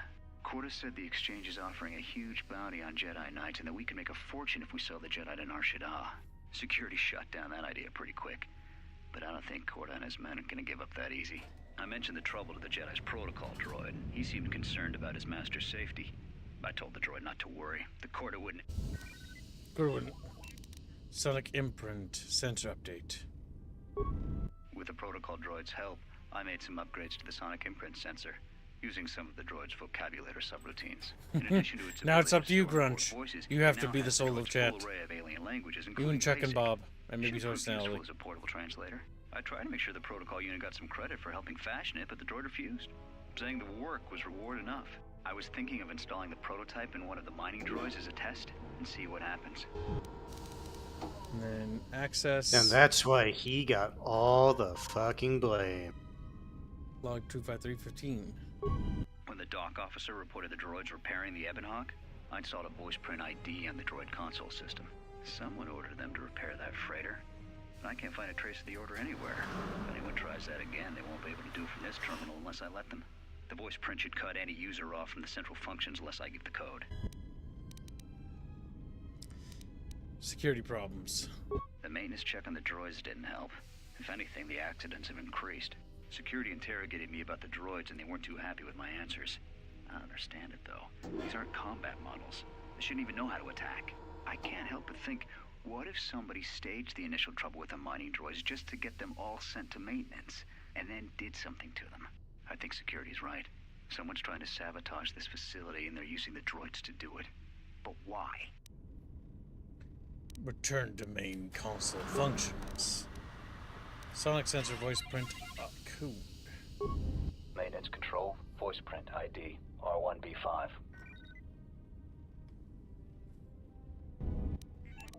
Open door to airlock override. Access. That's the only new option. Check for exits from fuel depot. Check emergency lockdown status. The explosion within the facility look like they have locked down every blast door in the facility, including the ones to the hangar. It looks like each turbo lift door needs to be opened manually. Access comm systems. Damage operative. Run diagnostic. Nope. We can't communicate with the rest of the fucking station, You Chad. didn't press one very important button in there, kids. I fucking told you to press the one at the top, the one that's new. Return to main console functions. Open door. XP unlocked. Welcome to stream, little Donald. He's like, little Donald. Donald, how do you feel? Is it wait, little guy? Not very big, very small, little fish. Little wriggly fish. Wriggly fish. I think I was in... No, I wasn't. So here's the thing, Juan. HK-47, by and large in the Star Wars community, and I'm saying this as someone who likes HK-47, I think is a bit overrated. Because people just do the meme of HK-47 stuff, which kind of drowns out how unique he was at the time he was added to the setting. He's still pretty underrated. Mostly because most people don't even know what the Old Republic is. Like, the big problem with Star Wars is that it's such a massive setting in IP that if you actually want to talk about it in reality, the Old Republic is obscure and niche.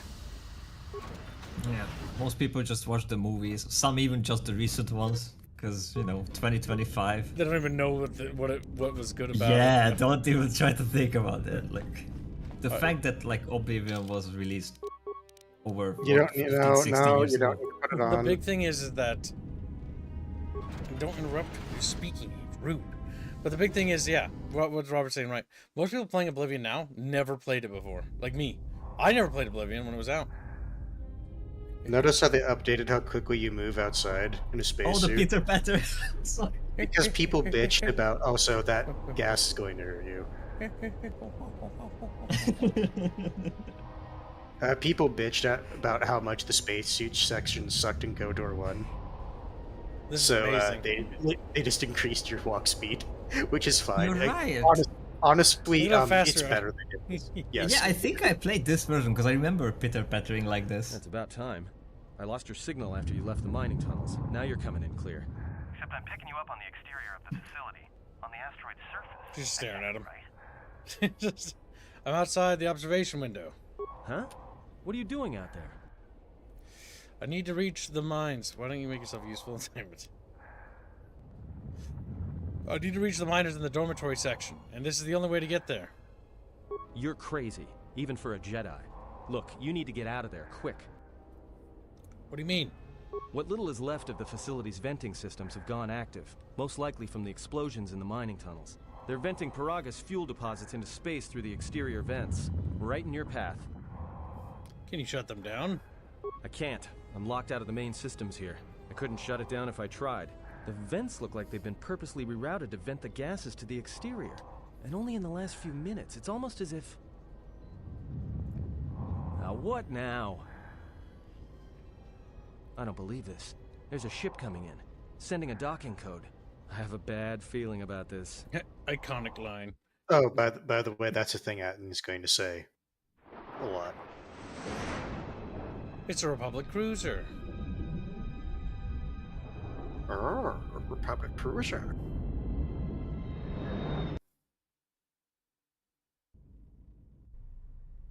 Okay, well, it is a Republic cruiser. I think they're just napping. But that's a bad person right there. I can tell you right No, now. that's good. That's a good person. A very good person. Actually, he is a good person because you're a woman, or nicer. I'll word it that way. He's got like he needs some lotion. So, Chad, if you're an evil person, guess what you get to look like in this game?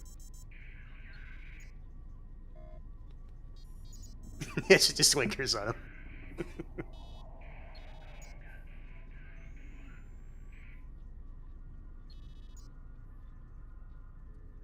Yes, checking Bob. He is edgy boy.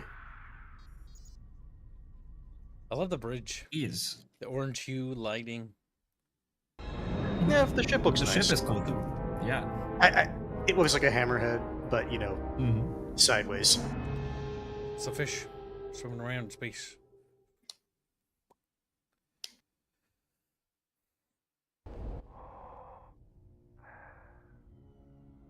Now, this part's gonna look weird because the model will start sliding and jittering.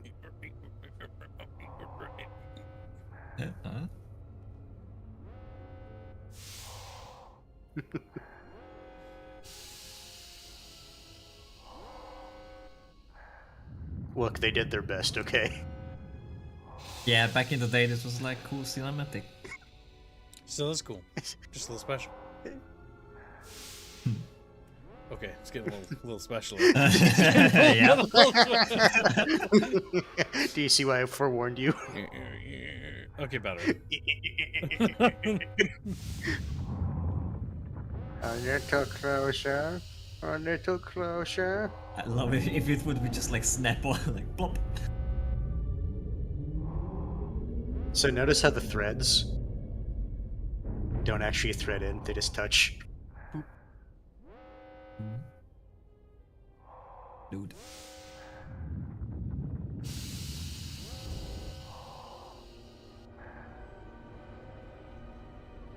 He has come.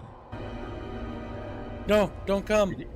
Don't come. Kreia, Kreia, we don't need to hear the play-by-play. He's looking up explicit images on the internet. Kreia, no! Oh my god, just imagine looking at this person fucking hopping around like... Yeah, again, this speed of walking is directly related to people complaining, rightfully so, in KOTOR 1. It's just, they didn't know how to make it look fluid, so they just did that. So I'll warn you, this section is... I would recommend saving off in this section. I gotta clear out these droids real quick. Yeah, that's fine. It's just, this section is fairly combat heavy. Yep, because now it's expecting to get in the flow of it. Yes, it's like, okay, we taught you the basics, now actually utilize what we taught you. And it doesn't help that you're at a low level, so all the tools that you really have at your disposal... Oh, you actually picked up a modification if you were using blasters. You mean bleasters? He's like, stop it. Hello.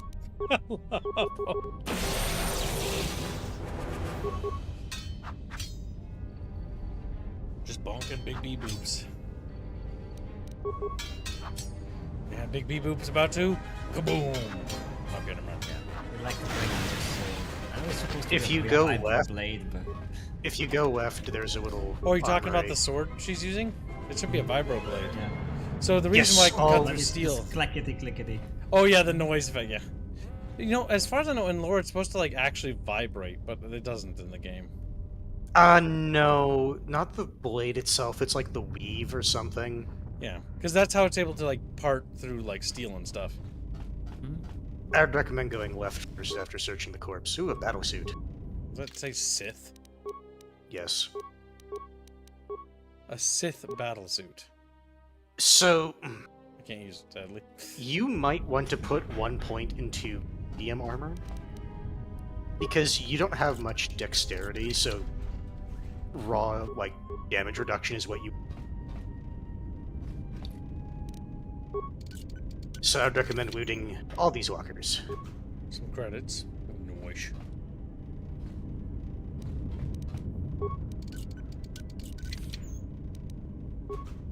That's looking pretty good.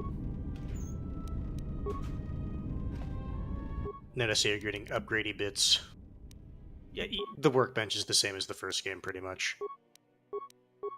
Yeah, Juan, if the blade vibrates and the game doesn't show it, I mean, it probably vibrates in a rate that we couldn't even see it, so it's Well, like... that's what yeah, I'm saying, I'm pretty imagine. sure... No, that's what I'm saying, I'm pretty sure it's the weave that's, like the backbone of the blade or something like that. Yep, because the big thing about Old Republic lore is they added, like, vibro blades to the lore, or was it Legends?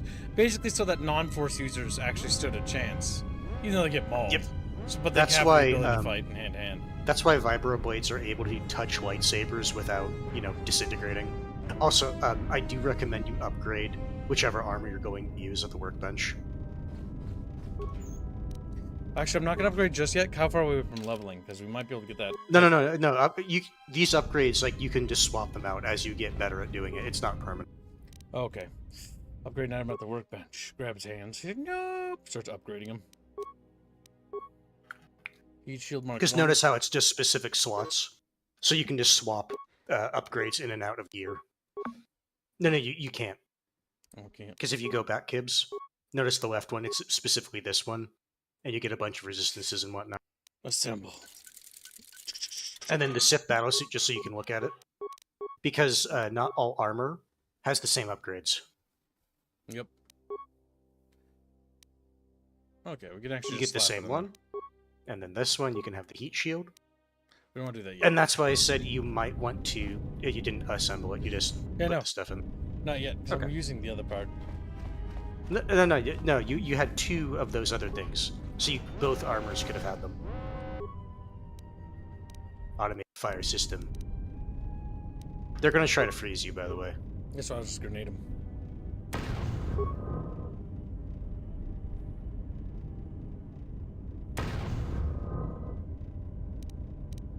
And stun you. Fortunate you got in range.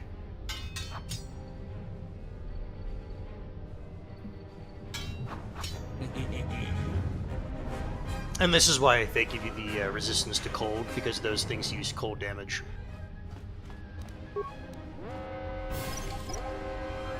Oh, also, they didn't fully fix the bug from KOTOR 1, so do be careful when you tell your character to pick up a mine, because sometimes they want to walk into the mine. A blade Yes, of unironically. A blade of armoring. Yes, different modules can slot into different parts of the upgrade. I don't know why, but that reminded me of you playing as the Romulans and losing your planet in that game we played. I hated that you couldn't do anything about it. What's funny is the Stellaris mod for that is apparently better. It is. No, so chat, this is now Hans getting angry at stupid fucking video games. So I played the Romulans, right? It does not fucking matter. You know your star's about to blow up, right? At your homeworld, there's fucking nothing you can do. You can't move your homeworld. You just have to accept that your homeworld, which is one of the best fucking planets you can get in the fucking game, just goes kaboom, and there's nothing you can do about it. Because fuck you.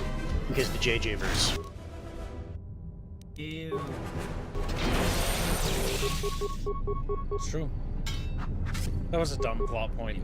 The JJ verse of the fucking Star Trek universe where it's like, the Romulan homeworld, it just blows up. It's like, okay, but why? No, it's even worse than that, because in Stellaris, like, your homeworld is one of your most productive planets, right? Come here, you. And I mean, I don't even mind that's JJ's motivation for everything. I know. I don't even mind that your homeworld or the system that your homeworld is in blows up, right? It's the fact you can't move it at all. That's the part that annoyed me. Just console to force open the door. Reroute the main console system. Check duty shift logs. These appear to be nothing more than a long list of work assignments with the number of miners available for duty decreasing over the past 3 days, citing several medbay logs. This is kind of like Dead Space. It's like a mining facility, and, you know, instead of necromorphs, beep-boopomorphs. Got him. Beep-boopomorphs. Beep-boopomorphs. Access remote camera systems. Access dormitory comms. The comm system crackles to life. All you can hear is a slow hissing. Otherwise, the dormitories appear to be deathly silent. That's probably because they're dead. And dormitory emergency lockdown. You also want to use the cameras, by the way. Return to function. Access remote camera controls. Dormitory mess hall. Alright, the dormitory seems to be filled with robots and bodies. West, it appears that they're all dead. They're sleeping. Shut down the dormitory. Use one of our spikes. I'll clear out the gas. If you didn't do this, you would have to wear a mask or something to prevent you from getting poisoned. East looks clear. By clear, filled with dead bodies. Turbo lift, dead bodies. Yeah, I didn't think we'd rescue anybody, honestly. Yep. Okay. Everything you can do at this terminal is done. Yeah, you leveled up. Yay.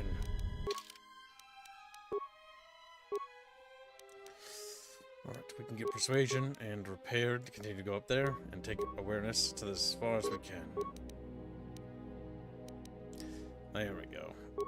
Donald saying things that Kibbs doesn't know about. If I can't spoil, you can't spoil. That's how it works!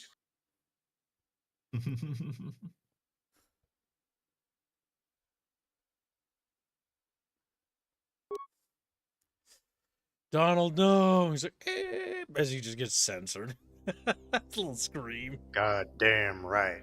Still don't get to fucking do the level 6, okay. We can get Force so Aura. next level. Or was no this next one. level you Valor. get access to. That's for the party, right? That's party and that's any sort of saving throw. Yep, that's just good. That's good to get. Remember though, if you're going to use it or have it, do remember to use it. Yes. No, I understand, Donald. I get you. This is my first time playing KOTOR 2, by the way. I know, weird. Hey, what the fuck? First time playing a video game? Oh shit! No, you don't. No, you're a freeze reboot. Get stunned first, bitch. I know what you are. The next weird, obscure sort of RPG we have to play is the Lord of the Rings Third Age one. Sounds weird. Like this. Kinda. It's more like a JRPG, but yeah. Never heard of the Lord of the Rings RPG. Like that. You don't have to go in there yet. You could explore the dormitories first. Yep, we'll check the dormitories. Let's check right. I know one bad Lord of the Rings game, the War in the North or what. Actually, that game, I think, well, people dislike that game. I actually like that game. I may be weird. I played it with Bubbles first time. The strategy one. War in the North is the 3-player co-op one. You play as the ranger, the elf, and the dwarf. Yeah, like generic version, like budget Gimli Legolas. I know. Well, they were budget. The game was actually pretty respectful for the source material. I played through it. That's true. Yeah. What I will say is that it respected Tolkien's work. Like the Eagles talked, and like there was a lot of details about like Angmar and stuff like that I was really appreciative in. And not only that, so you even go to. Yeah, that's true. But not only that, you are right. Yes, they didn't try to did get lazy change with the characters, story. but the one thing I will say about that game that it did is it didn't piss all over Lord of the Rings. It was as respectful as they could be. As they could be with what they had to make. Your characters were doing stuff on the periphery of the main story. Yep, you're not like a main character. I meant gameplay-wise. The gameplay was kind of average. Invisible walls and all sorts of... It's fun with friends, though. Come on, Robert. Come on. Everything is fun with friends. It may be flawed. It also if is a bit Firewall had co-op, you had more fun in it. Yeah, I would. No, he wouldn't. Well, actually, no. I don't know. That gunplay and that's really good. No, no, why you wouldn't have fun? I'd sabotage you. I'd sabotage you. Hands, give me the blaster. No, falls off the ledge. Uh-oh. Oh! Okay, we almost died. That was so close. Alright, we're just gonna... Once you start getting to level 6 and above, you'll start getting the stuff which will help you survive a lot better. We're gonna let... I know it's a bit derpy, but we're gonna take advantage of the free heal. Or wait, it does free heal still. So here's the thing, by the time you get no! back there, it gets slower and slower the higher level you get. Why do you think I told you that it's... Never mind. Healing slowly. Just actually use your... Because here's the thing, Gibbs. You're going to have a lot of force-sensitive people in your party. They won't start out as Jedi, but you can turn them into Jedi. which means you'll have a lot of force powers at your disposal. So trust me, that's what I'm saying. You don't need to force Valor and force... actually, no. Do you need that here? I don't think so.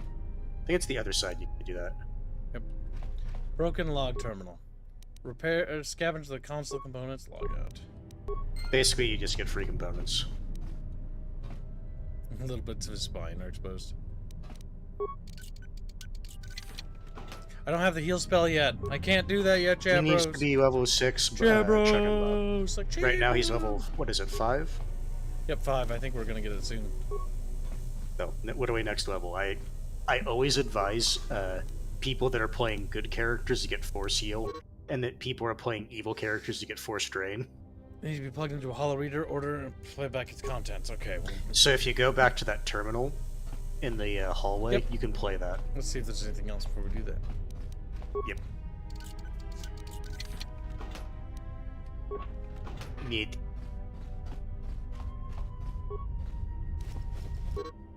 Officer Law. Got more? Stardate dead.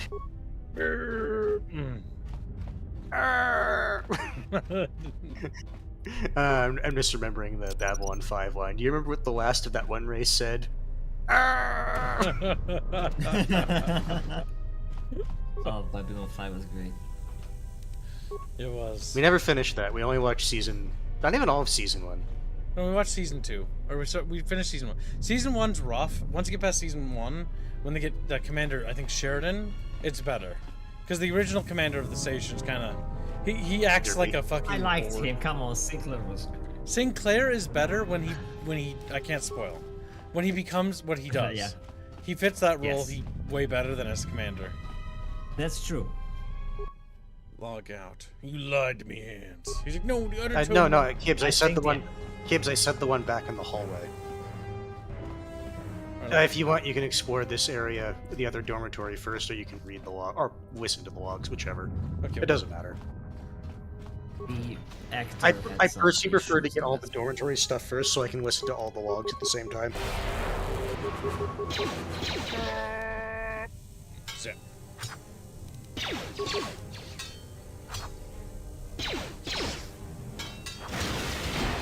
Fake. Sinclair kills Dumbledore. Like has like 2 jokes. Like has like 2 jokes. He reuses them.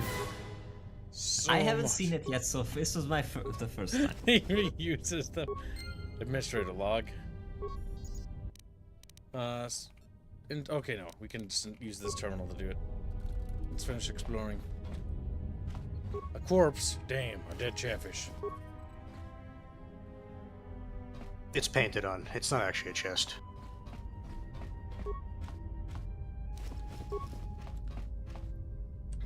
When I was in Knights of the Old Republic 2, chat, I too was a knight. Like, oh, white knight. Ooh.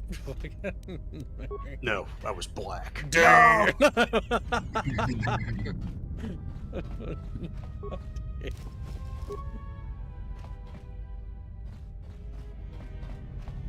Medical officer. More like He had chemicals on them. What was he doing with those chemicals, Chad? What could he possibly be doing with those chemicals? Water.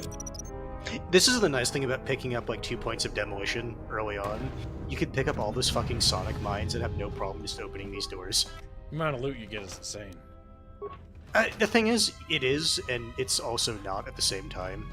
Because in the grand scheme of things, you're not missing on that much.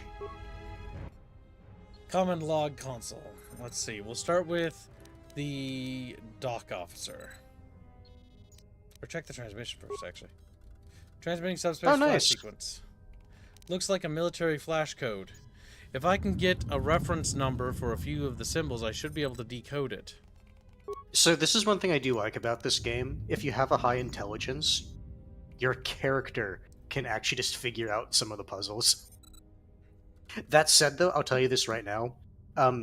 This is mostly just for the Peragus mining station, because once you get out into the regular game, or the rest of the game, you personally have to kind of figure out the puzzles for the most part yourself. Insert dock officer hololog. Access entry evacuation. We managed to get to the dormitories. We should be safe here.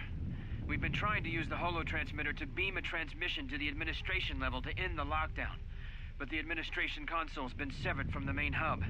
Everyone thinks we should try to evacuate on our own as soon as possible, but there's no way to break the dormitory seals from the inside. I'm going to keep sending distress calls in the meantime. We've been trying to find a way to circumvent the lockdown and get to our hangar bay, but so far, no luck. Fuel depot force field. The situation's worse than we thought. Even if we get out of here, we can't shut down the fuel depot force fields if a fuel leak was detected. If so, the only way off this asteroid is if a ship docks with us. But the only connection to the docking platform is on the administration level, and we can't get up to the docking bay while we're trapped here. I only hope someone survived the explosion in the mining tunnels. If not, then we're stranded here. Unless our transmission reaches a passing ship, or a Telos freighter. Distress transmission. Managed to use the holo transmitter here as a crude relay to beam short-burst transmissions outside the Peragus facility. With any luck, the transmission will carry beyond the asteroid field. We've set the emergency transmission on automatic playback.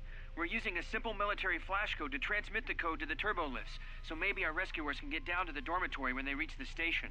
Without those turbolift codes, our rescuers wouldn't be able to get here from the administration level. And without those codes, we wouldn't be able to get to the administration level if we found a way out on our own. The messages are short distress calls only, since we can't get much signal strength. It's pretty weak, so unless a ship is actively searching the area, it might be a long time before a ship picks up the message. After all, who would be scouring frequencies way out here looking for trouble? It's funny because the bad guys did. That's funny. Insert form in hololog. Much trouble. Work report. It has been 2 days since the broken Jedi facility. Work efficiency is down, and fuel is backing up in the vents, waiting for processing. I hate when they do languages. The fight frequency, Quota and his crew think we should take the Jedi and split the credits by selling the Jedi to exchange. Tried to convince me to join them. I want nothing to do with the exchange. They're like a big violent family that do terrible things to outsiders who deal with them. But Quota does not care. In my mind, it is better letting the Jedi go wherever they want Jedi wants. When Jedi get mad, they start big wars and set galaxy on fire. It's like, ah! When Jedi get mad, World War starts. Donald, here's what I would say.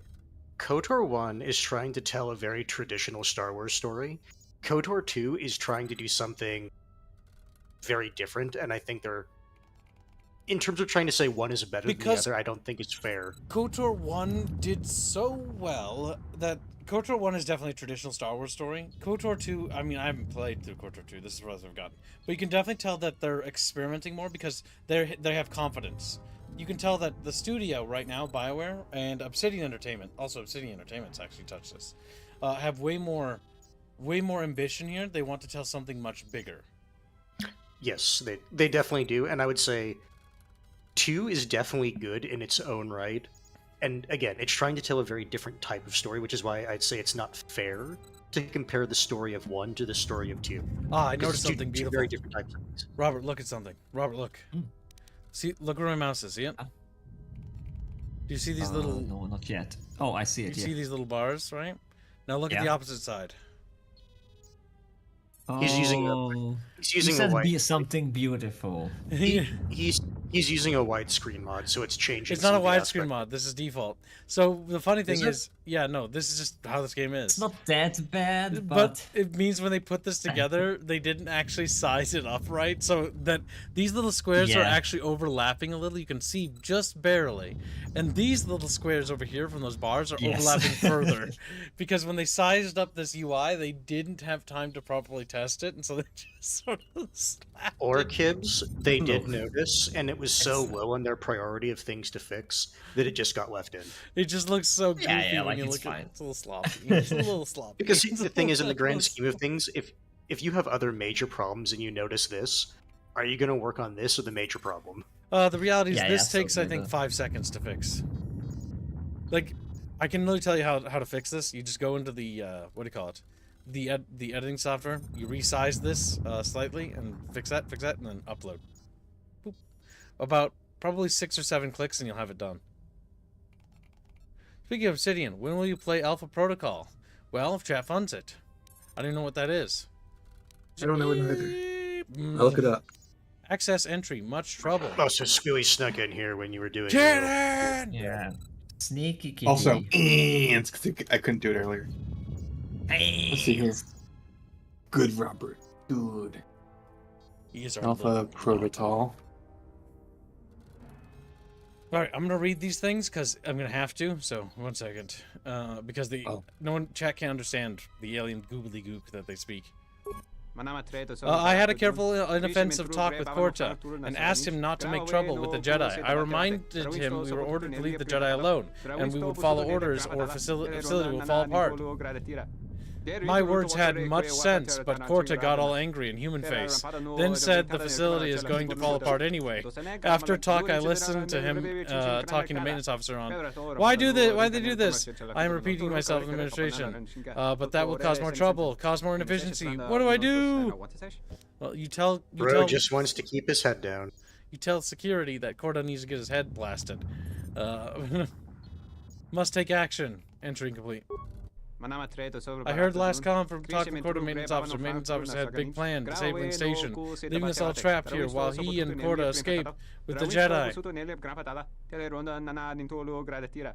I am still afraid of Korta, who is big, loud, and unreasonable. So I went to the maintenance officer, who is smaller, more sensible, Celestin. I asked him why he made trouble with Korta.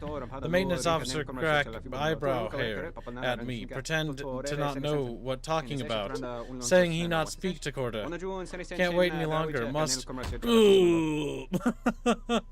I love the... Oh, he went all human face on me. Come on. If the maintenance officer comes through on the explosions, these dorms are going to be filling up soon. And shut that damn data pad off and throw it down the refresher. Okay, so Alpha Protocol seems to be like a Deus Ex-like game. Return to main function. Seems to be. Next up we have is the administrator log. Access emergency status. This may be the beginning of a long record. It's about an hour after the facility suffered the explosion that triggered the emergency lockdown. Just finished helping the dock officer set up the transmission relay. Not much signal strength, but it's better than nothing. The transmission gives the code to open the turbo lift when or if help arrives. Code is a simple group of 5 numbers. 3, 17, 13, then the next 2 numbers are... Sir, couldn't we contact the medbay? Maybe the Jedi's awake. If so, she could help us. No good. The link to the medical computer was severed from the hub, just like the administration console. Even if the Jedi wakes up, how would we get the dormitory turbo lift code to her? Without it, the turbo lift to the administration level is locked down. Inventory and supplies. We just took an inventory of our supplies. We've got enough emergency rations in the dormitories to last almost a month. But with all the problems in the facility, I don't know how long we'll last. I wish we could contact the Jedi. Maybe she could... No. She's still floating in that damn tank. Someone's played us for fools. And since Korta and his crew aren't locked in here with us, it's pretty clear who it was. If I ever catch up with that Mandalorian-loving son of a... At least the air scrubbers are still working, even though they're tied into the... Hey, what's happening to the ventilation system?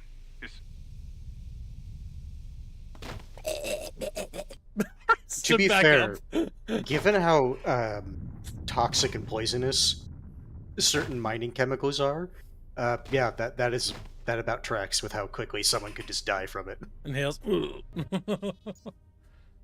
Return to main function.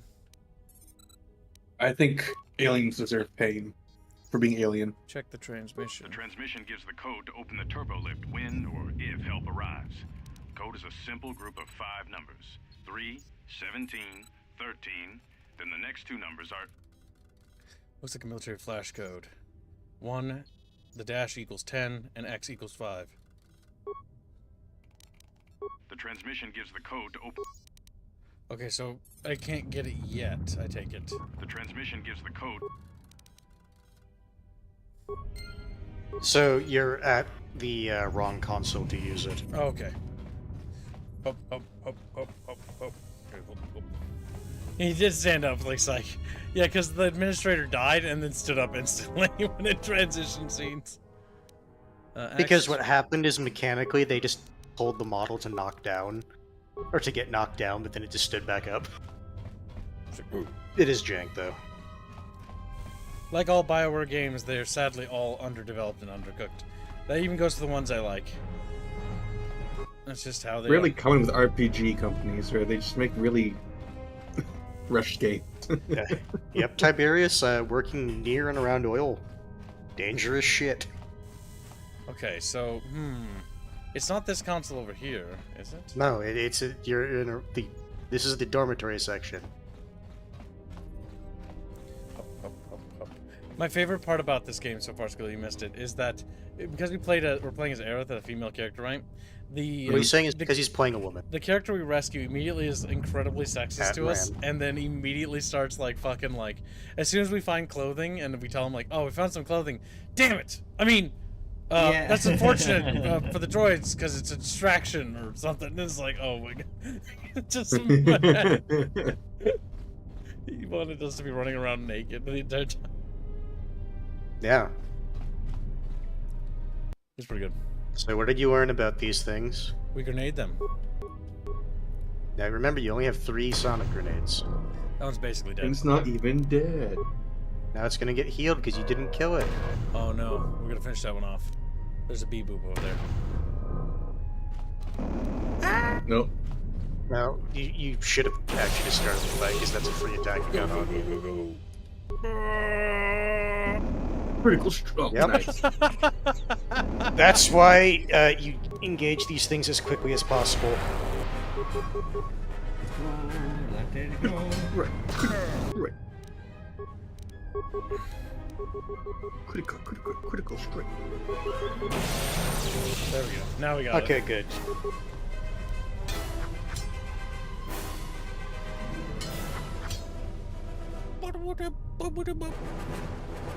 I like how when you finish the fight, then the fucking go grass slow, goes because I'm pretty sure I remember there being a...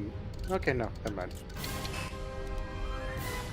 Impossible. Do you remember what I told you about impossible? Good.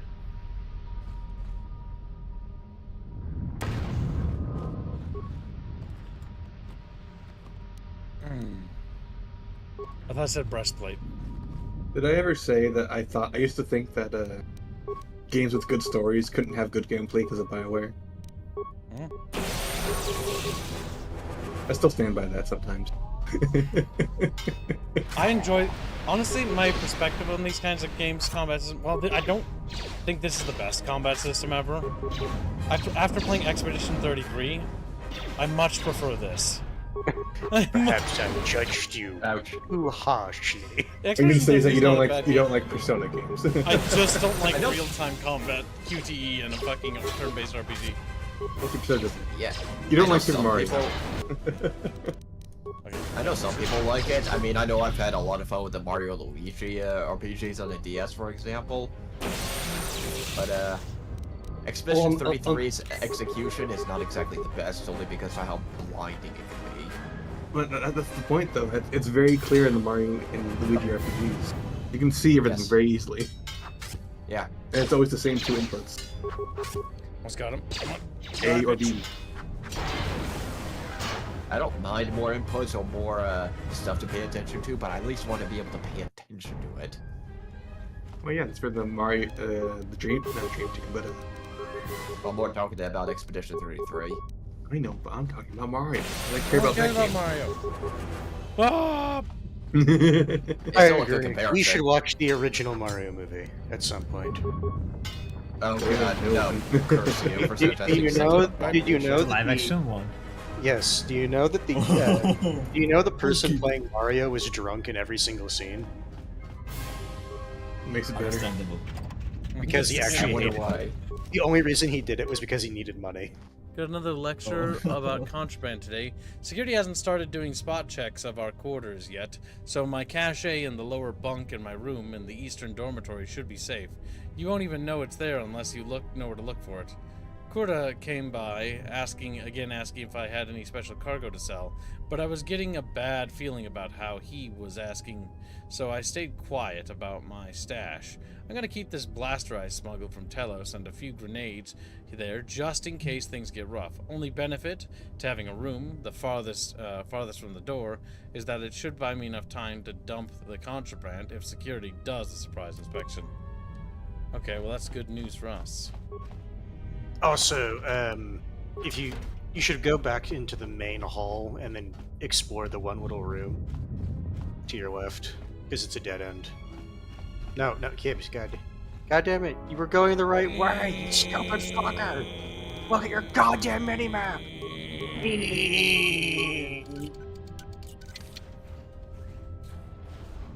Oh. Hello there.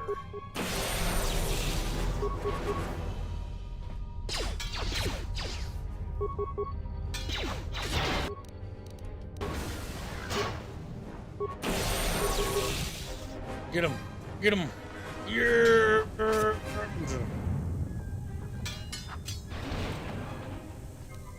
Psycho Dad, I don't remember the guy's name. I just know it was the guy who was playing Mario. No, it's just a failure, which means you can succeed and try again. Let's see. Mario live action.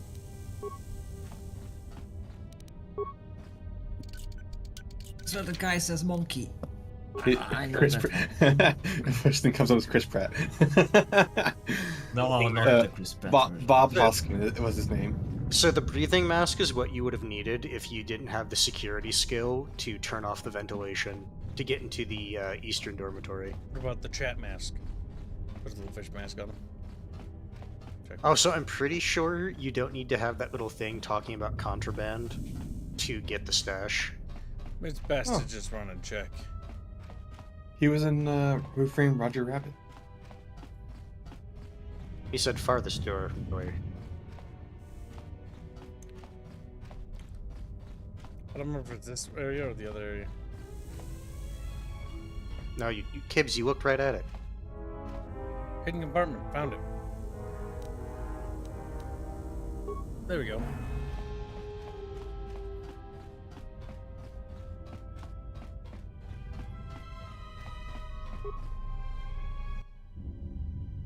You already looked at this one.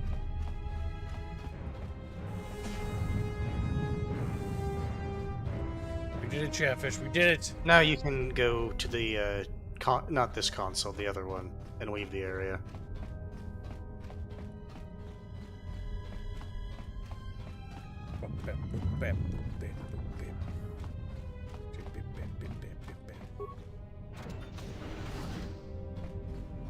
This is for supplies and shit.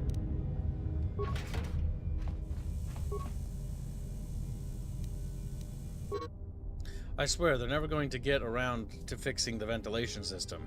And if the food processor's back up again, then next time the fumes start flooding the mess hall, I'll be dead rather than get just nauseous. I'll keep the breath mask here just in case we have a repeat incident. He played Subnautica.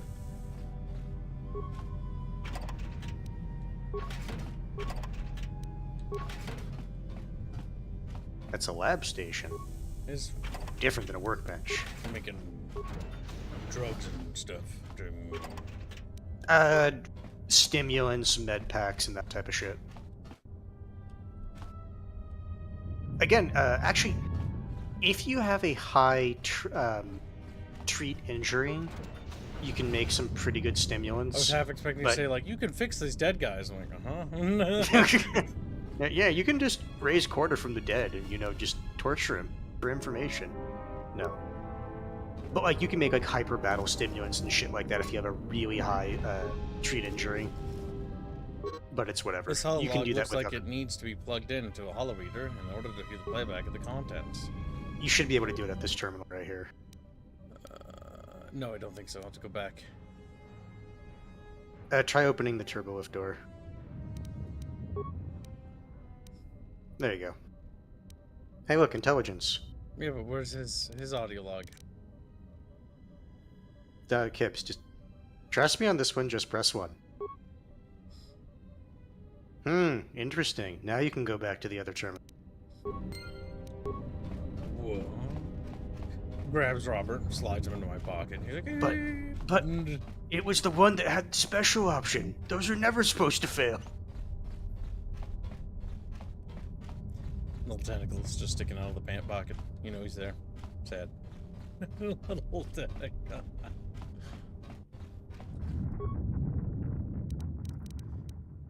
Check duty shift logs. No, you have to go into the dormitories. Yep, that I figured.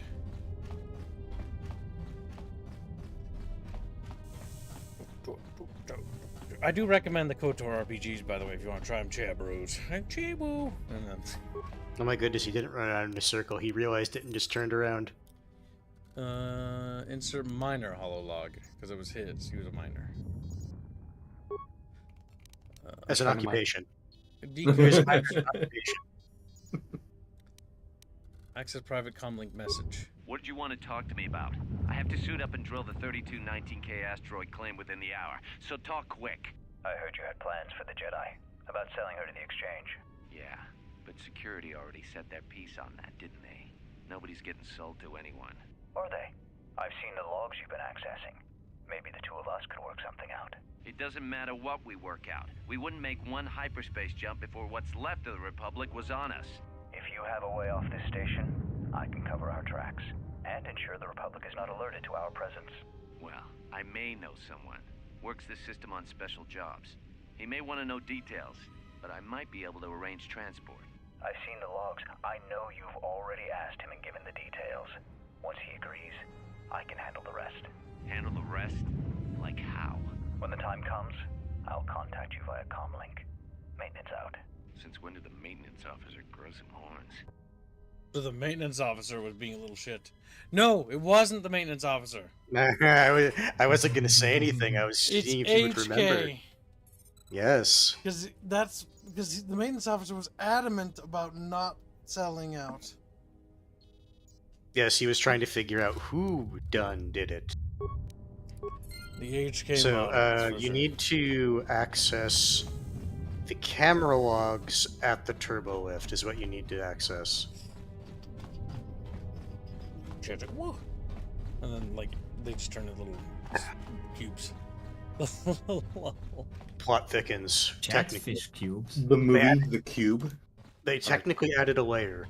Chuck and Bob, that is technically true. We call them tubes for short.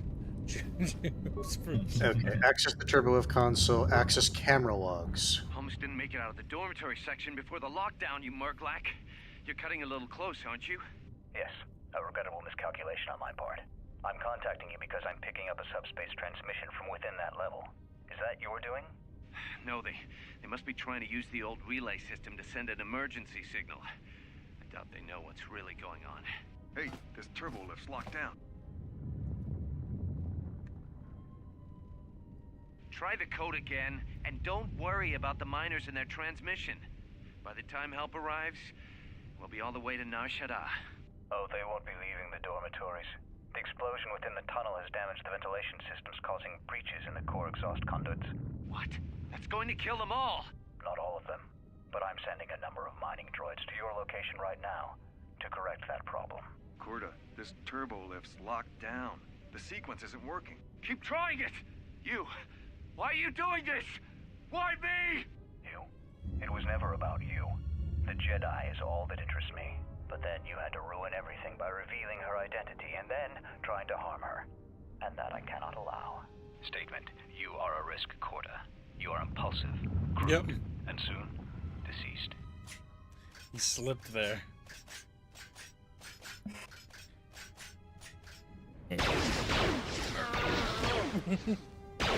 Mocking query.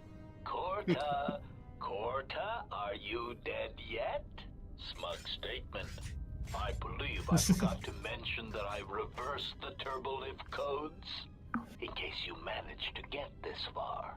Damn. Open the They made the HK for this section very, very smug. He's always smug. Not this smug. Okay. Quick save. I would say HK is more of a smartass. This HK is smug. He's not just a smartass. Yes, Chuck and Bob. Mocking query. It's Kreia. Mug statement. I have felt a disturbance. Our enemy is here. We must leave at once. Why didn't I hear her say anything? That's a bug. She's supposed to say something, but she doesn't. Her voice lines will continue after you say this. We? There's no we here. Enemy? I think you're Are you clicking through it? No.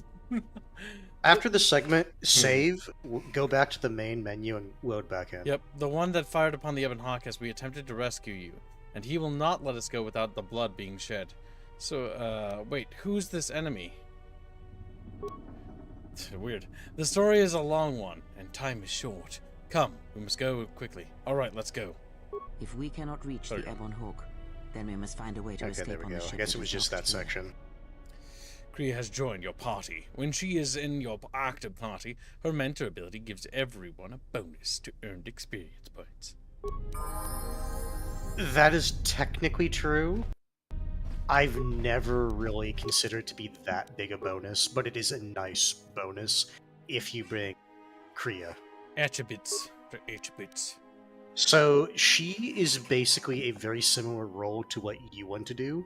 She is primarily a force user. So focus on wisdom. Wisdom. I forgot how much fucking dex she had. Jesus Christ. So you can tell she's kind of a bit sneaky.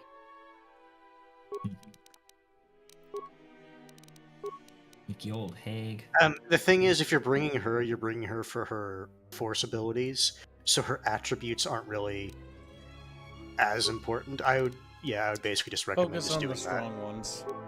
Yeah, pretty much. Speed, potato, and if you scroll down, she has some dark side stuff. Mm-hmm. This is mechanical storytelling. Fear. Screams. We want probably more stuns, if I had to guess. Every force user has stuns. I will say you are about to go into areas with organic enemies. So focus on organic stuns. The thing is, fear has a similar effect. This power of fear is in a single creature, such that they cower in fear of not attacking the Jedi for 6 seconds. A successful will save at a DC of 5 plus the attacking character's level. The character's charisma. Okay, so we don't really want that then. So instead, we want to give her. Wait, no, hold on. Stun is 9 seconds and fear is 6 seconds? Yeah. So stun's actually stronger. But I assume fear is different when you get to later stages. Because it's got an aura. All enemies within 10 meters. Oh, so does stun. Because compare the highest level stun to... for 12 seconds. Okay, so terror technically lasts longer. So terror is a better insanity, you mean? Well, yeah, the thing is, she's meant to be alignment-wise neutral. So if you give her neutral powers, she doesn't have to spend more for it. Here's the thing. Ultimately, it doesn't matter that much. She can slow. XP farming with extra steps, yeah, basically.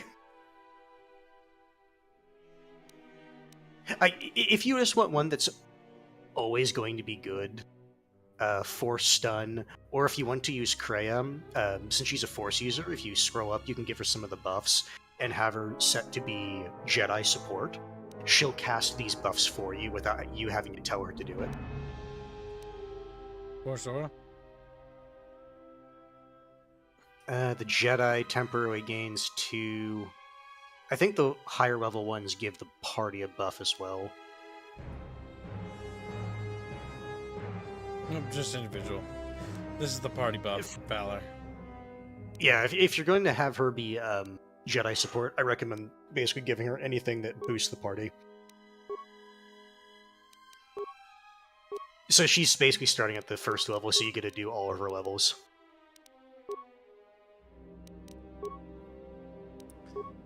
Dump and security. Yeah. You're not bringing Kreia for security. That's going to be someone else. Pewers. Scroll down a little bit. Mind trick for scream. Mind trick's funny, but I've played KOTOR a lot. I wouldn't say I'm an expert in the game because I've not tried to actively play like with certain powers or certain playstyles. I've just it leads to played the game a lot. Plague. Plague is funny. Is it good? Or is it just funny? If you're dark side, it's good because you. Well, no, because again, so how they tried to have you do it. If you're a evil character using Force Heal, right, you can physically do it, but it costs you more Force points to cast it. Not that way. You came from that way. As we go down to the mines and filled with poison, they're just little dead bodies flopped on the ground. Go back to Atton in the main console area, or communication hub area. We're going to meet our little friend.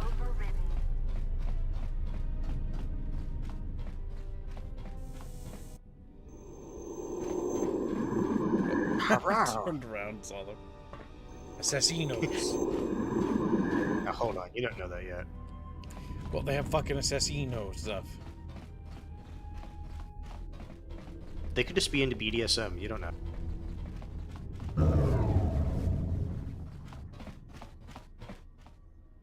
What in space is going on? Who's this? Another Jedi? What, did you guys suddenly start breeding when I wasn't looking? Yep. Fucking Redditor. Atton, there's no time to explain. Grab a weapon and follow me! It'll take too long to explain. We have to, yeah, weapon. Alright. I'm guessing that Republic ship that just docked isn't carrying friends of yours. I hope your talent for understatement is offset by your skill with a blaster. If not, then I fear our time together will be short indeed. Yeah, and I'm also good at running and drinking, Your Majesty.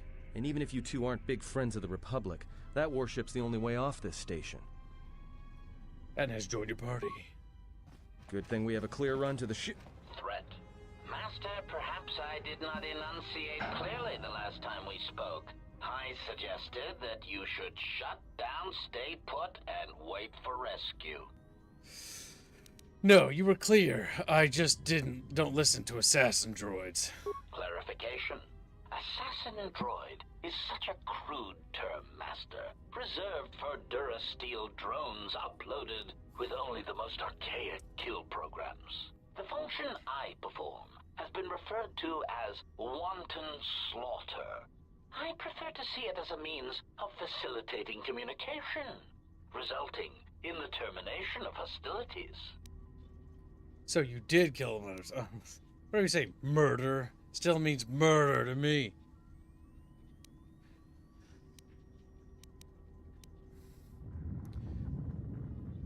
We don't really need to say so you did. Murder still means murder to me. Correction. I am not here to argue semantics, Master, so I will simply inform you that you are wrong, as were those recently corrected miners. I don't need any lectures on right or wrong from an assassin droid. Clarification. Assassin and droid is such a crude term, Oh god, he's so mad. Yes, it's looping. It's looping. It's the same dialogue. So mad. I don't want to fight you, but I will if you leave me no other choice. Resignation. Very well, Master. If inflicting pain is the only means to resolve this matter, then you leave me no choice. Oh, he's got friends. Also, make sure you give Atton some weapons. As he levels up. Attributes. He's a gunslinger. Dexterity. Yep, pretty much. Oh, yep. Does he need strength for anything else? Just dexterity on the way. Security. Just dex, because you can you can get finesse, which basically you can use dex instead of strength. Oh yes, I forgot it's BioWare. Be aware. He's like, be aware. And if you can't know, Atton is supposed to be your demolition security guy and quasi stealth guy. That's why I'm dumping it in security and demolitions. And then stealth whenever there's a pip left, I guess. Awareness would also be good for him because it means you can see sneak attack. So let's see, what do we have for this guy? He's gonna be guns. Is he good with 2 weapons or 1 is better for him? 2 weapons is fine. I usually give him 2-weapon fighting. Yeah, I was thinking so for more shooty bang bangs. Shooty bang bang. So he already I has just mashed. Okay. Sorry. I would recommend giving it. I think blaster pistol is better. No, mechanically they're the same. Chucking Bob Campbell says, "I just match recommended for the party mates. Honestly, does that actually work out for you?" It doesn't work out terribly. The thing is, the auto level is probably going to run on developer-made scripted auto level. It's probably not RNG, if I had to guess. No, it's basically this character is built for this, so we're going to recommend that you build this character this way. Yeah, because I don't think it's like an RNG thing. I think that it's scripted, so if you pick a certain character, if you pick a Sentinel or Counselor, it's going to automatically build a certain way. Yep. And if it doesn't, Uklay will die. He's like, you can wear the best mask. Sure, might as well give him that. Insulated gloves, sure, why not? Like with the first game, the melee shield is like the only, or actually no, it's one of the few shields. It's not the only shield that gives you resistances to like slashing, blunt, all that jazz. You can give him the reflex package.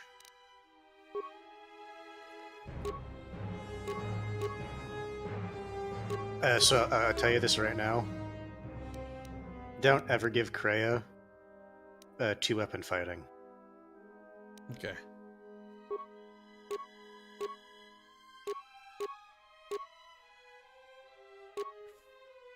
She already has a decent dex, so probably fortitude.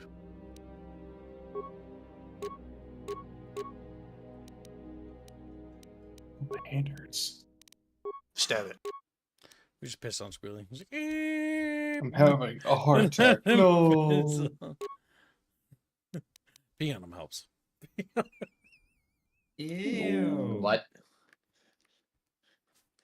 Is that your new fetish, Gibbs? New? He's always like golden shower. New question. Start vomiting. I am still surprised no one includes footage. Yeah. Sniper shot. Chatfish useless.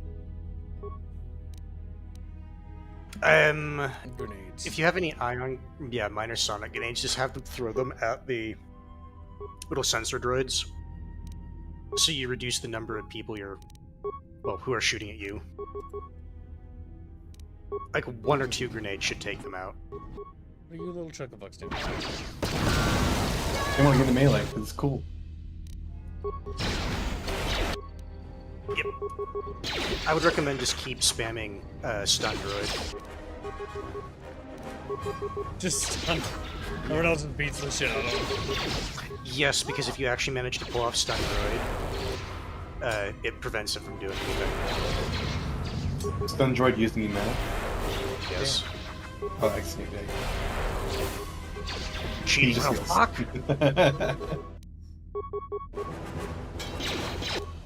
Oh, you're shooting at me, okay. Yeah, that should work.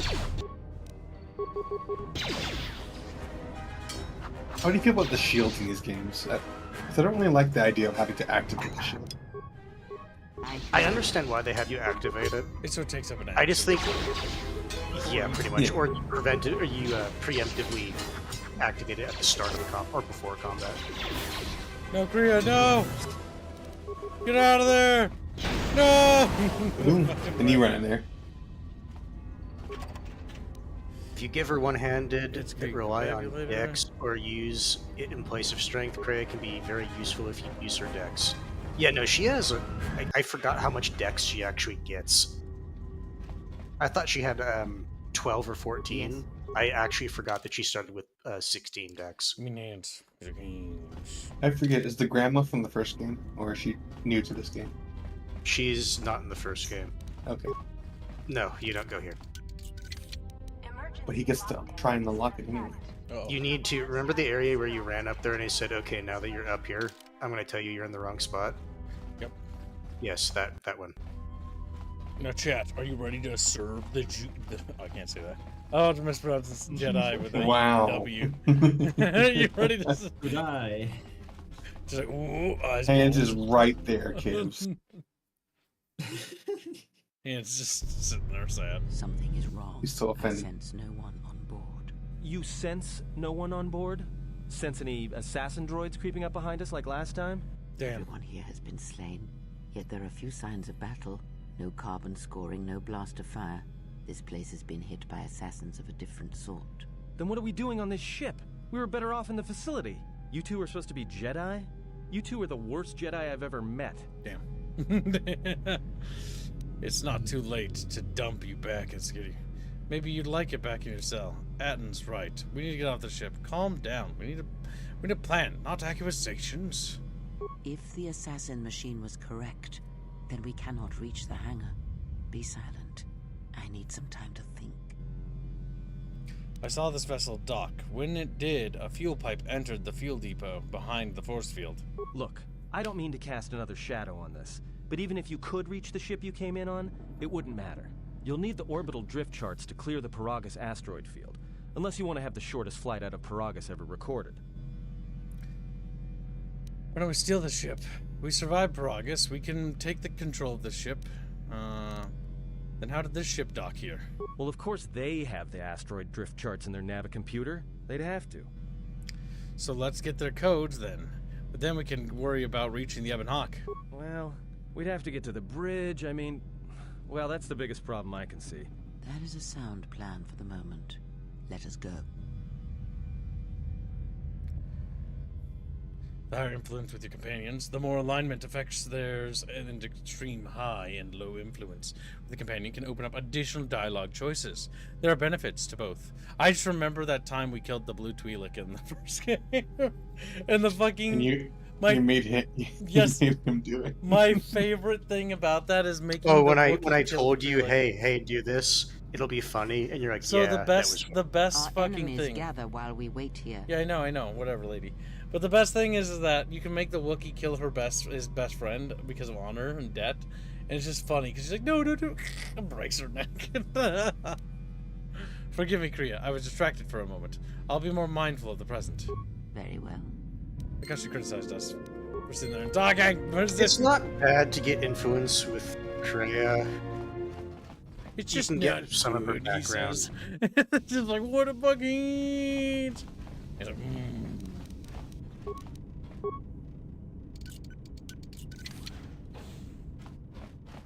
That was easy. Also, if you remember, the assassins attacked you from stealth. So save often.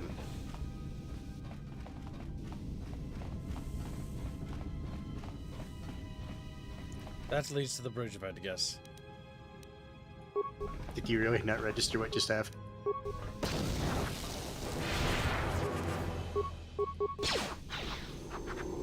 More.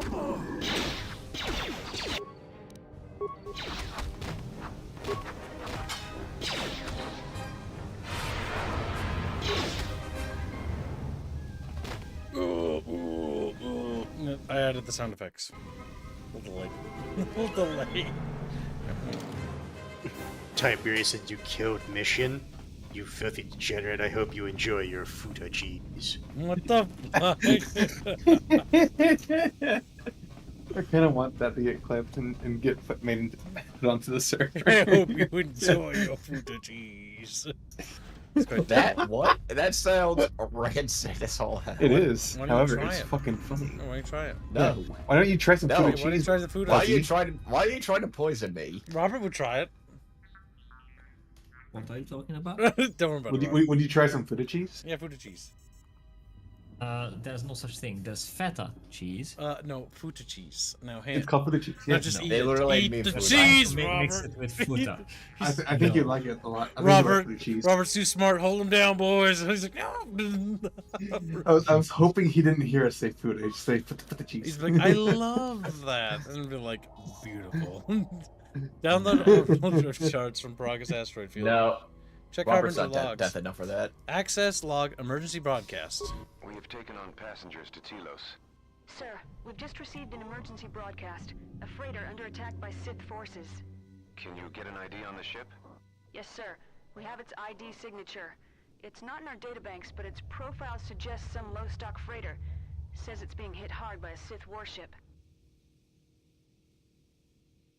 Sir? I'll need to confirm with command before we move to intercept. Sith warship. Report. The Sith warship is empty, sir.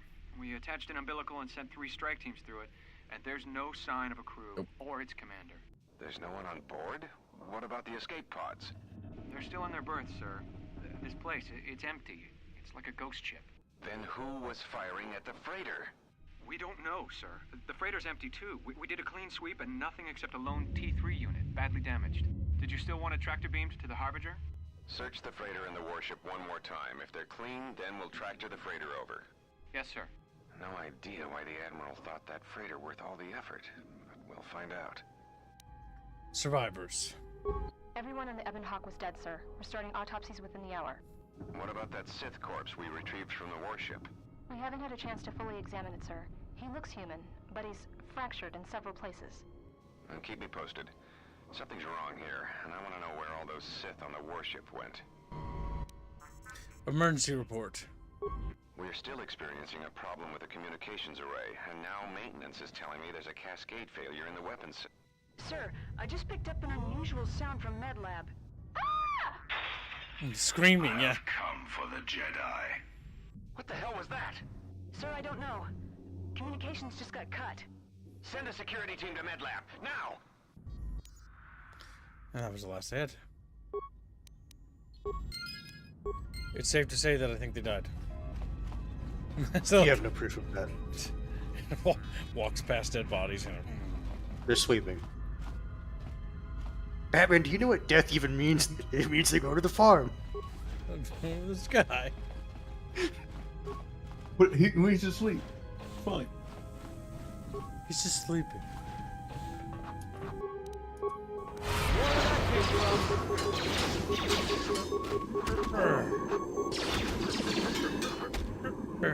Everyone down! I appreciate the jankiness.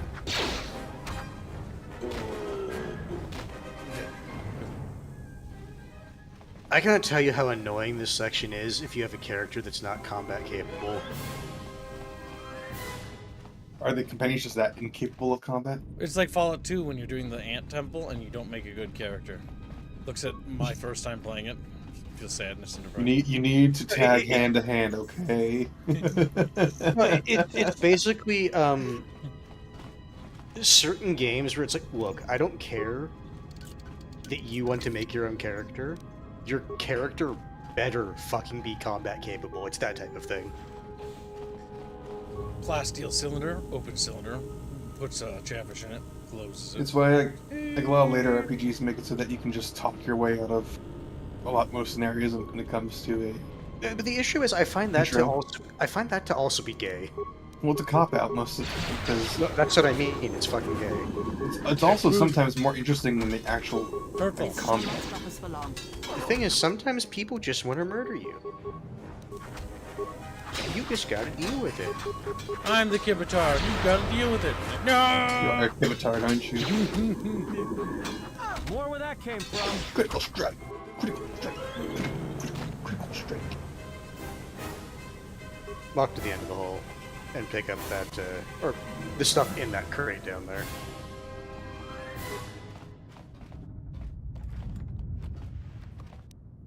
This is a nice throwback to the first game where they have you go on one of the... Because they're using the exact same model, so they can save on assets. They also recolored it. Instead of being red internals, it's blue. It's blue! Why is it blue? Isn't everyone blue? Thank you. I wanna die. I want to die. No. That was a John Tron quote, sorry.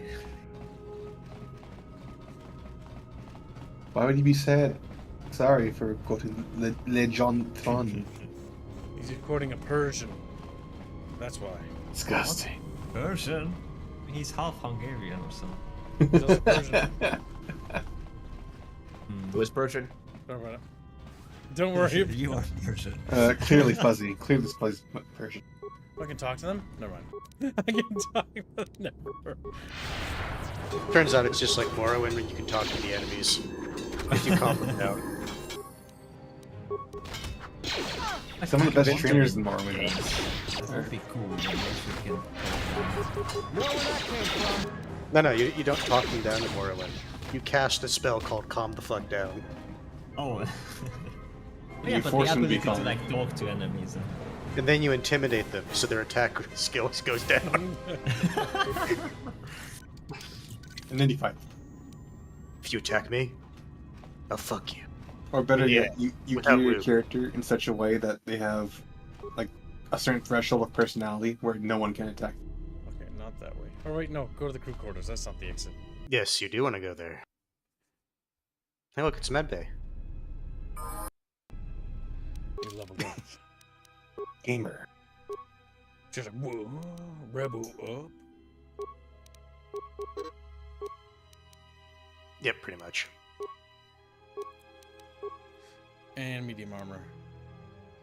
So I will say that the issue I have with the armor system in this game Doesn't it affect spell is casting? that yes, it's similar to KOTOR 1, where Then we when you will want to wear roll Jedi light. robes, yeah, pretty much. We don't want to risk it, otherwise.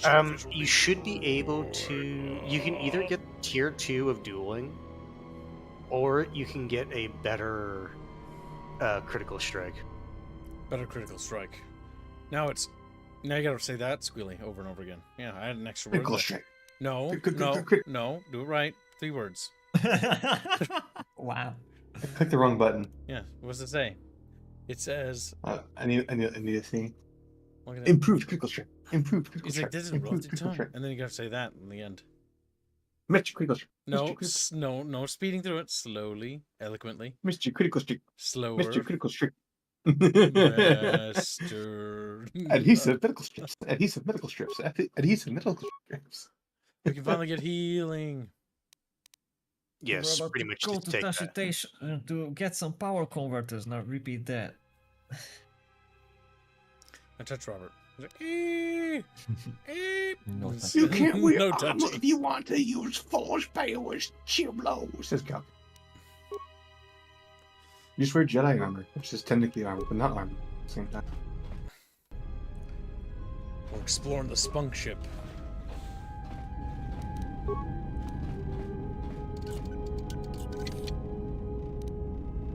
I feel bad for that Sith dude who's like waddling on board the station. Like, where the fuck are they?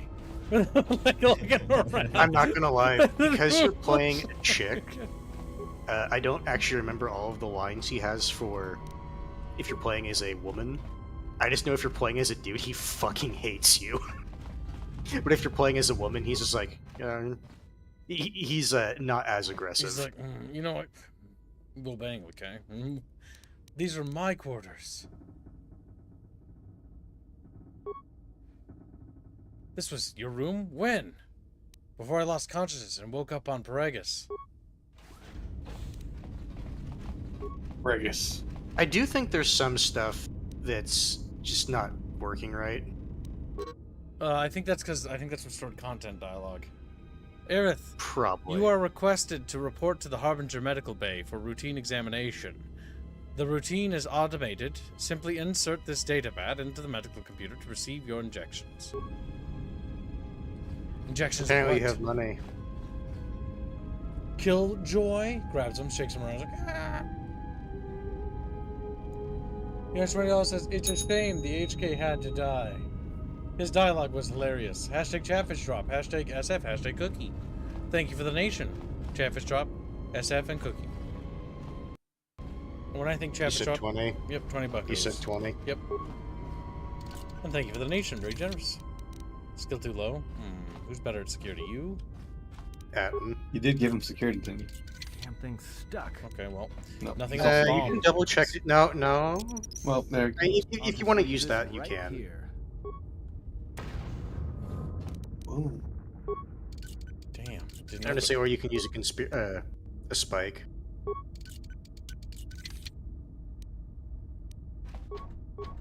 Skill. I was scammed.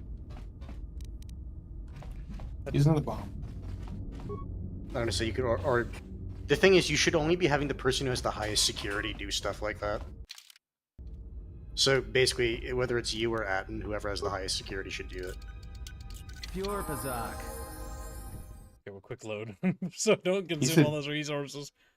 He said gibberish. I don't like it. He said Pazak or something. Pazak. Beep, boop, beep, beep, beep, boop, beep, beep, beep. That's what that sounded I like him now. He didn't say that. I like him now. He didn't. Security. Yep. And demolitions. And stealth. Give him awareness. If luck was an attribute, I'd tell you to put it on, like, by the way.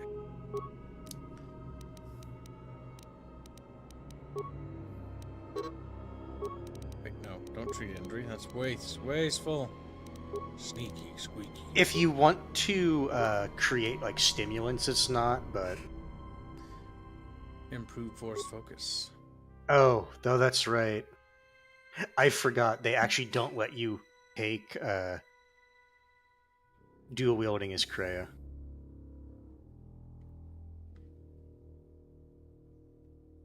Kreia becomes a fucking fury warrior. She's able to wield to do dual-sided lightsabers in both hands. Probably make her a little tankier. Toughness. You don't necessarily need that with her. She's not really a tank. Lightsaber? I think there are other stuff. Like, you can also give her better duelist, yeah.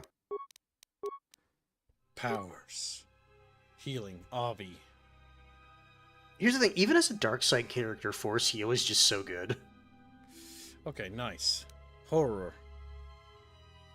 Hurrah. The power causes all hostile creatures within 5 meters of a target enemy in cowardice and catatonic fear for 12 seconds. Damn, I want these two things. We're becoming more powerful than you can possibly imagine. Open the fucking cylinder, chat bros. I cheap. Woo. I like this fucking Dead Space level music going on here. It's great. It's very Well, it's because it's meant to be eerie. Yeah, I love it. I like this movie. You just see a fucking necromorph down the hallway. You just turn around and leave. Something about like old games like this that just have like amazing atmosphere for no fucking reason. I mean, it's for a reason, but it feels like creators like sat down and was like, "Ooh, wouldn't it be cool if we do this and that?" And they don't do that. I like how you have him like, critical strike, but now you can't land a single hit. That's the problem. It's like, yeah, or like, oh, how can we sell the most copies?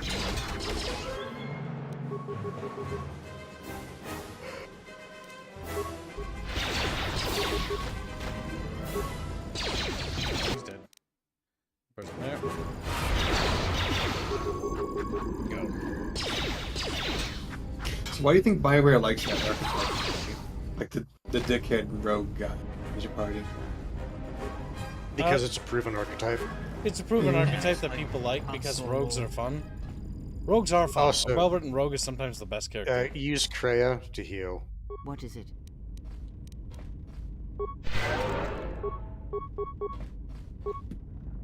She'll just regenerate the force. Oh. You will. I Oh hear wow, ya. you're already back at full. See? It's so useful.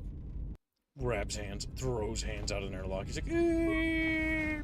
Kreia, do you think the Jedi will ever like forget how to do Force Heal? No, it's so fundamentally useful. It's one of the most common spells. You have to be a moron to forget that. Meanwhile.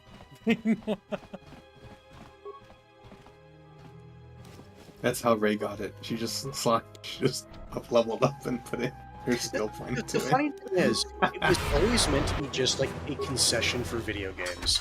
It was never meant to be this is a common power. Why aren't you having Kreia use Terror? Kreia! No, she gets eaten. She's dead. Or sorry, Horror. Hurrah! I hear you. Get spooked,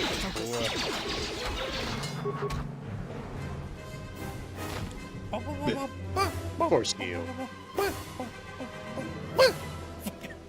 Fucking. That was. I had a sound that Chatfish has made that was like that. I mean, we You made already it so that or Chatfish is... also heal yourself before you explain, Biebert. Explain in great detail. When we made it, I don't know if it was for a video, but I think I got some animal to go like... What is it?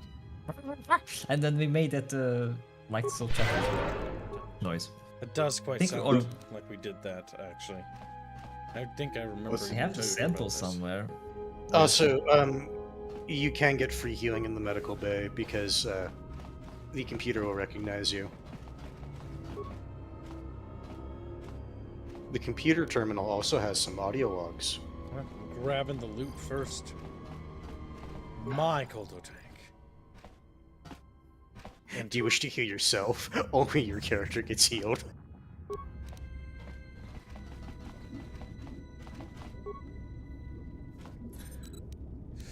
Yes, right. Just looting things. Well, you can't just whoop things like that. Broken Colto tank? That's probably where the Sith dude was, if I had to guess.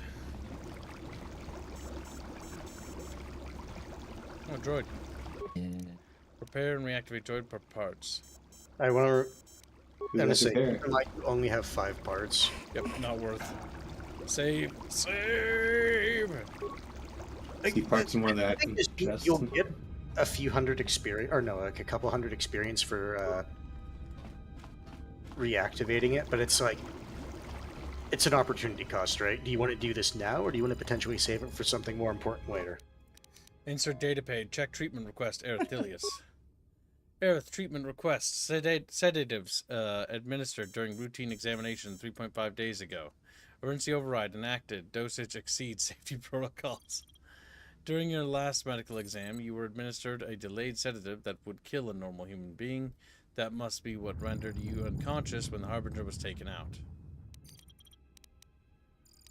Identify Colto tank. It's really the one you walked up to. Check medical logs. It's just showing you where it is. Sith wreckage report. Something's wrong. Ever since we picked up that Sith firefight in the region, crewmen haven't been reporting for their shifts, and I can't reach people on the comm. The strange thing is, I keep feeling like someone's watching us here in the ship, but I can't see anyone. I don't like this. Survivor. Checking the survivor from the Sith vessel. I'm not sure whether he's alive or dead, or what's even keeping him together. His flesh is cracked and scarred, and I'm registering several thousand fractures in his skeleton, as if each bone was splintered repeatedly over time, then put back together. Judging from the scar tissue, I believe these wounds took place before his death. If so, he must have been in constant pain. I have no idea what's been keeping him together. Emergency broadcast. This is the medical officer. The soldiers sent to the medical bay have just died. I don't know where the subject went. I think he's gone to find more of the crew. With him or Sith. They just appeared right out of thin air, like they were wearing stealth generators, but I think they were always on board. When we stopped to pick up that freighter, they must have come on board the Harbinger. I have no idea how many are on the ship. There could be only a few, or as many as 100. And with communications cut off, we can't call for help. I think that thing in the tank was a Sith Lord, alive the whole time, waiting for something to wake him up. Well, looks like they got done diddly squecked. Check camera recordings.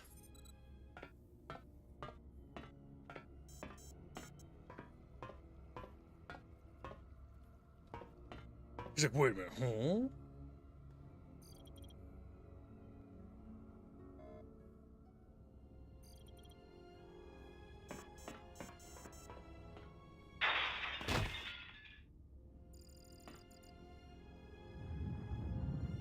Oh my god, you were right. Trinity, attempt to get chemicals from the medical computer dispenser. Check out. Check treatment request. Already did that. Log out. We now know the truth, and the truth is that the bee boops were tickled.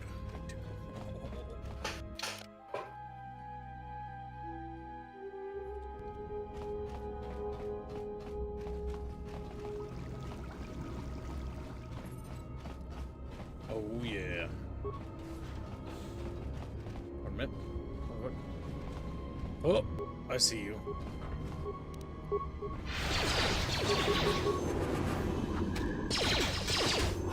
Yeah. I put the noises in the chat. Oh, okay. Well, that was actually a good use of terror.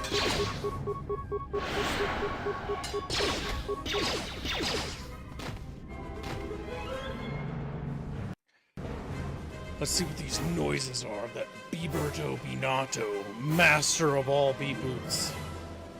Well, this game shit itself if you tab out. I'm not gonna tab out. 2023, I don't know what we were doing it for. Was it Baritone, perhaps? No, it was after. I think I did give these to rapiers, so probably put them in Baritone. Oh my god, these are for Baritone? They were never in the build. They were? I don't know, maybe we did something else, but... Those sounds are amazing. Check it out. Yeah, when it starts screeching, yeah, I love it.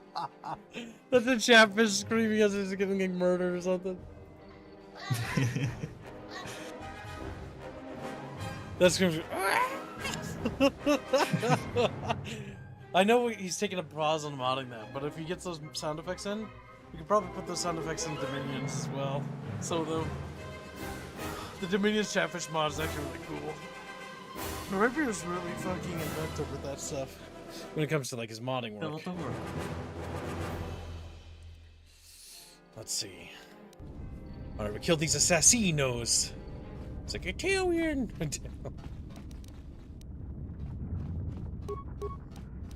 Did the Italians ever have assassinos killed them? Yeah.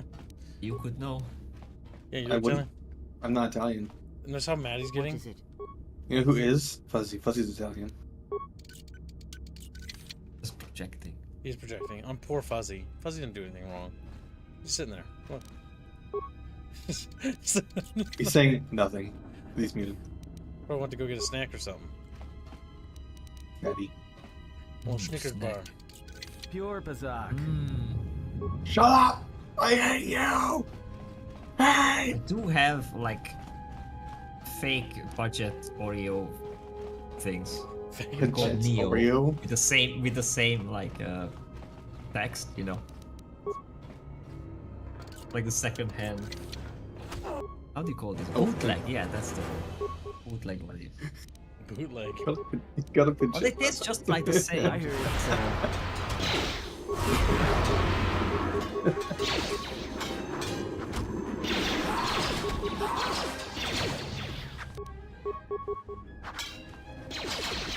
Oh, we're getting all the XP. And a lot of yeah, assassins. it's important if you're trying to min-max that you hit all of these little assassin cells spread throughout the ship.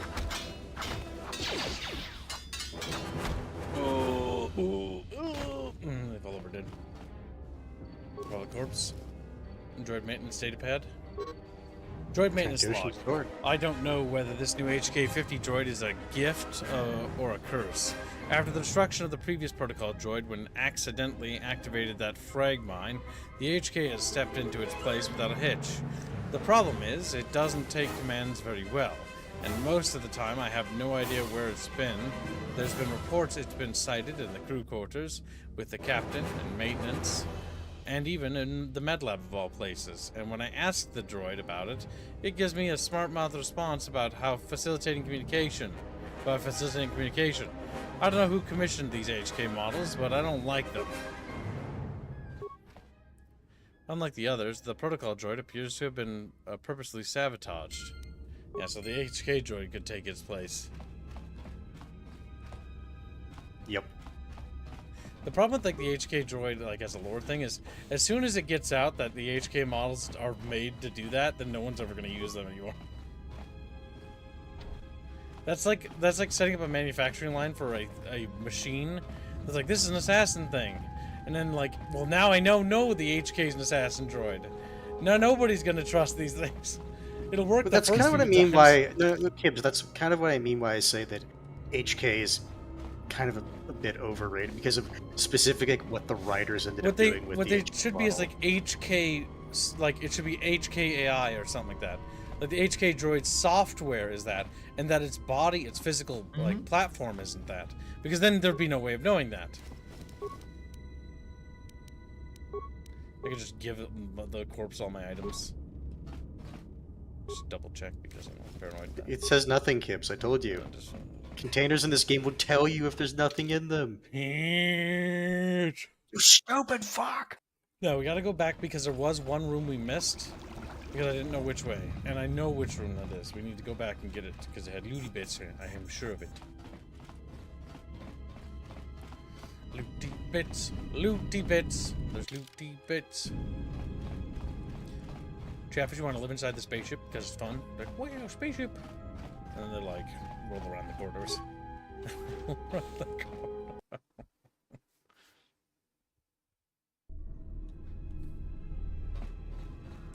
Alright, the part we missed is the room to the right, and then that's it.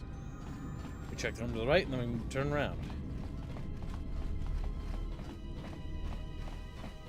They did that with HK in 2 or 3 novels. Okay. Because the video game implies that it's the same chassis every time. And it's like, if that's the... And so does SWTOR also implies that as well. The chassis is the same. Which doesn't actually make any sense.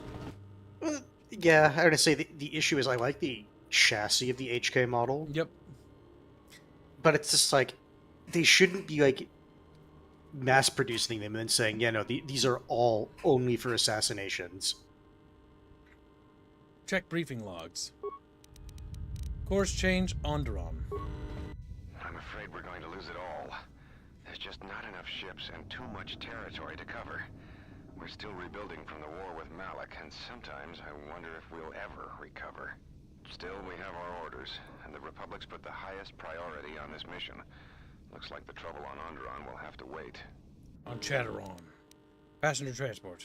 As ordered, we've picked up the passengers from the Outer Rim and have made quarters for them. Once aboard, we've plotted a course for Telos. We expect to arrive within 10 standard days, provided there's no mishaps. I've been ordered to give the passenger no special treatment, nor make any indication of her identity. I have some reservations about turning the Harbinger into a passenger liner, but the orders were clear. Whoever this passenger is, she's got diplomatic level priority, whether she knows it or not. Distress signal. We picked up a distress signal and are sending a message to the Republic for permission to investigate. We have also transmitted the damaged vessel's ID signature to the Republic. According to the message, it's being pursued by Sith forces. There's no match for the vessel in our databanks, but the profile of the distress signal suggests it's a stock freighter of some kind. We'll only know for sure when we arrive, and we'll find out if the signal's genuine or a trap. Override. Priority override. We wanted to check with you, sir, before diverting course from Telos. There appears to be some battle that has taken place in the sector, and we've received a distress signal. You have permission to divert course, Captain. If there's a Sith presence in the region, I want you to investigate. The ID signature on the freighter, did you get confirmation on it? Yes, sir. We did not have the vessel listed in our databanks, so we transmitted the code to you. Was there a match? There was, Captain. If you find any trace of that vessel, even wreckage, I want it. Yes, sir. After you've investigated the sector, resume course to Telos with the passenger. It is of the highest importance that she reach Telos. Yes, sir. I'll make sure she arrives intact. Good hunting, Captain. Admiral Onasi out. Sometimes I wonder if the right hand of the Republic knows what the left hand is doing. I'm always being kept in the... Query. You sent for me, Captain. Yes, I need you to check on the passenger again, see if there's anything she needs. Try not to be too obvious about it. Her safety is our top concern. Statement. I shall use the utmost discretion, Captain. As always, it is my pleasure to serve. Damn. Log out. Turns out the HK unit was evil all along. Let's get assassinated. Carthonasi, in my opinion, has more personality than Alenko does for Mass Effect. Yeah. Well, because he doesn't have any. My biggest problem with Carthonasi, or the voice actor when BioWare uses him, every character he's played in Jade Empire and in Old Republic, and it's the same character in Dragon Age. It's the same. Like, I'm whiny. what his character is. It's me. I'm whiny. Carthonasi. Oh, I just don't know to trust you or not. I can't trust you, Shepard. I can't trust you, fucking Revan. Every time I go through Mass Effect, I just ignore the human companions altogether. I find the human companions in Mass Effect to be annoying because they're not written well. Like, Ashley's annoying. Ashley Williams is annoying. Like, She's not annoying. racist enough. They introduced Mass Effect 3 character humans, and they're even worse. But, like, all the fucking aliens are fine, for the most part. Well, yeah, that's why Garrus. You can That's why easily tell where their focus was when writing different characters. Turbo lift. Turbo. I like Kane's voice for some reason. We didn't say they had bad voice actors. Feeling about this. Remember, Shut up. No, I'm not gonna shut up. You didn't. You didn't. I just stopped. You didn't. Mother, shut up. You after he was done. Your bad feeling is going to be replaced by blinding pain if you don't be quiet. Damn, you're so violent. Will you stop saying that? I can't help it. Don't you feel it? Something's gonna get real wrong, real quick. How do you know that?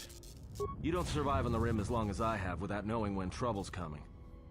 Cowardly intuition? All right, but don't say I didn't warn you. Trust me. When it comes to staying alive, I'm rarely wrong about these things.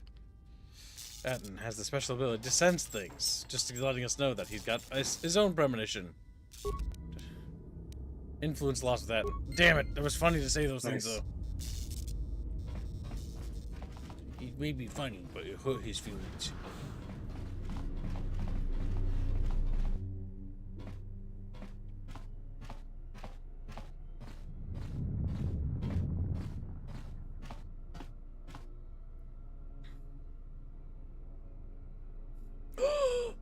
Evil man.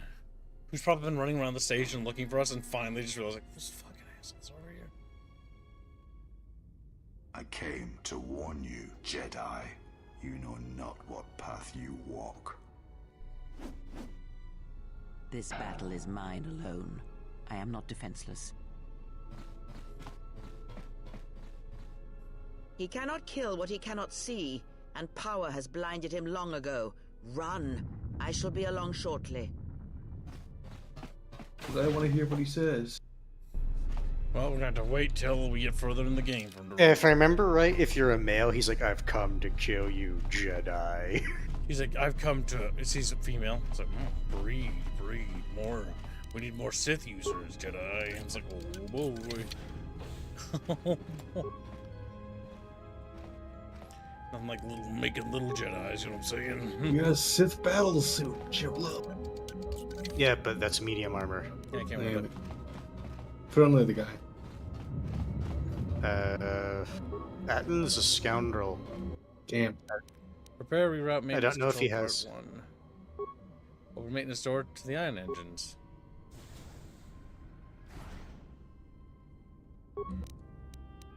Oh yeah. Plip, plip, plip, plip, plip, plip, plip. Unironically, I think these running animations remind me of Kenshi. Where do you think I got them? You like Dormitory just took the rigging. This'll the worst thing to take. Can't unsee it now. He's like, but it's all BioWare. All the way down. Kenshi pulls out pistol. Always has been. It's really looking at the fucking Kenshi 2 game in the back of it. It just says BioWare. Damn it. Next time he plays, he notices there's just a character, Carthonesi. How have I never noticed you before? I can't trust you, Wanderer. You haven't earned my trust yet. And he's like, oh, I'm screaming. Gives him $500. Okay, I don't trust you now. You get to the next chapter. But, like, maybe I'm having second thoughts. Give him another $5. Alright, we're good. I don't understand. It's because they bombed my home planet. Who? The engine bay is kind of chonky. Activate engine maintenance procedure. I find it dumb that you have to do this. Like, you already opened up the back. Why do you have to go to a different terminal to open the door? Tell me you're joking. We are not going to cross back into the Peragus facility through the fuel line. That's crazy. It's the only way to get around the sealed door and into the hangar of the Ebon Hawk. Atton, you need to trust me. Come on. All right, but I know I'm gonna regret this. You are. You're trusting a woman. Huh? Use your influence points to influence a man. Master. Faint. Weak. Your senses betray you, as you betrayed me. After all that's happened, still you live. You are difficult to kill. For one as limited as you, perhaps. To have fallen so far and learned nothing, that is your failing. The failure is yours. No longer do your whispers crawl within my skull. No longer do I suffer beneath teachings that weaken us. And now you run in search of the Jedi. They are all dead, save one. And one broken Jedi cannot stop the darkness that is to come. Perhaps we shall see.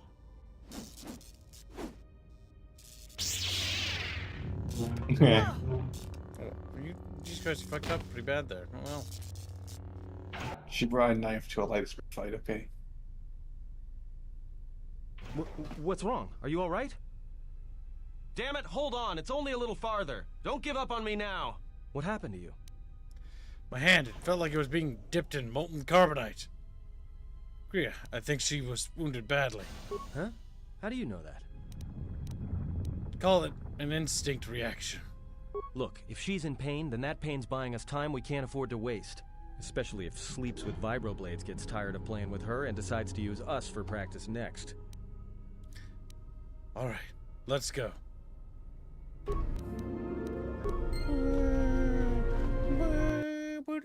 Oh, just burfish. Beep boop beep. It's a utility droid. Looks like it's been hit with an ion charge and dumped here. I know. We ran into the protocol droid earlier. He attacked us too. Yeah, fucking in war. How did you survive?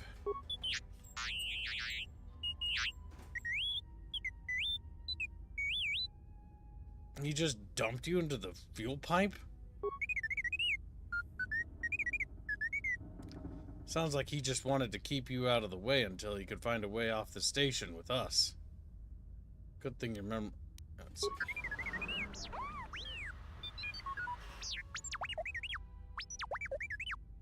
Don't blame yourself. If you hadn't gotten us out of the administration level, we would never made it this far. We just have to intuit what he's saying. Come on then, we have to hurry. Then let's go. You have to do that one, because it sounds nicer. He's join our party.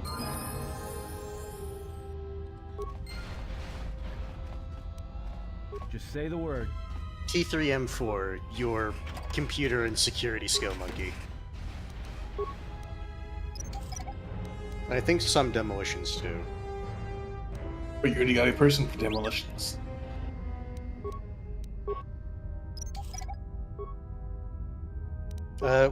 What's the modifier for that one? Like it.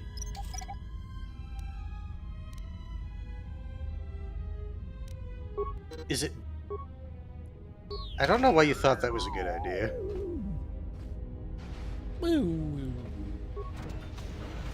Oh, beep boop. Just say the word.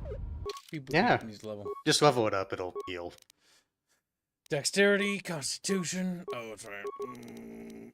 And skills for beep boop beep. Beep boop beep. Beep boop beep. Oh, minor in demolitions. Security repair, okay. But yeah. This astromech is basically your computer's guy.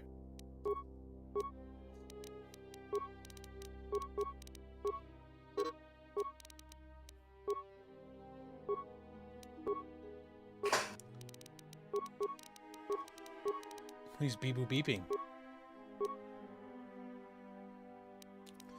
This week gets 2 skill repair security. Yeah, boy, stacking is good.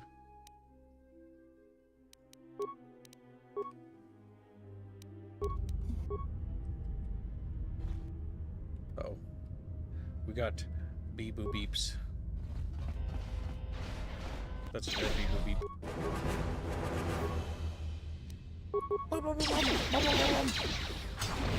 Yeah, one of the biggest issues I have with robots in the KOTOR games is because they're not organic, you can't heal them with force heal. Which means I never want to take them along. I remember that being a problem, yeah. You don't need to use grenades now. If you want, you can use your force powers. The word. Okay, let's go.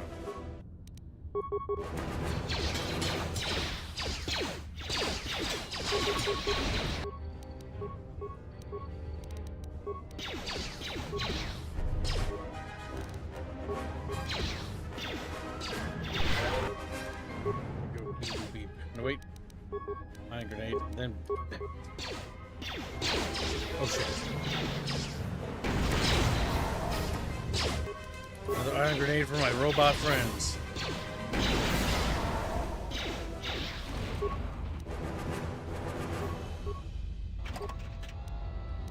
Minor sonic detonator. What about major sonic detonator? My squealies. Ah, just grabs him. Squeezes little Don't butt. do that. Don't grab me. Touch. Grab Robert and Okay, come here, Robert. The second nut. As a hand just reaches down at the bucket. Yeah, with clasps. Do you think Robert's Chatfish, would he stick to your hand if you try to pick him up? Yes. Robert, why did I have to listen to what you posted in the stream room? Now we know Fuzzy's back. I just keep doing that. Oh. Oh. B-Bert, Oh. explain. Yeah, what is that autism? Are you a gamer? It's a chatfish.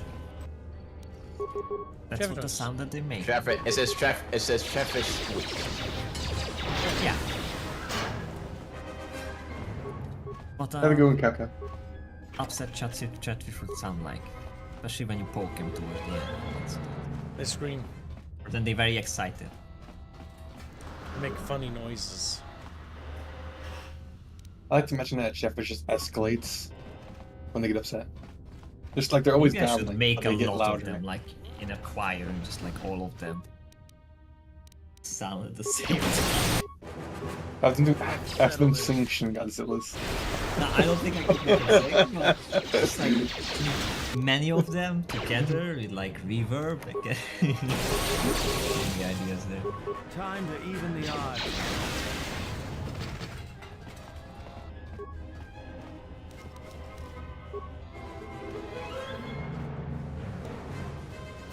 Got all the bee-boops.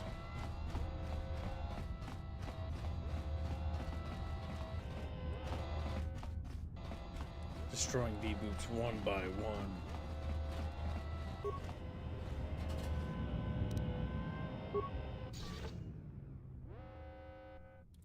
Whip. Whip. Whip. Fucking video game noises at me.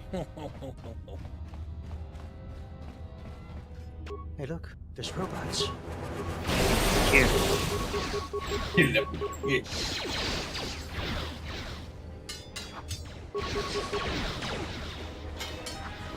Yeah.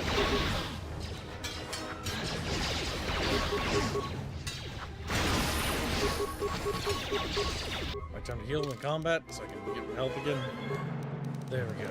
Persuasion. Look at that shit. 10, 10, 10. Powers. Scroll down.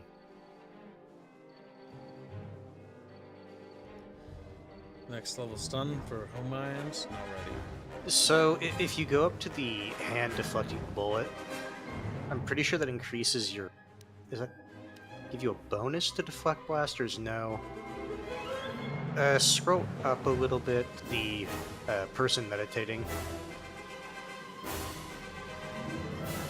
The red person meditating. Yes, that one is good. Because if you click at the end of it, Master Battle Meditation grants +4 attacks rolls, +4 damage, +4 will saves. for the entire party. And also, do you remember why battle meditation is important? Which is super powerful. No. Do you remember the first game, KOTOR 1? Yeah. It's also that what was supposed to... Palpatine does too. Yeah, that was supposed to be like the thing that Basta was like super special about, but the Exile can just do it. Yeah. So they're based. Unlike her, who's cringe. Basta, honestly, she's such a fucking bitch. I'm not gonna lie. Yeah, but if you try to be a good character, right, but you don't want to like actually like from like how you're RPing it, right? Like your character doesn't love Bastua. She's like, no, but I want to hear you love me. Bastua, that's cringe. Then I'm staying evil. Like we really want you to romance your player, If okay? you can't Just dick do me it. down, then I can't become good. Bastua, stop being a woman now.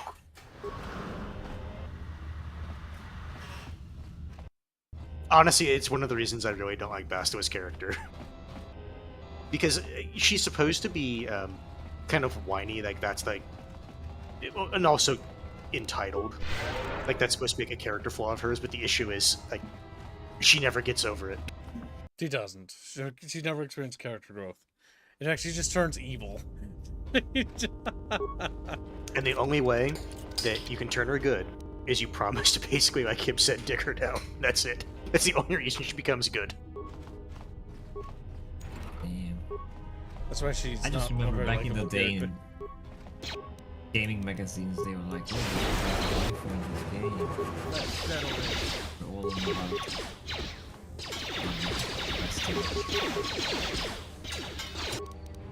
You might want to equip or use a shield because you're getting really focused down.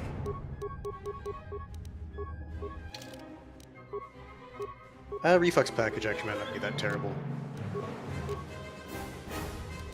Gives you a +1. You know, minor emulation.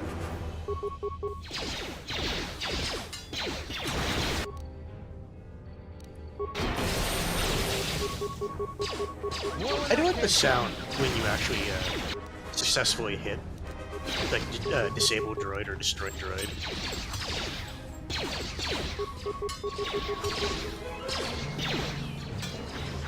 Almost there. Almost there. Come on. Come on. Yeah. Go.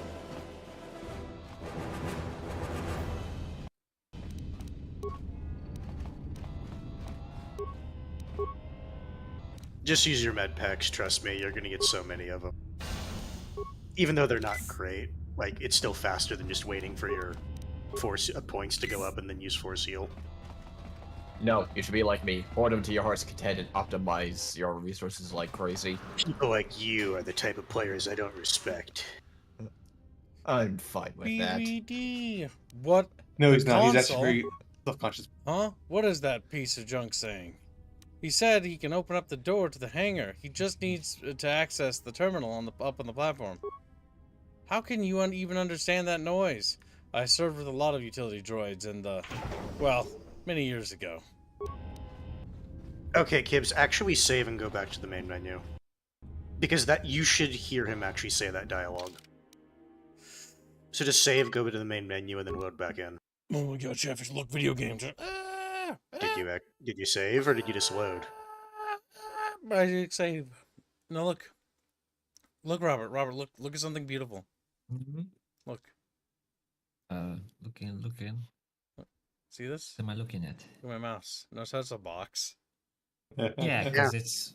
It was never intended for widescreen and Stretched it's over. ancient. Isn't that beautiful? You're like, oh my god. Oh, I mean, be happy it's not the guy is not stretched. Like he's just wide. You know those when you try to play a not a widescreen game in widescreen, yeah. I kind of wish he was like just take his like shoulder like go there and just stuff. Yeah, like the white Putin memes. Like, exactly. Kibbs, go back in. We have to get off Peragus Station. Quick save. Modded. I like how it says modded right there. Chat bitches. Like chat bitches get stitches, kid. Always. So you have to have the astromech droid actually access it, yep. Access hangar bit layout? No. No. Replace hangar control power conduit to open the door. Yep. Return to main functions.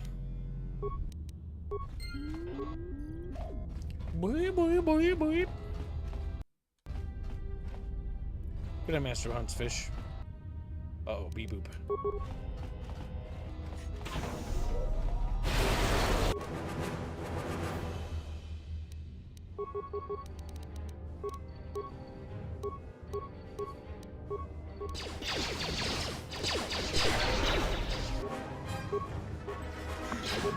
Oh yeah, that's the other thing. Robots don't get force buffs.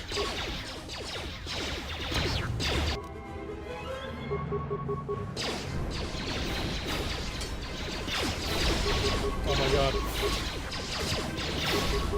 Oh, at least you saved. Damn, she's down. No fucking wonder they were not focus firing.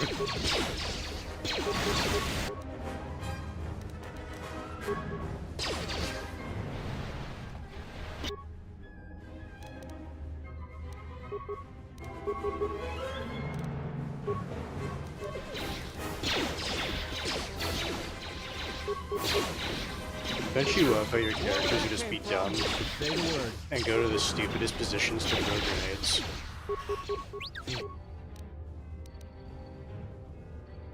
I don't think he likes it, Ash. I think he's lying to you. Time to even the odds. Time to even the odds. Odds have I been heard even. it so many times. Oh. No, Kibbs, why did you run in there? Because I have to. God damn it. Actually, if they didn't notice you, could have ran away. My beep-boop beep.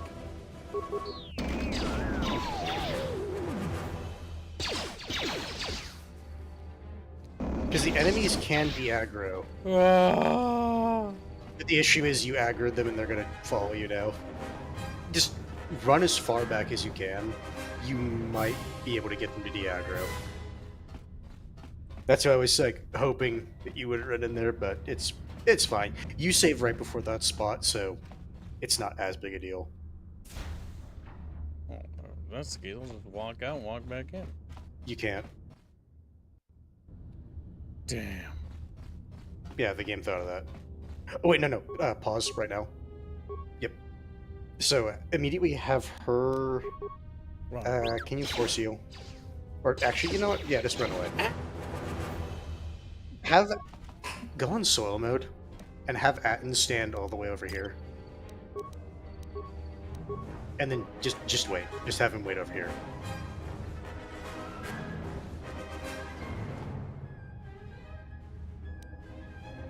No, it does not need to be reloaded.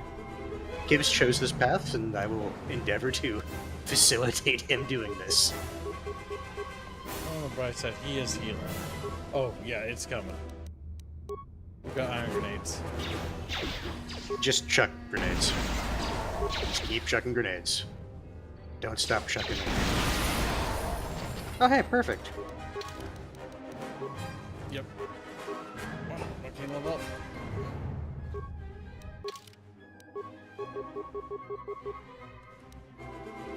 You should be able to level. No, you can level up in combat. Just stand here. Just don't do anything. Just stand here. I think this time I'm gonna have to go up there.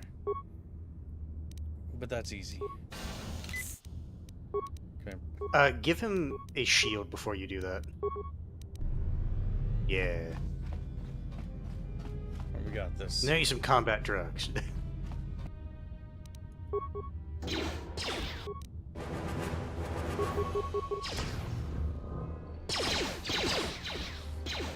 Now just hose him.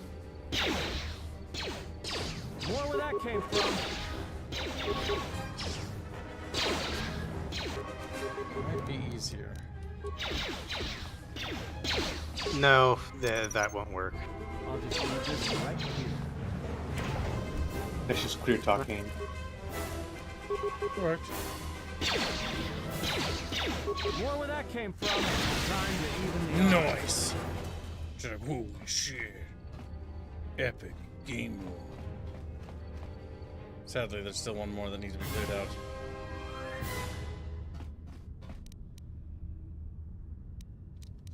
Actually, more than one if you look in the glass to the right. I'll just leave this right here.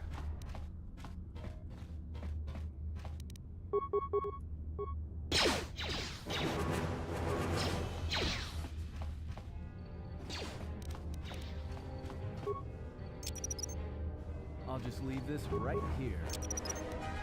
I'll just leave this right here.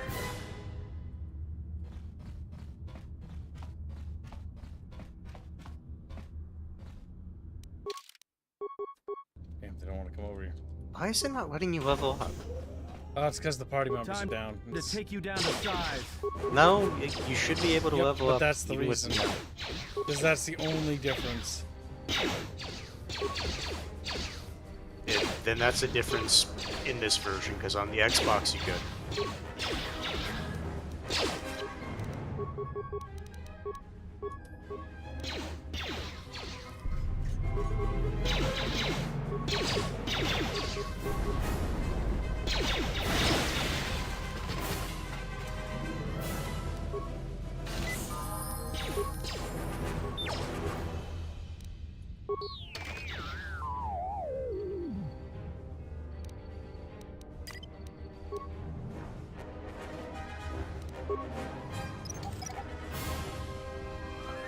And moron! Why did you tell him?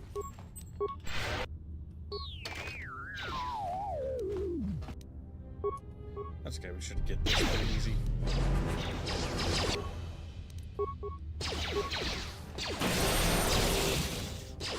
don't need to worry about that no more. And done. I think this little segment right here is one of the worst segments in Peragus for all the enemies they throw at you at the same time. Because if you don't handle it perfectly, Class 2. you have to do what you just did there, where you pull back and then slowly kill them off. Are you hearing the squeal? Yeah, we did. Good. Good. He's like, I'm still here.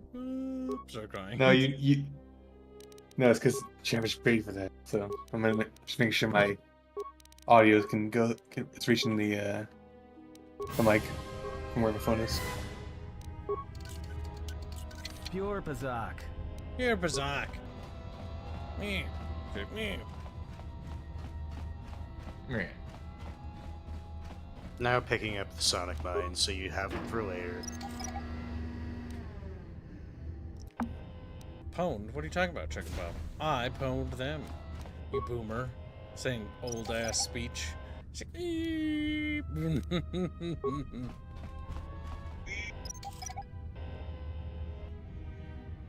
Pick up them mines. Them chatfish mines. Not the chatfish mines. They mine chatfish from the walls. There we go. Moving up.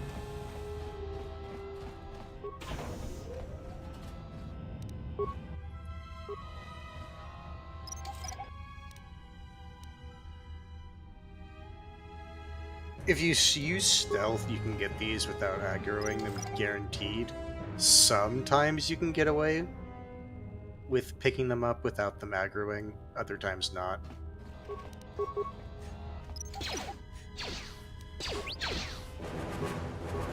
You stupid droid. Also, use the droid's ion arm, it's really good for this segment. I hear you. More where that came from.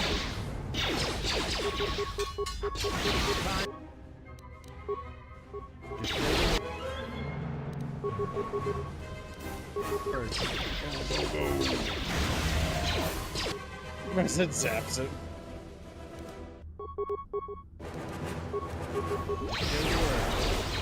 Just say the word.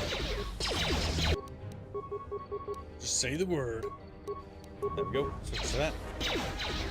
More where that came from. Yeah, we got it, Chip. Destroy. Excellent. Now we just quick save. Easily peasily. Easily peasily done.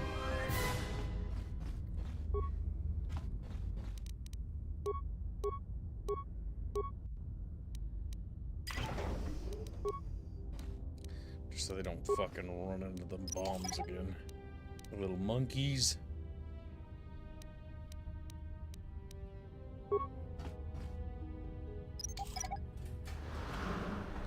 There we go. No, smudgy.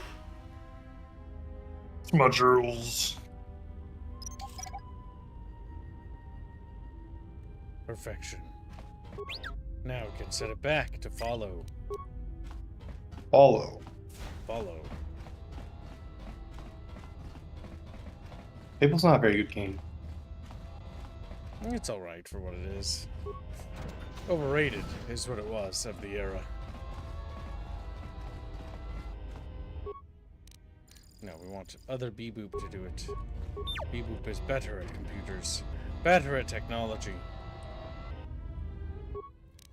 Repair and reroute systems.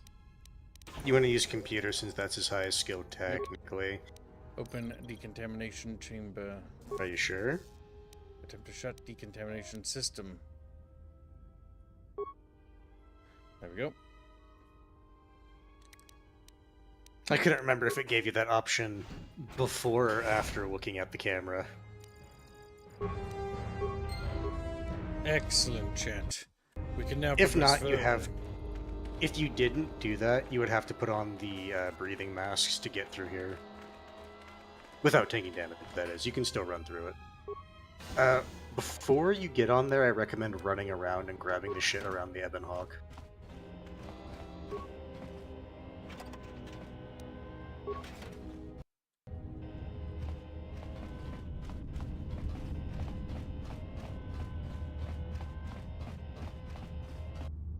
Oh. Gotta beep-boo beep them. Time to take you down to size. There we go. He is dead. There's a few crates around.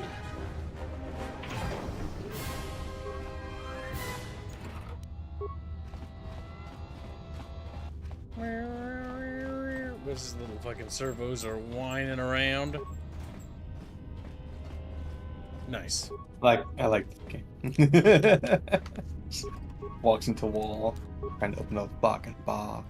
Gets a little bit stuck. Just a little stuck. A little sticky wicky. All sneaky beaky like. He smiles. Sneaky beaky.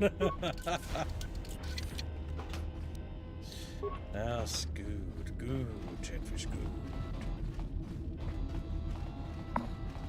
Looks like we almost have everything we need. You missed a crate.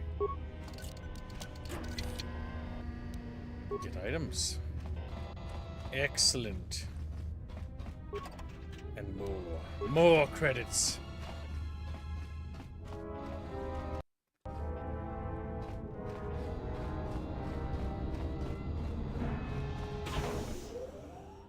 This is the loading ramp to the Ebon Hawk. Once aboard, you'll be leaving the mining facility for good. Enter the Ebon Hawk.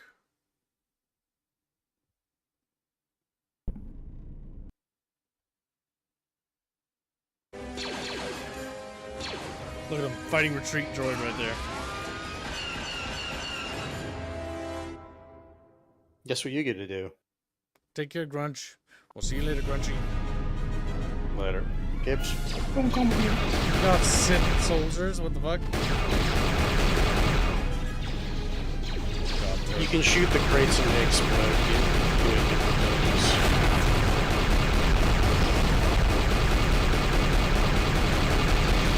There are troops that come from different directions.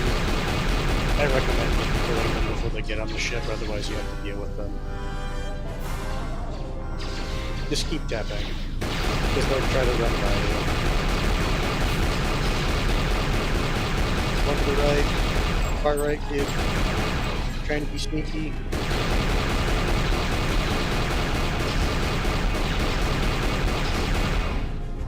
Notice how they're spawning in on the left. Come on,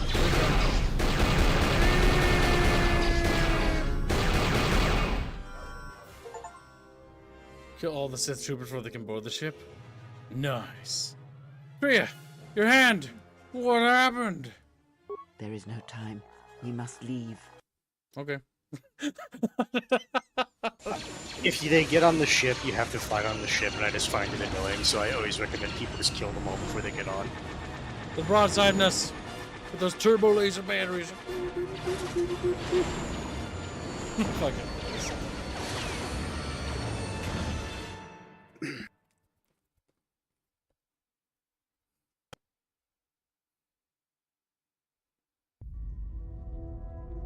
If they hit us, we're dead. But if they keep missing us, we're dead. It's great odds.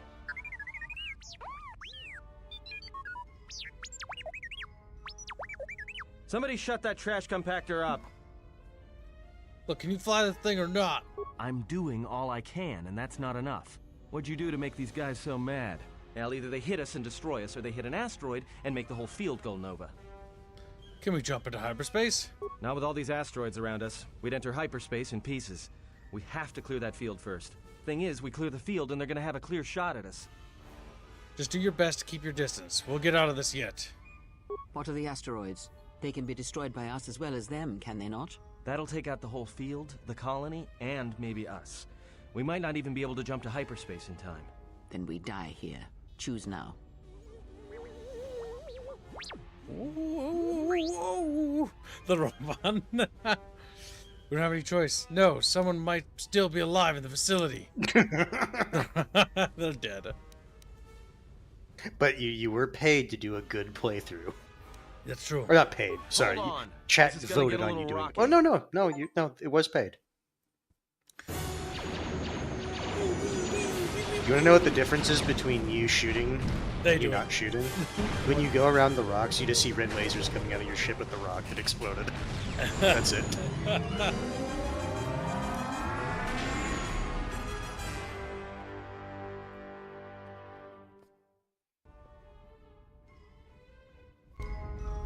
Well, now that we just killed a planet, maybe one of you can tell me what's going on. Because between assassin droids, a Sith Lord that looks like he sleeps with vibroblades, and being target practice for a Republic warship, I was better off in my cell. The Republic warship was the Harbinger. It was seized on its way to Telos by the Sith. They sought you, Jedi. The Harbinger was on its way to Telos? Why are these Sith looking you for knew that. me? I know, but we don't know this. No, I just mean your characters should know it. That's what I mean. Like, you really read the logs. You are the last of the Jedi. Once you are dead, then they have won.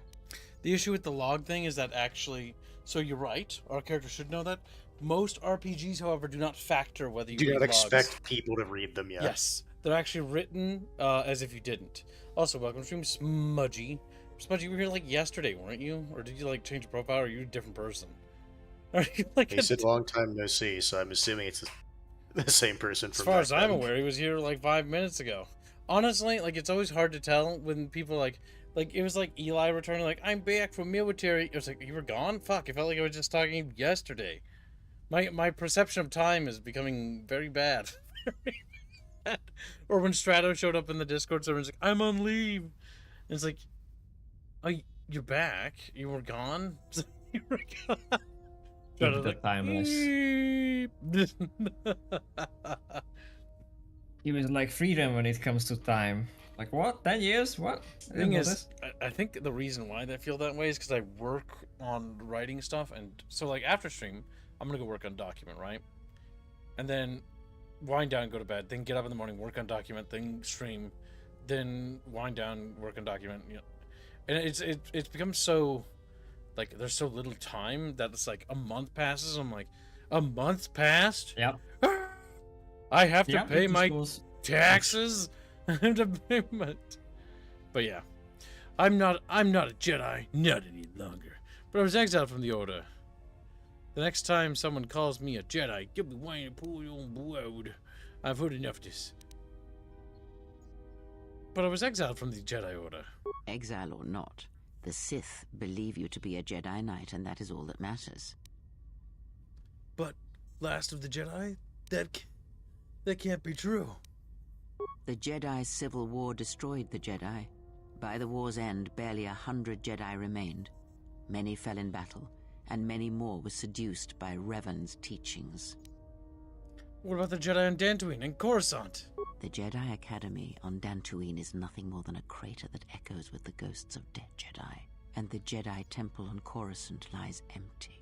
The waters in the Room of 1,000 Fountains have fallen still in reverence to the fallen Jedi and those now lost.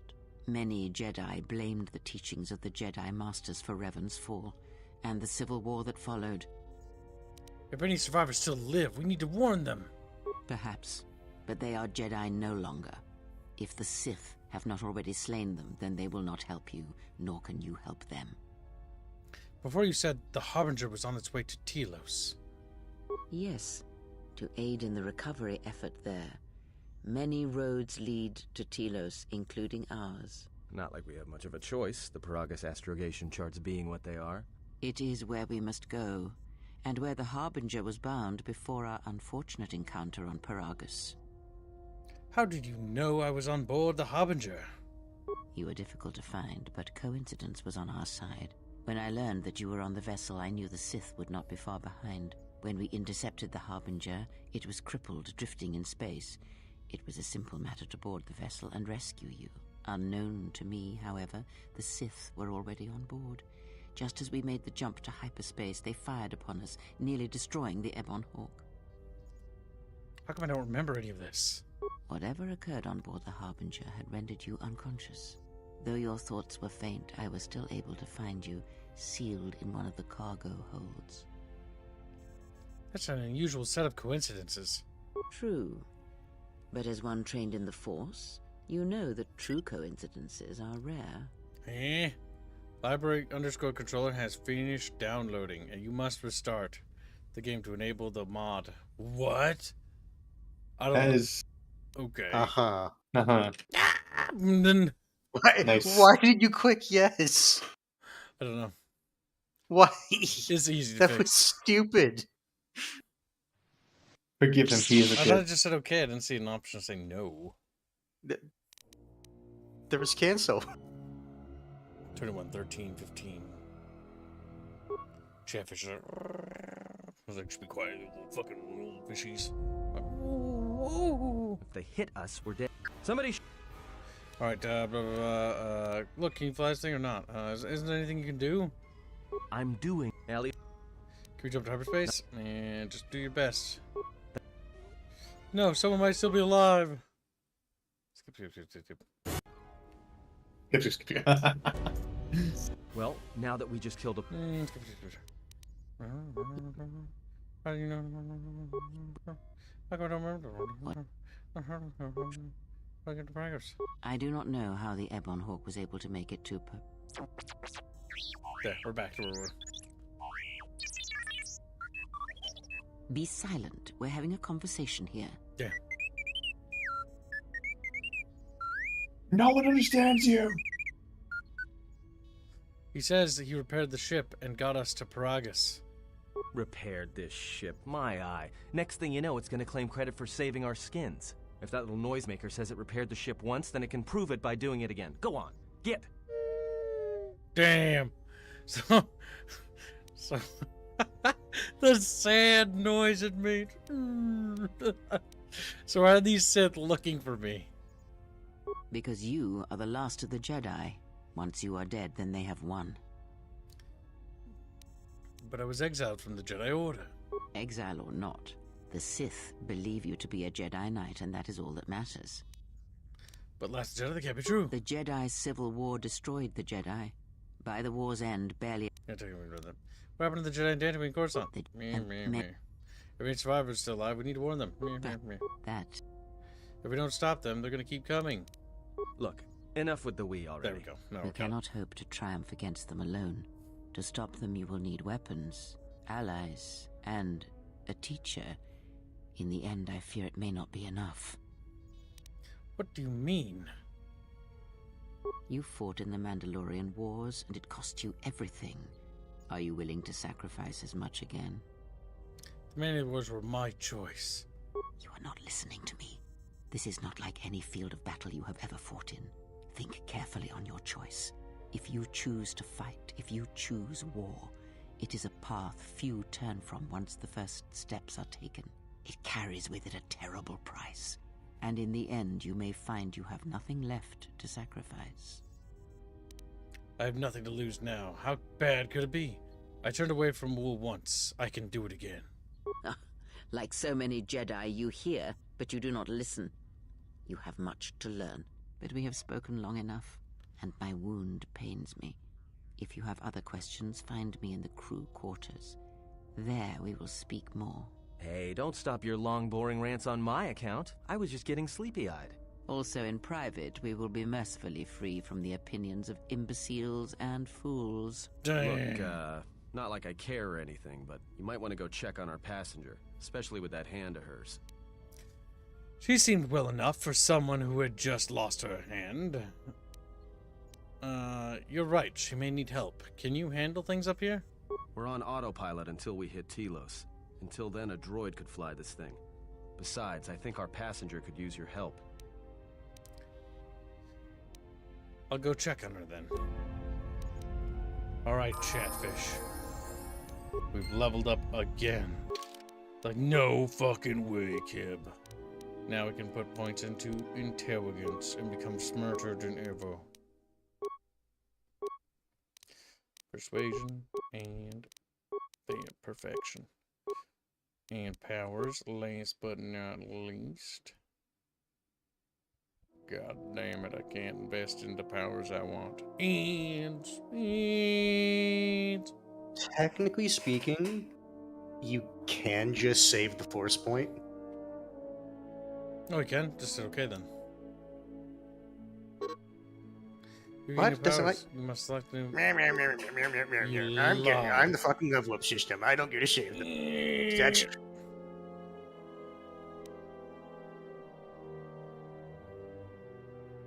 That's basically a force equivalent of a consumable. Might as well. I also notice that your stance has changed now that you're becoming goody two-shoes. She's becoming exquisite, refined, prim proper, and orderly. Even Bieber Bonato is happy. Look him. Orta. It's sad that in these games, if you wanna be Sith, it's like you have to be a douche. Like deliberately, there's like side missions like, oh, you make fun of those people over there. I'll also say, if you're trying to like min-max the different character, it is so annoying because you have to pick very specific dialogue options to not piss off certain characters enough that they lose opinion or bullshit like that. But if you're just wanting to play through the game the first time, I'm not going to tell you, do this decision, do that decision. I'm just going to let you play it. Yeah. Probably the most natural, and most people will end up kind of halfway, I guess. But yes, so I wanted the dark side powers, but it was so hard to get. I think you have to talk to Kreia. Well, this is a good spot to, I think, end the stream, because we've completed Peragus, and next up, Peragus is finished. We'll be going to Telos and continuing our adventures, Chatfishies. Telos. Genghis donates $2 and says, how many hours of Gungan left? 27. SFYS, wild ass. Thank you for the donation, Gengoid. But we will now be popping into the Discord. If you would like to come join us, chat, you may do so now. If not, we will see you in tomorrow's stream. Have yourself a great day, and we'll see you later, Chatfish. Good job on meeting the Wiggly and exceeding it. Chatfish are super powerful, as always. Yay. Good night, Chatfish. Good night. Later. Take care, fishies. Have a good one.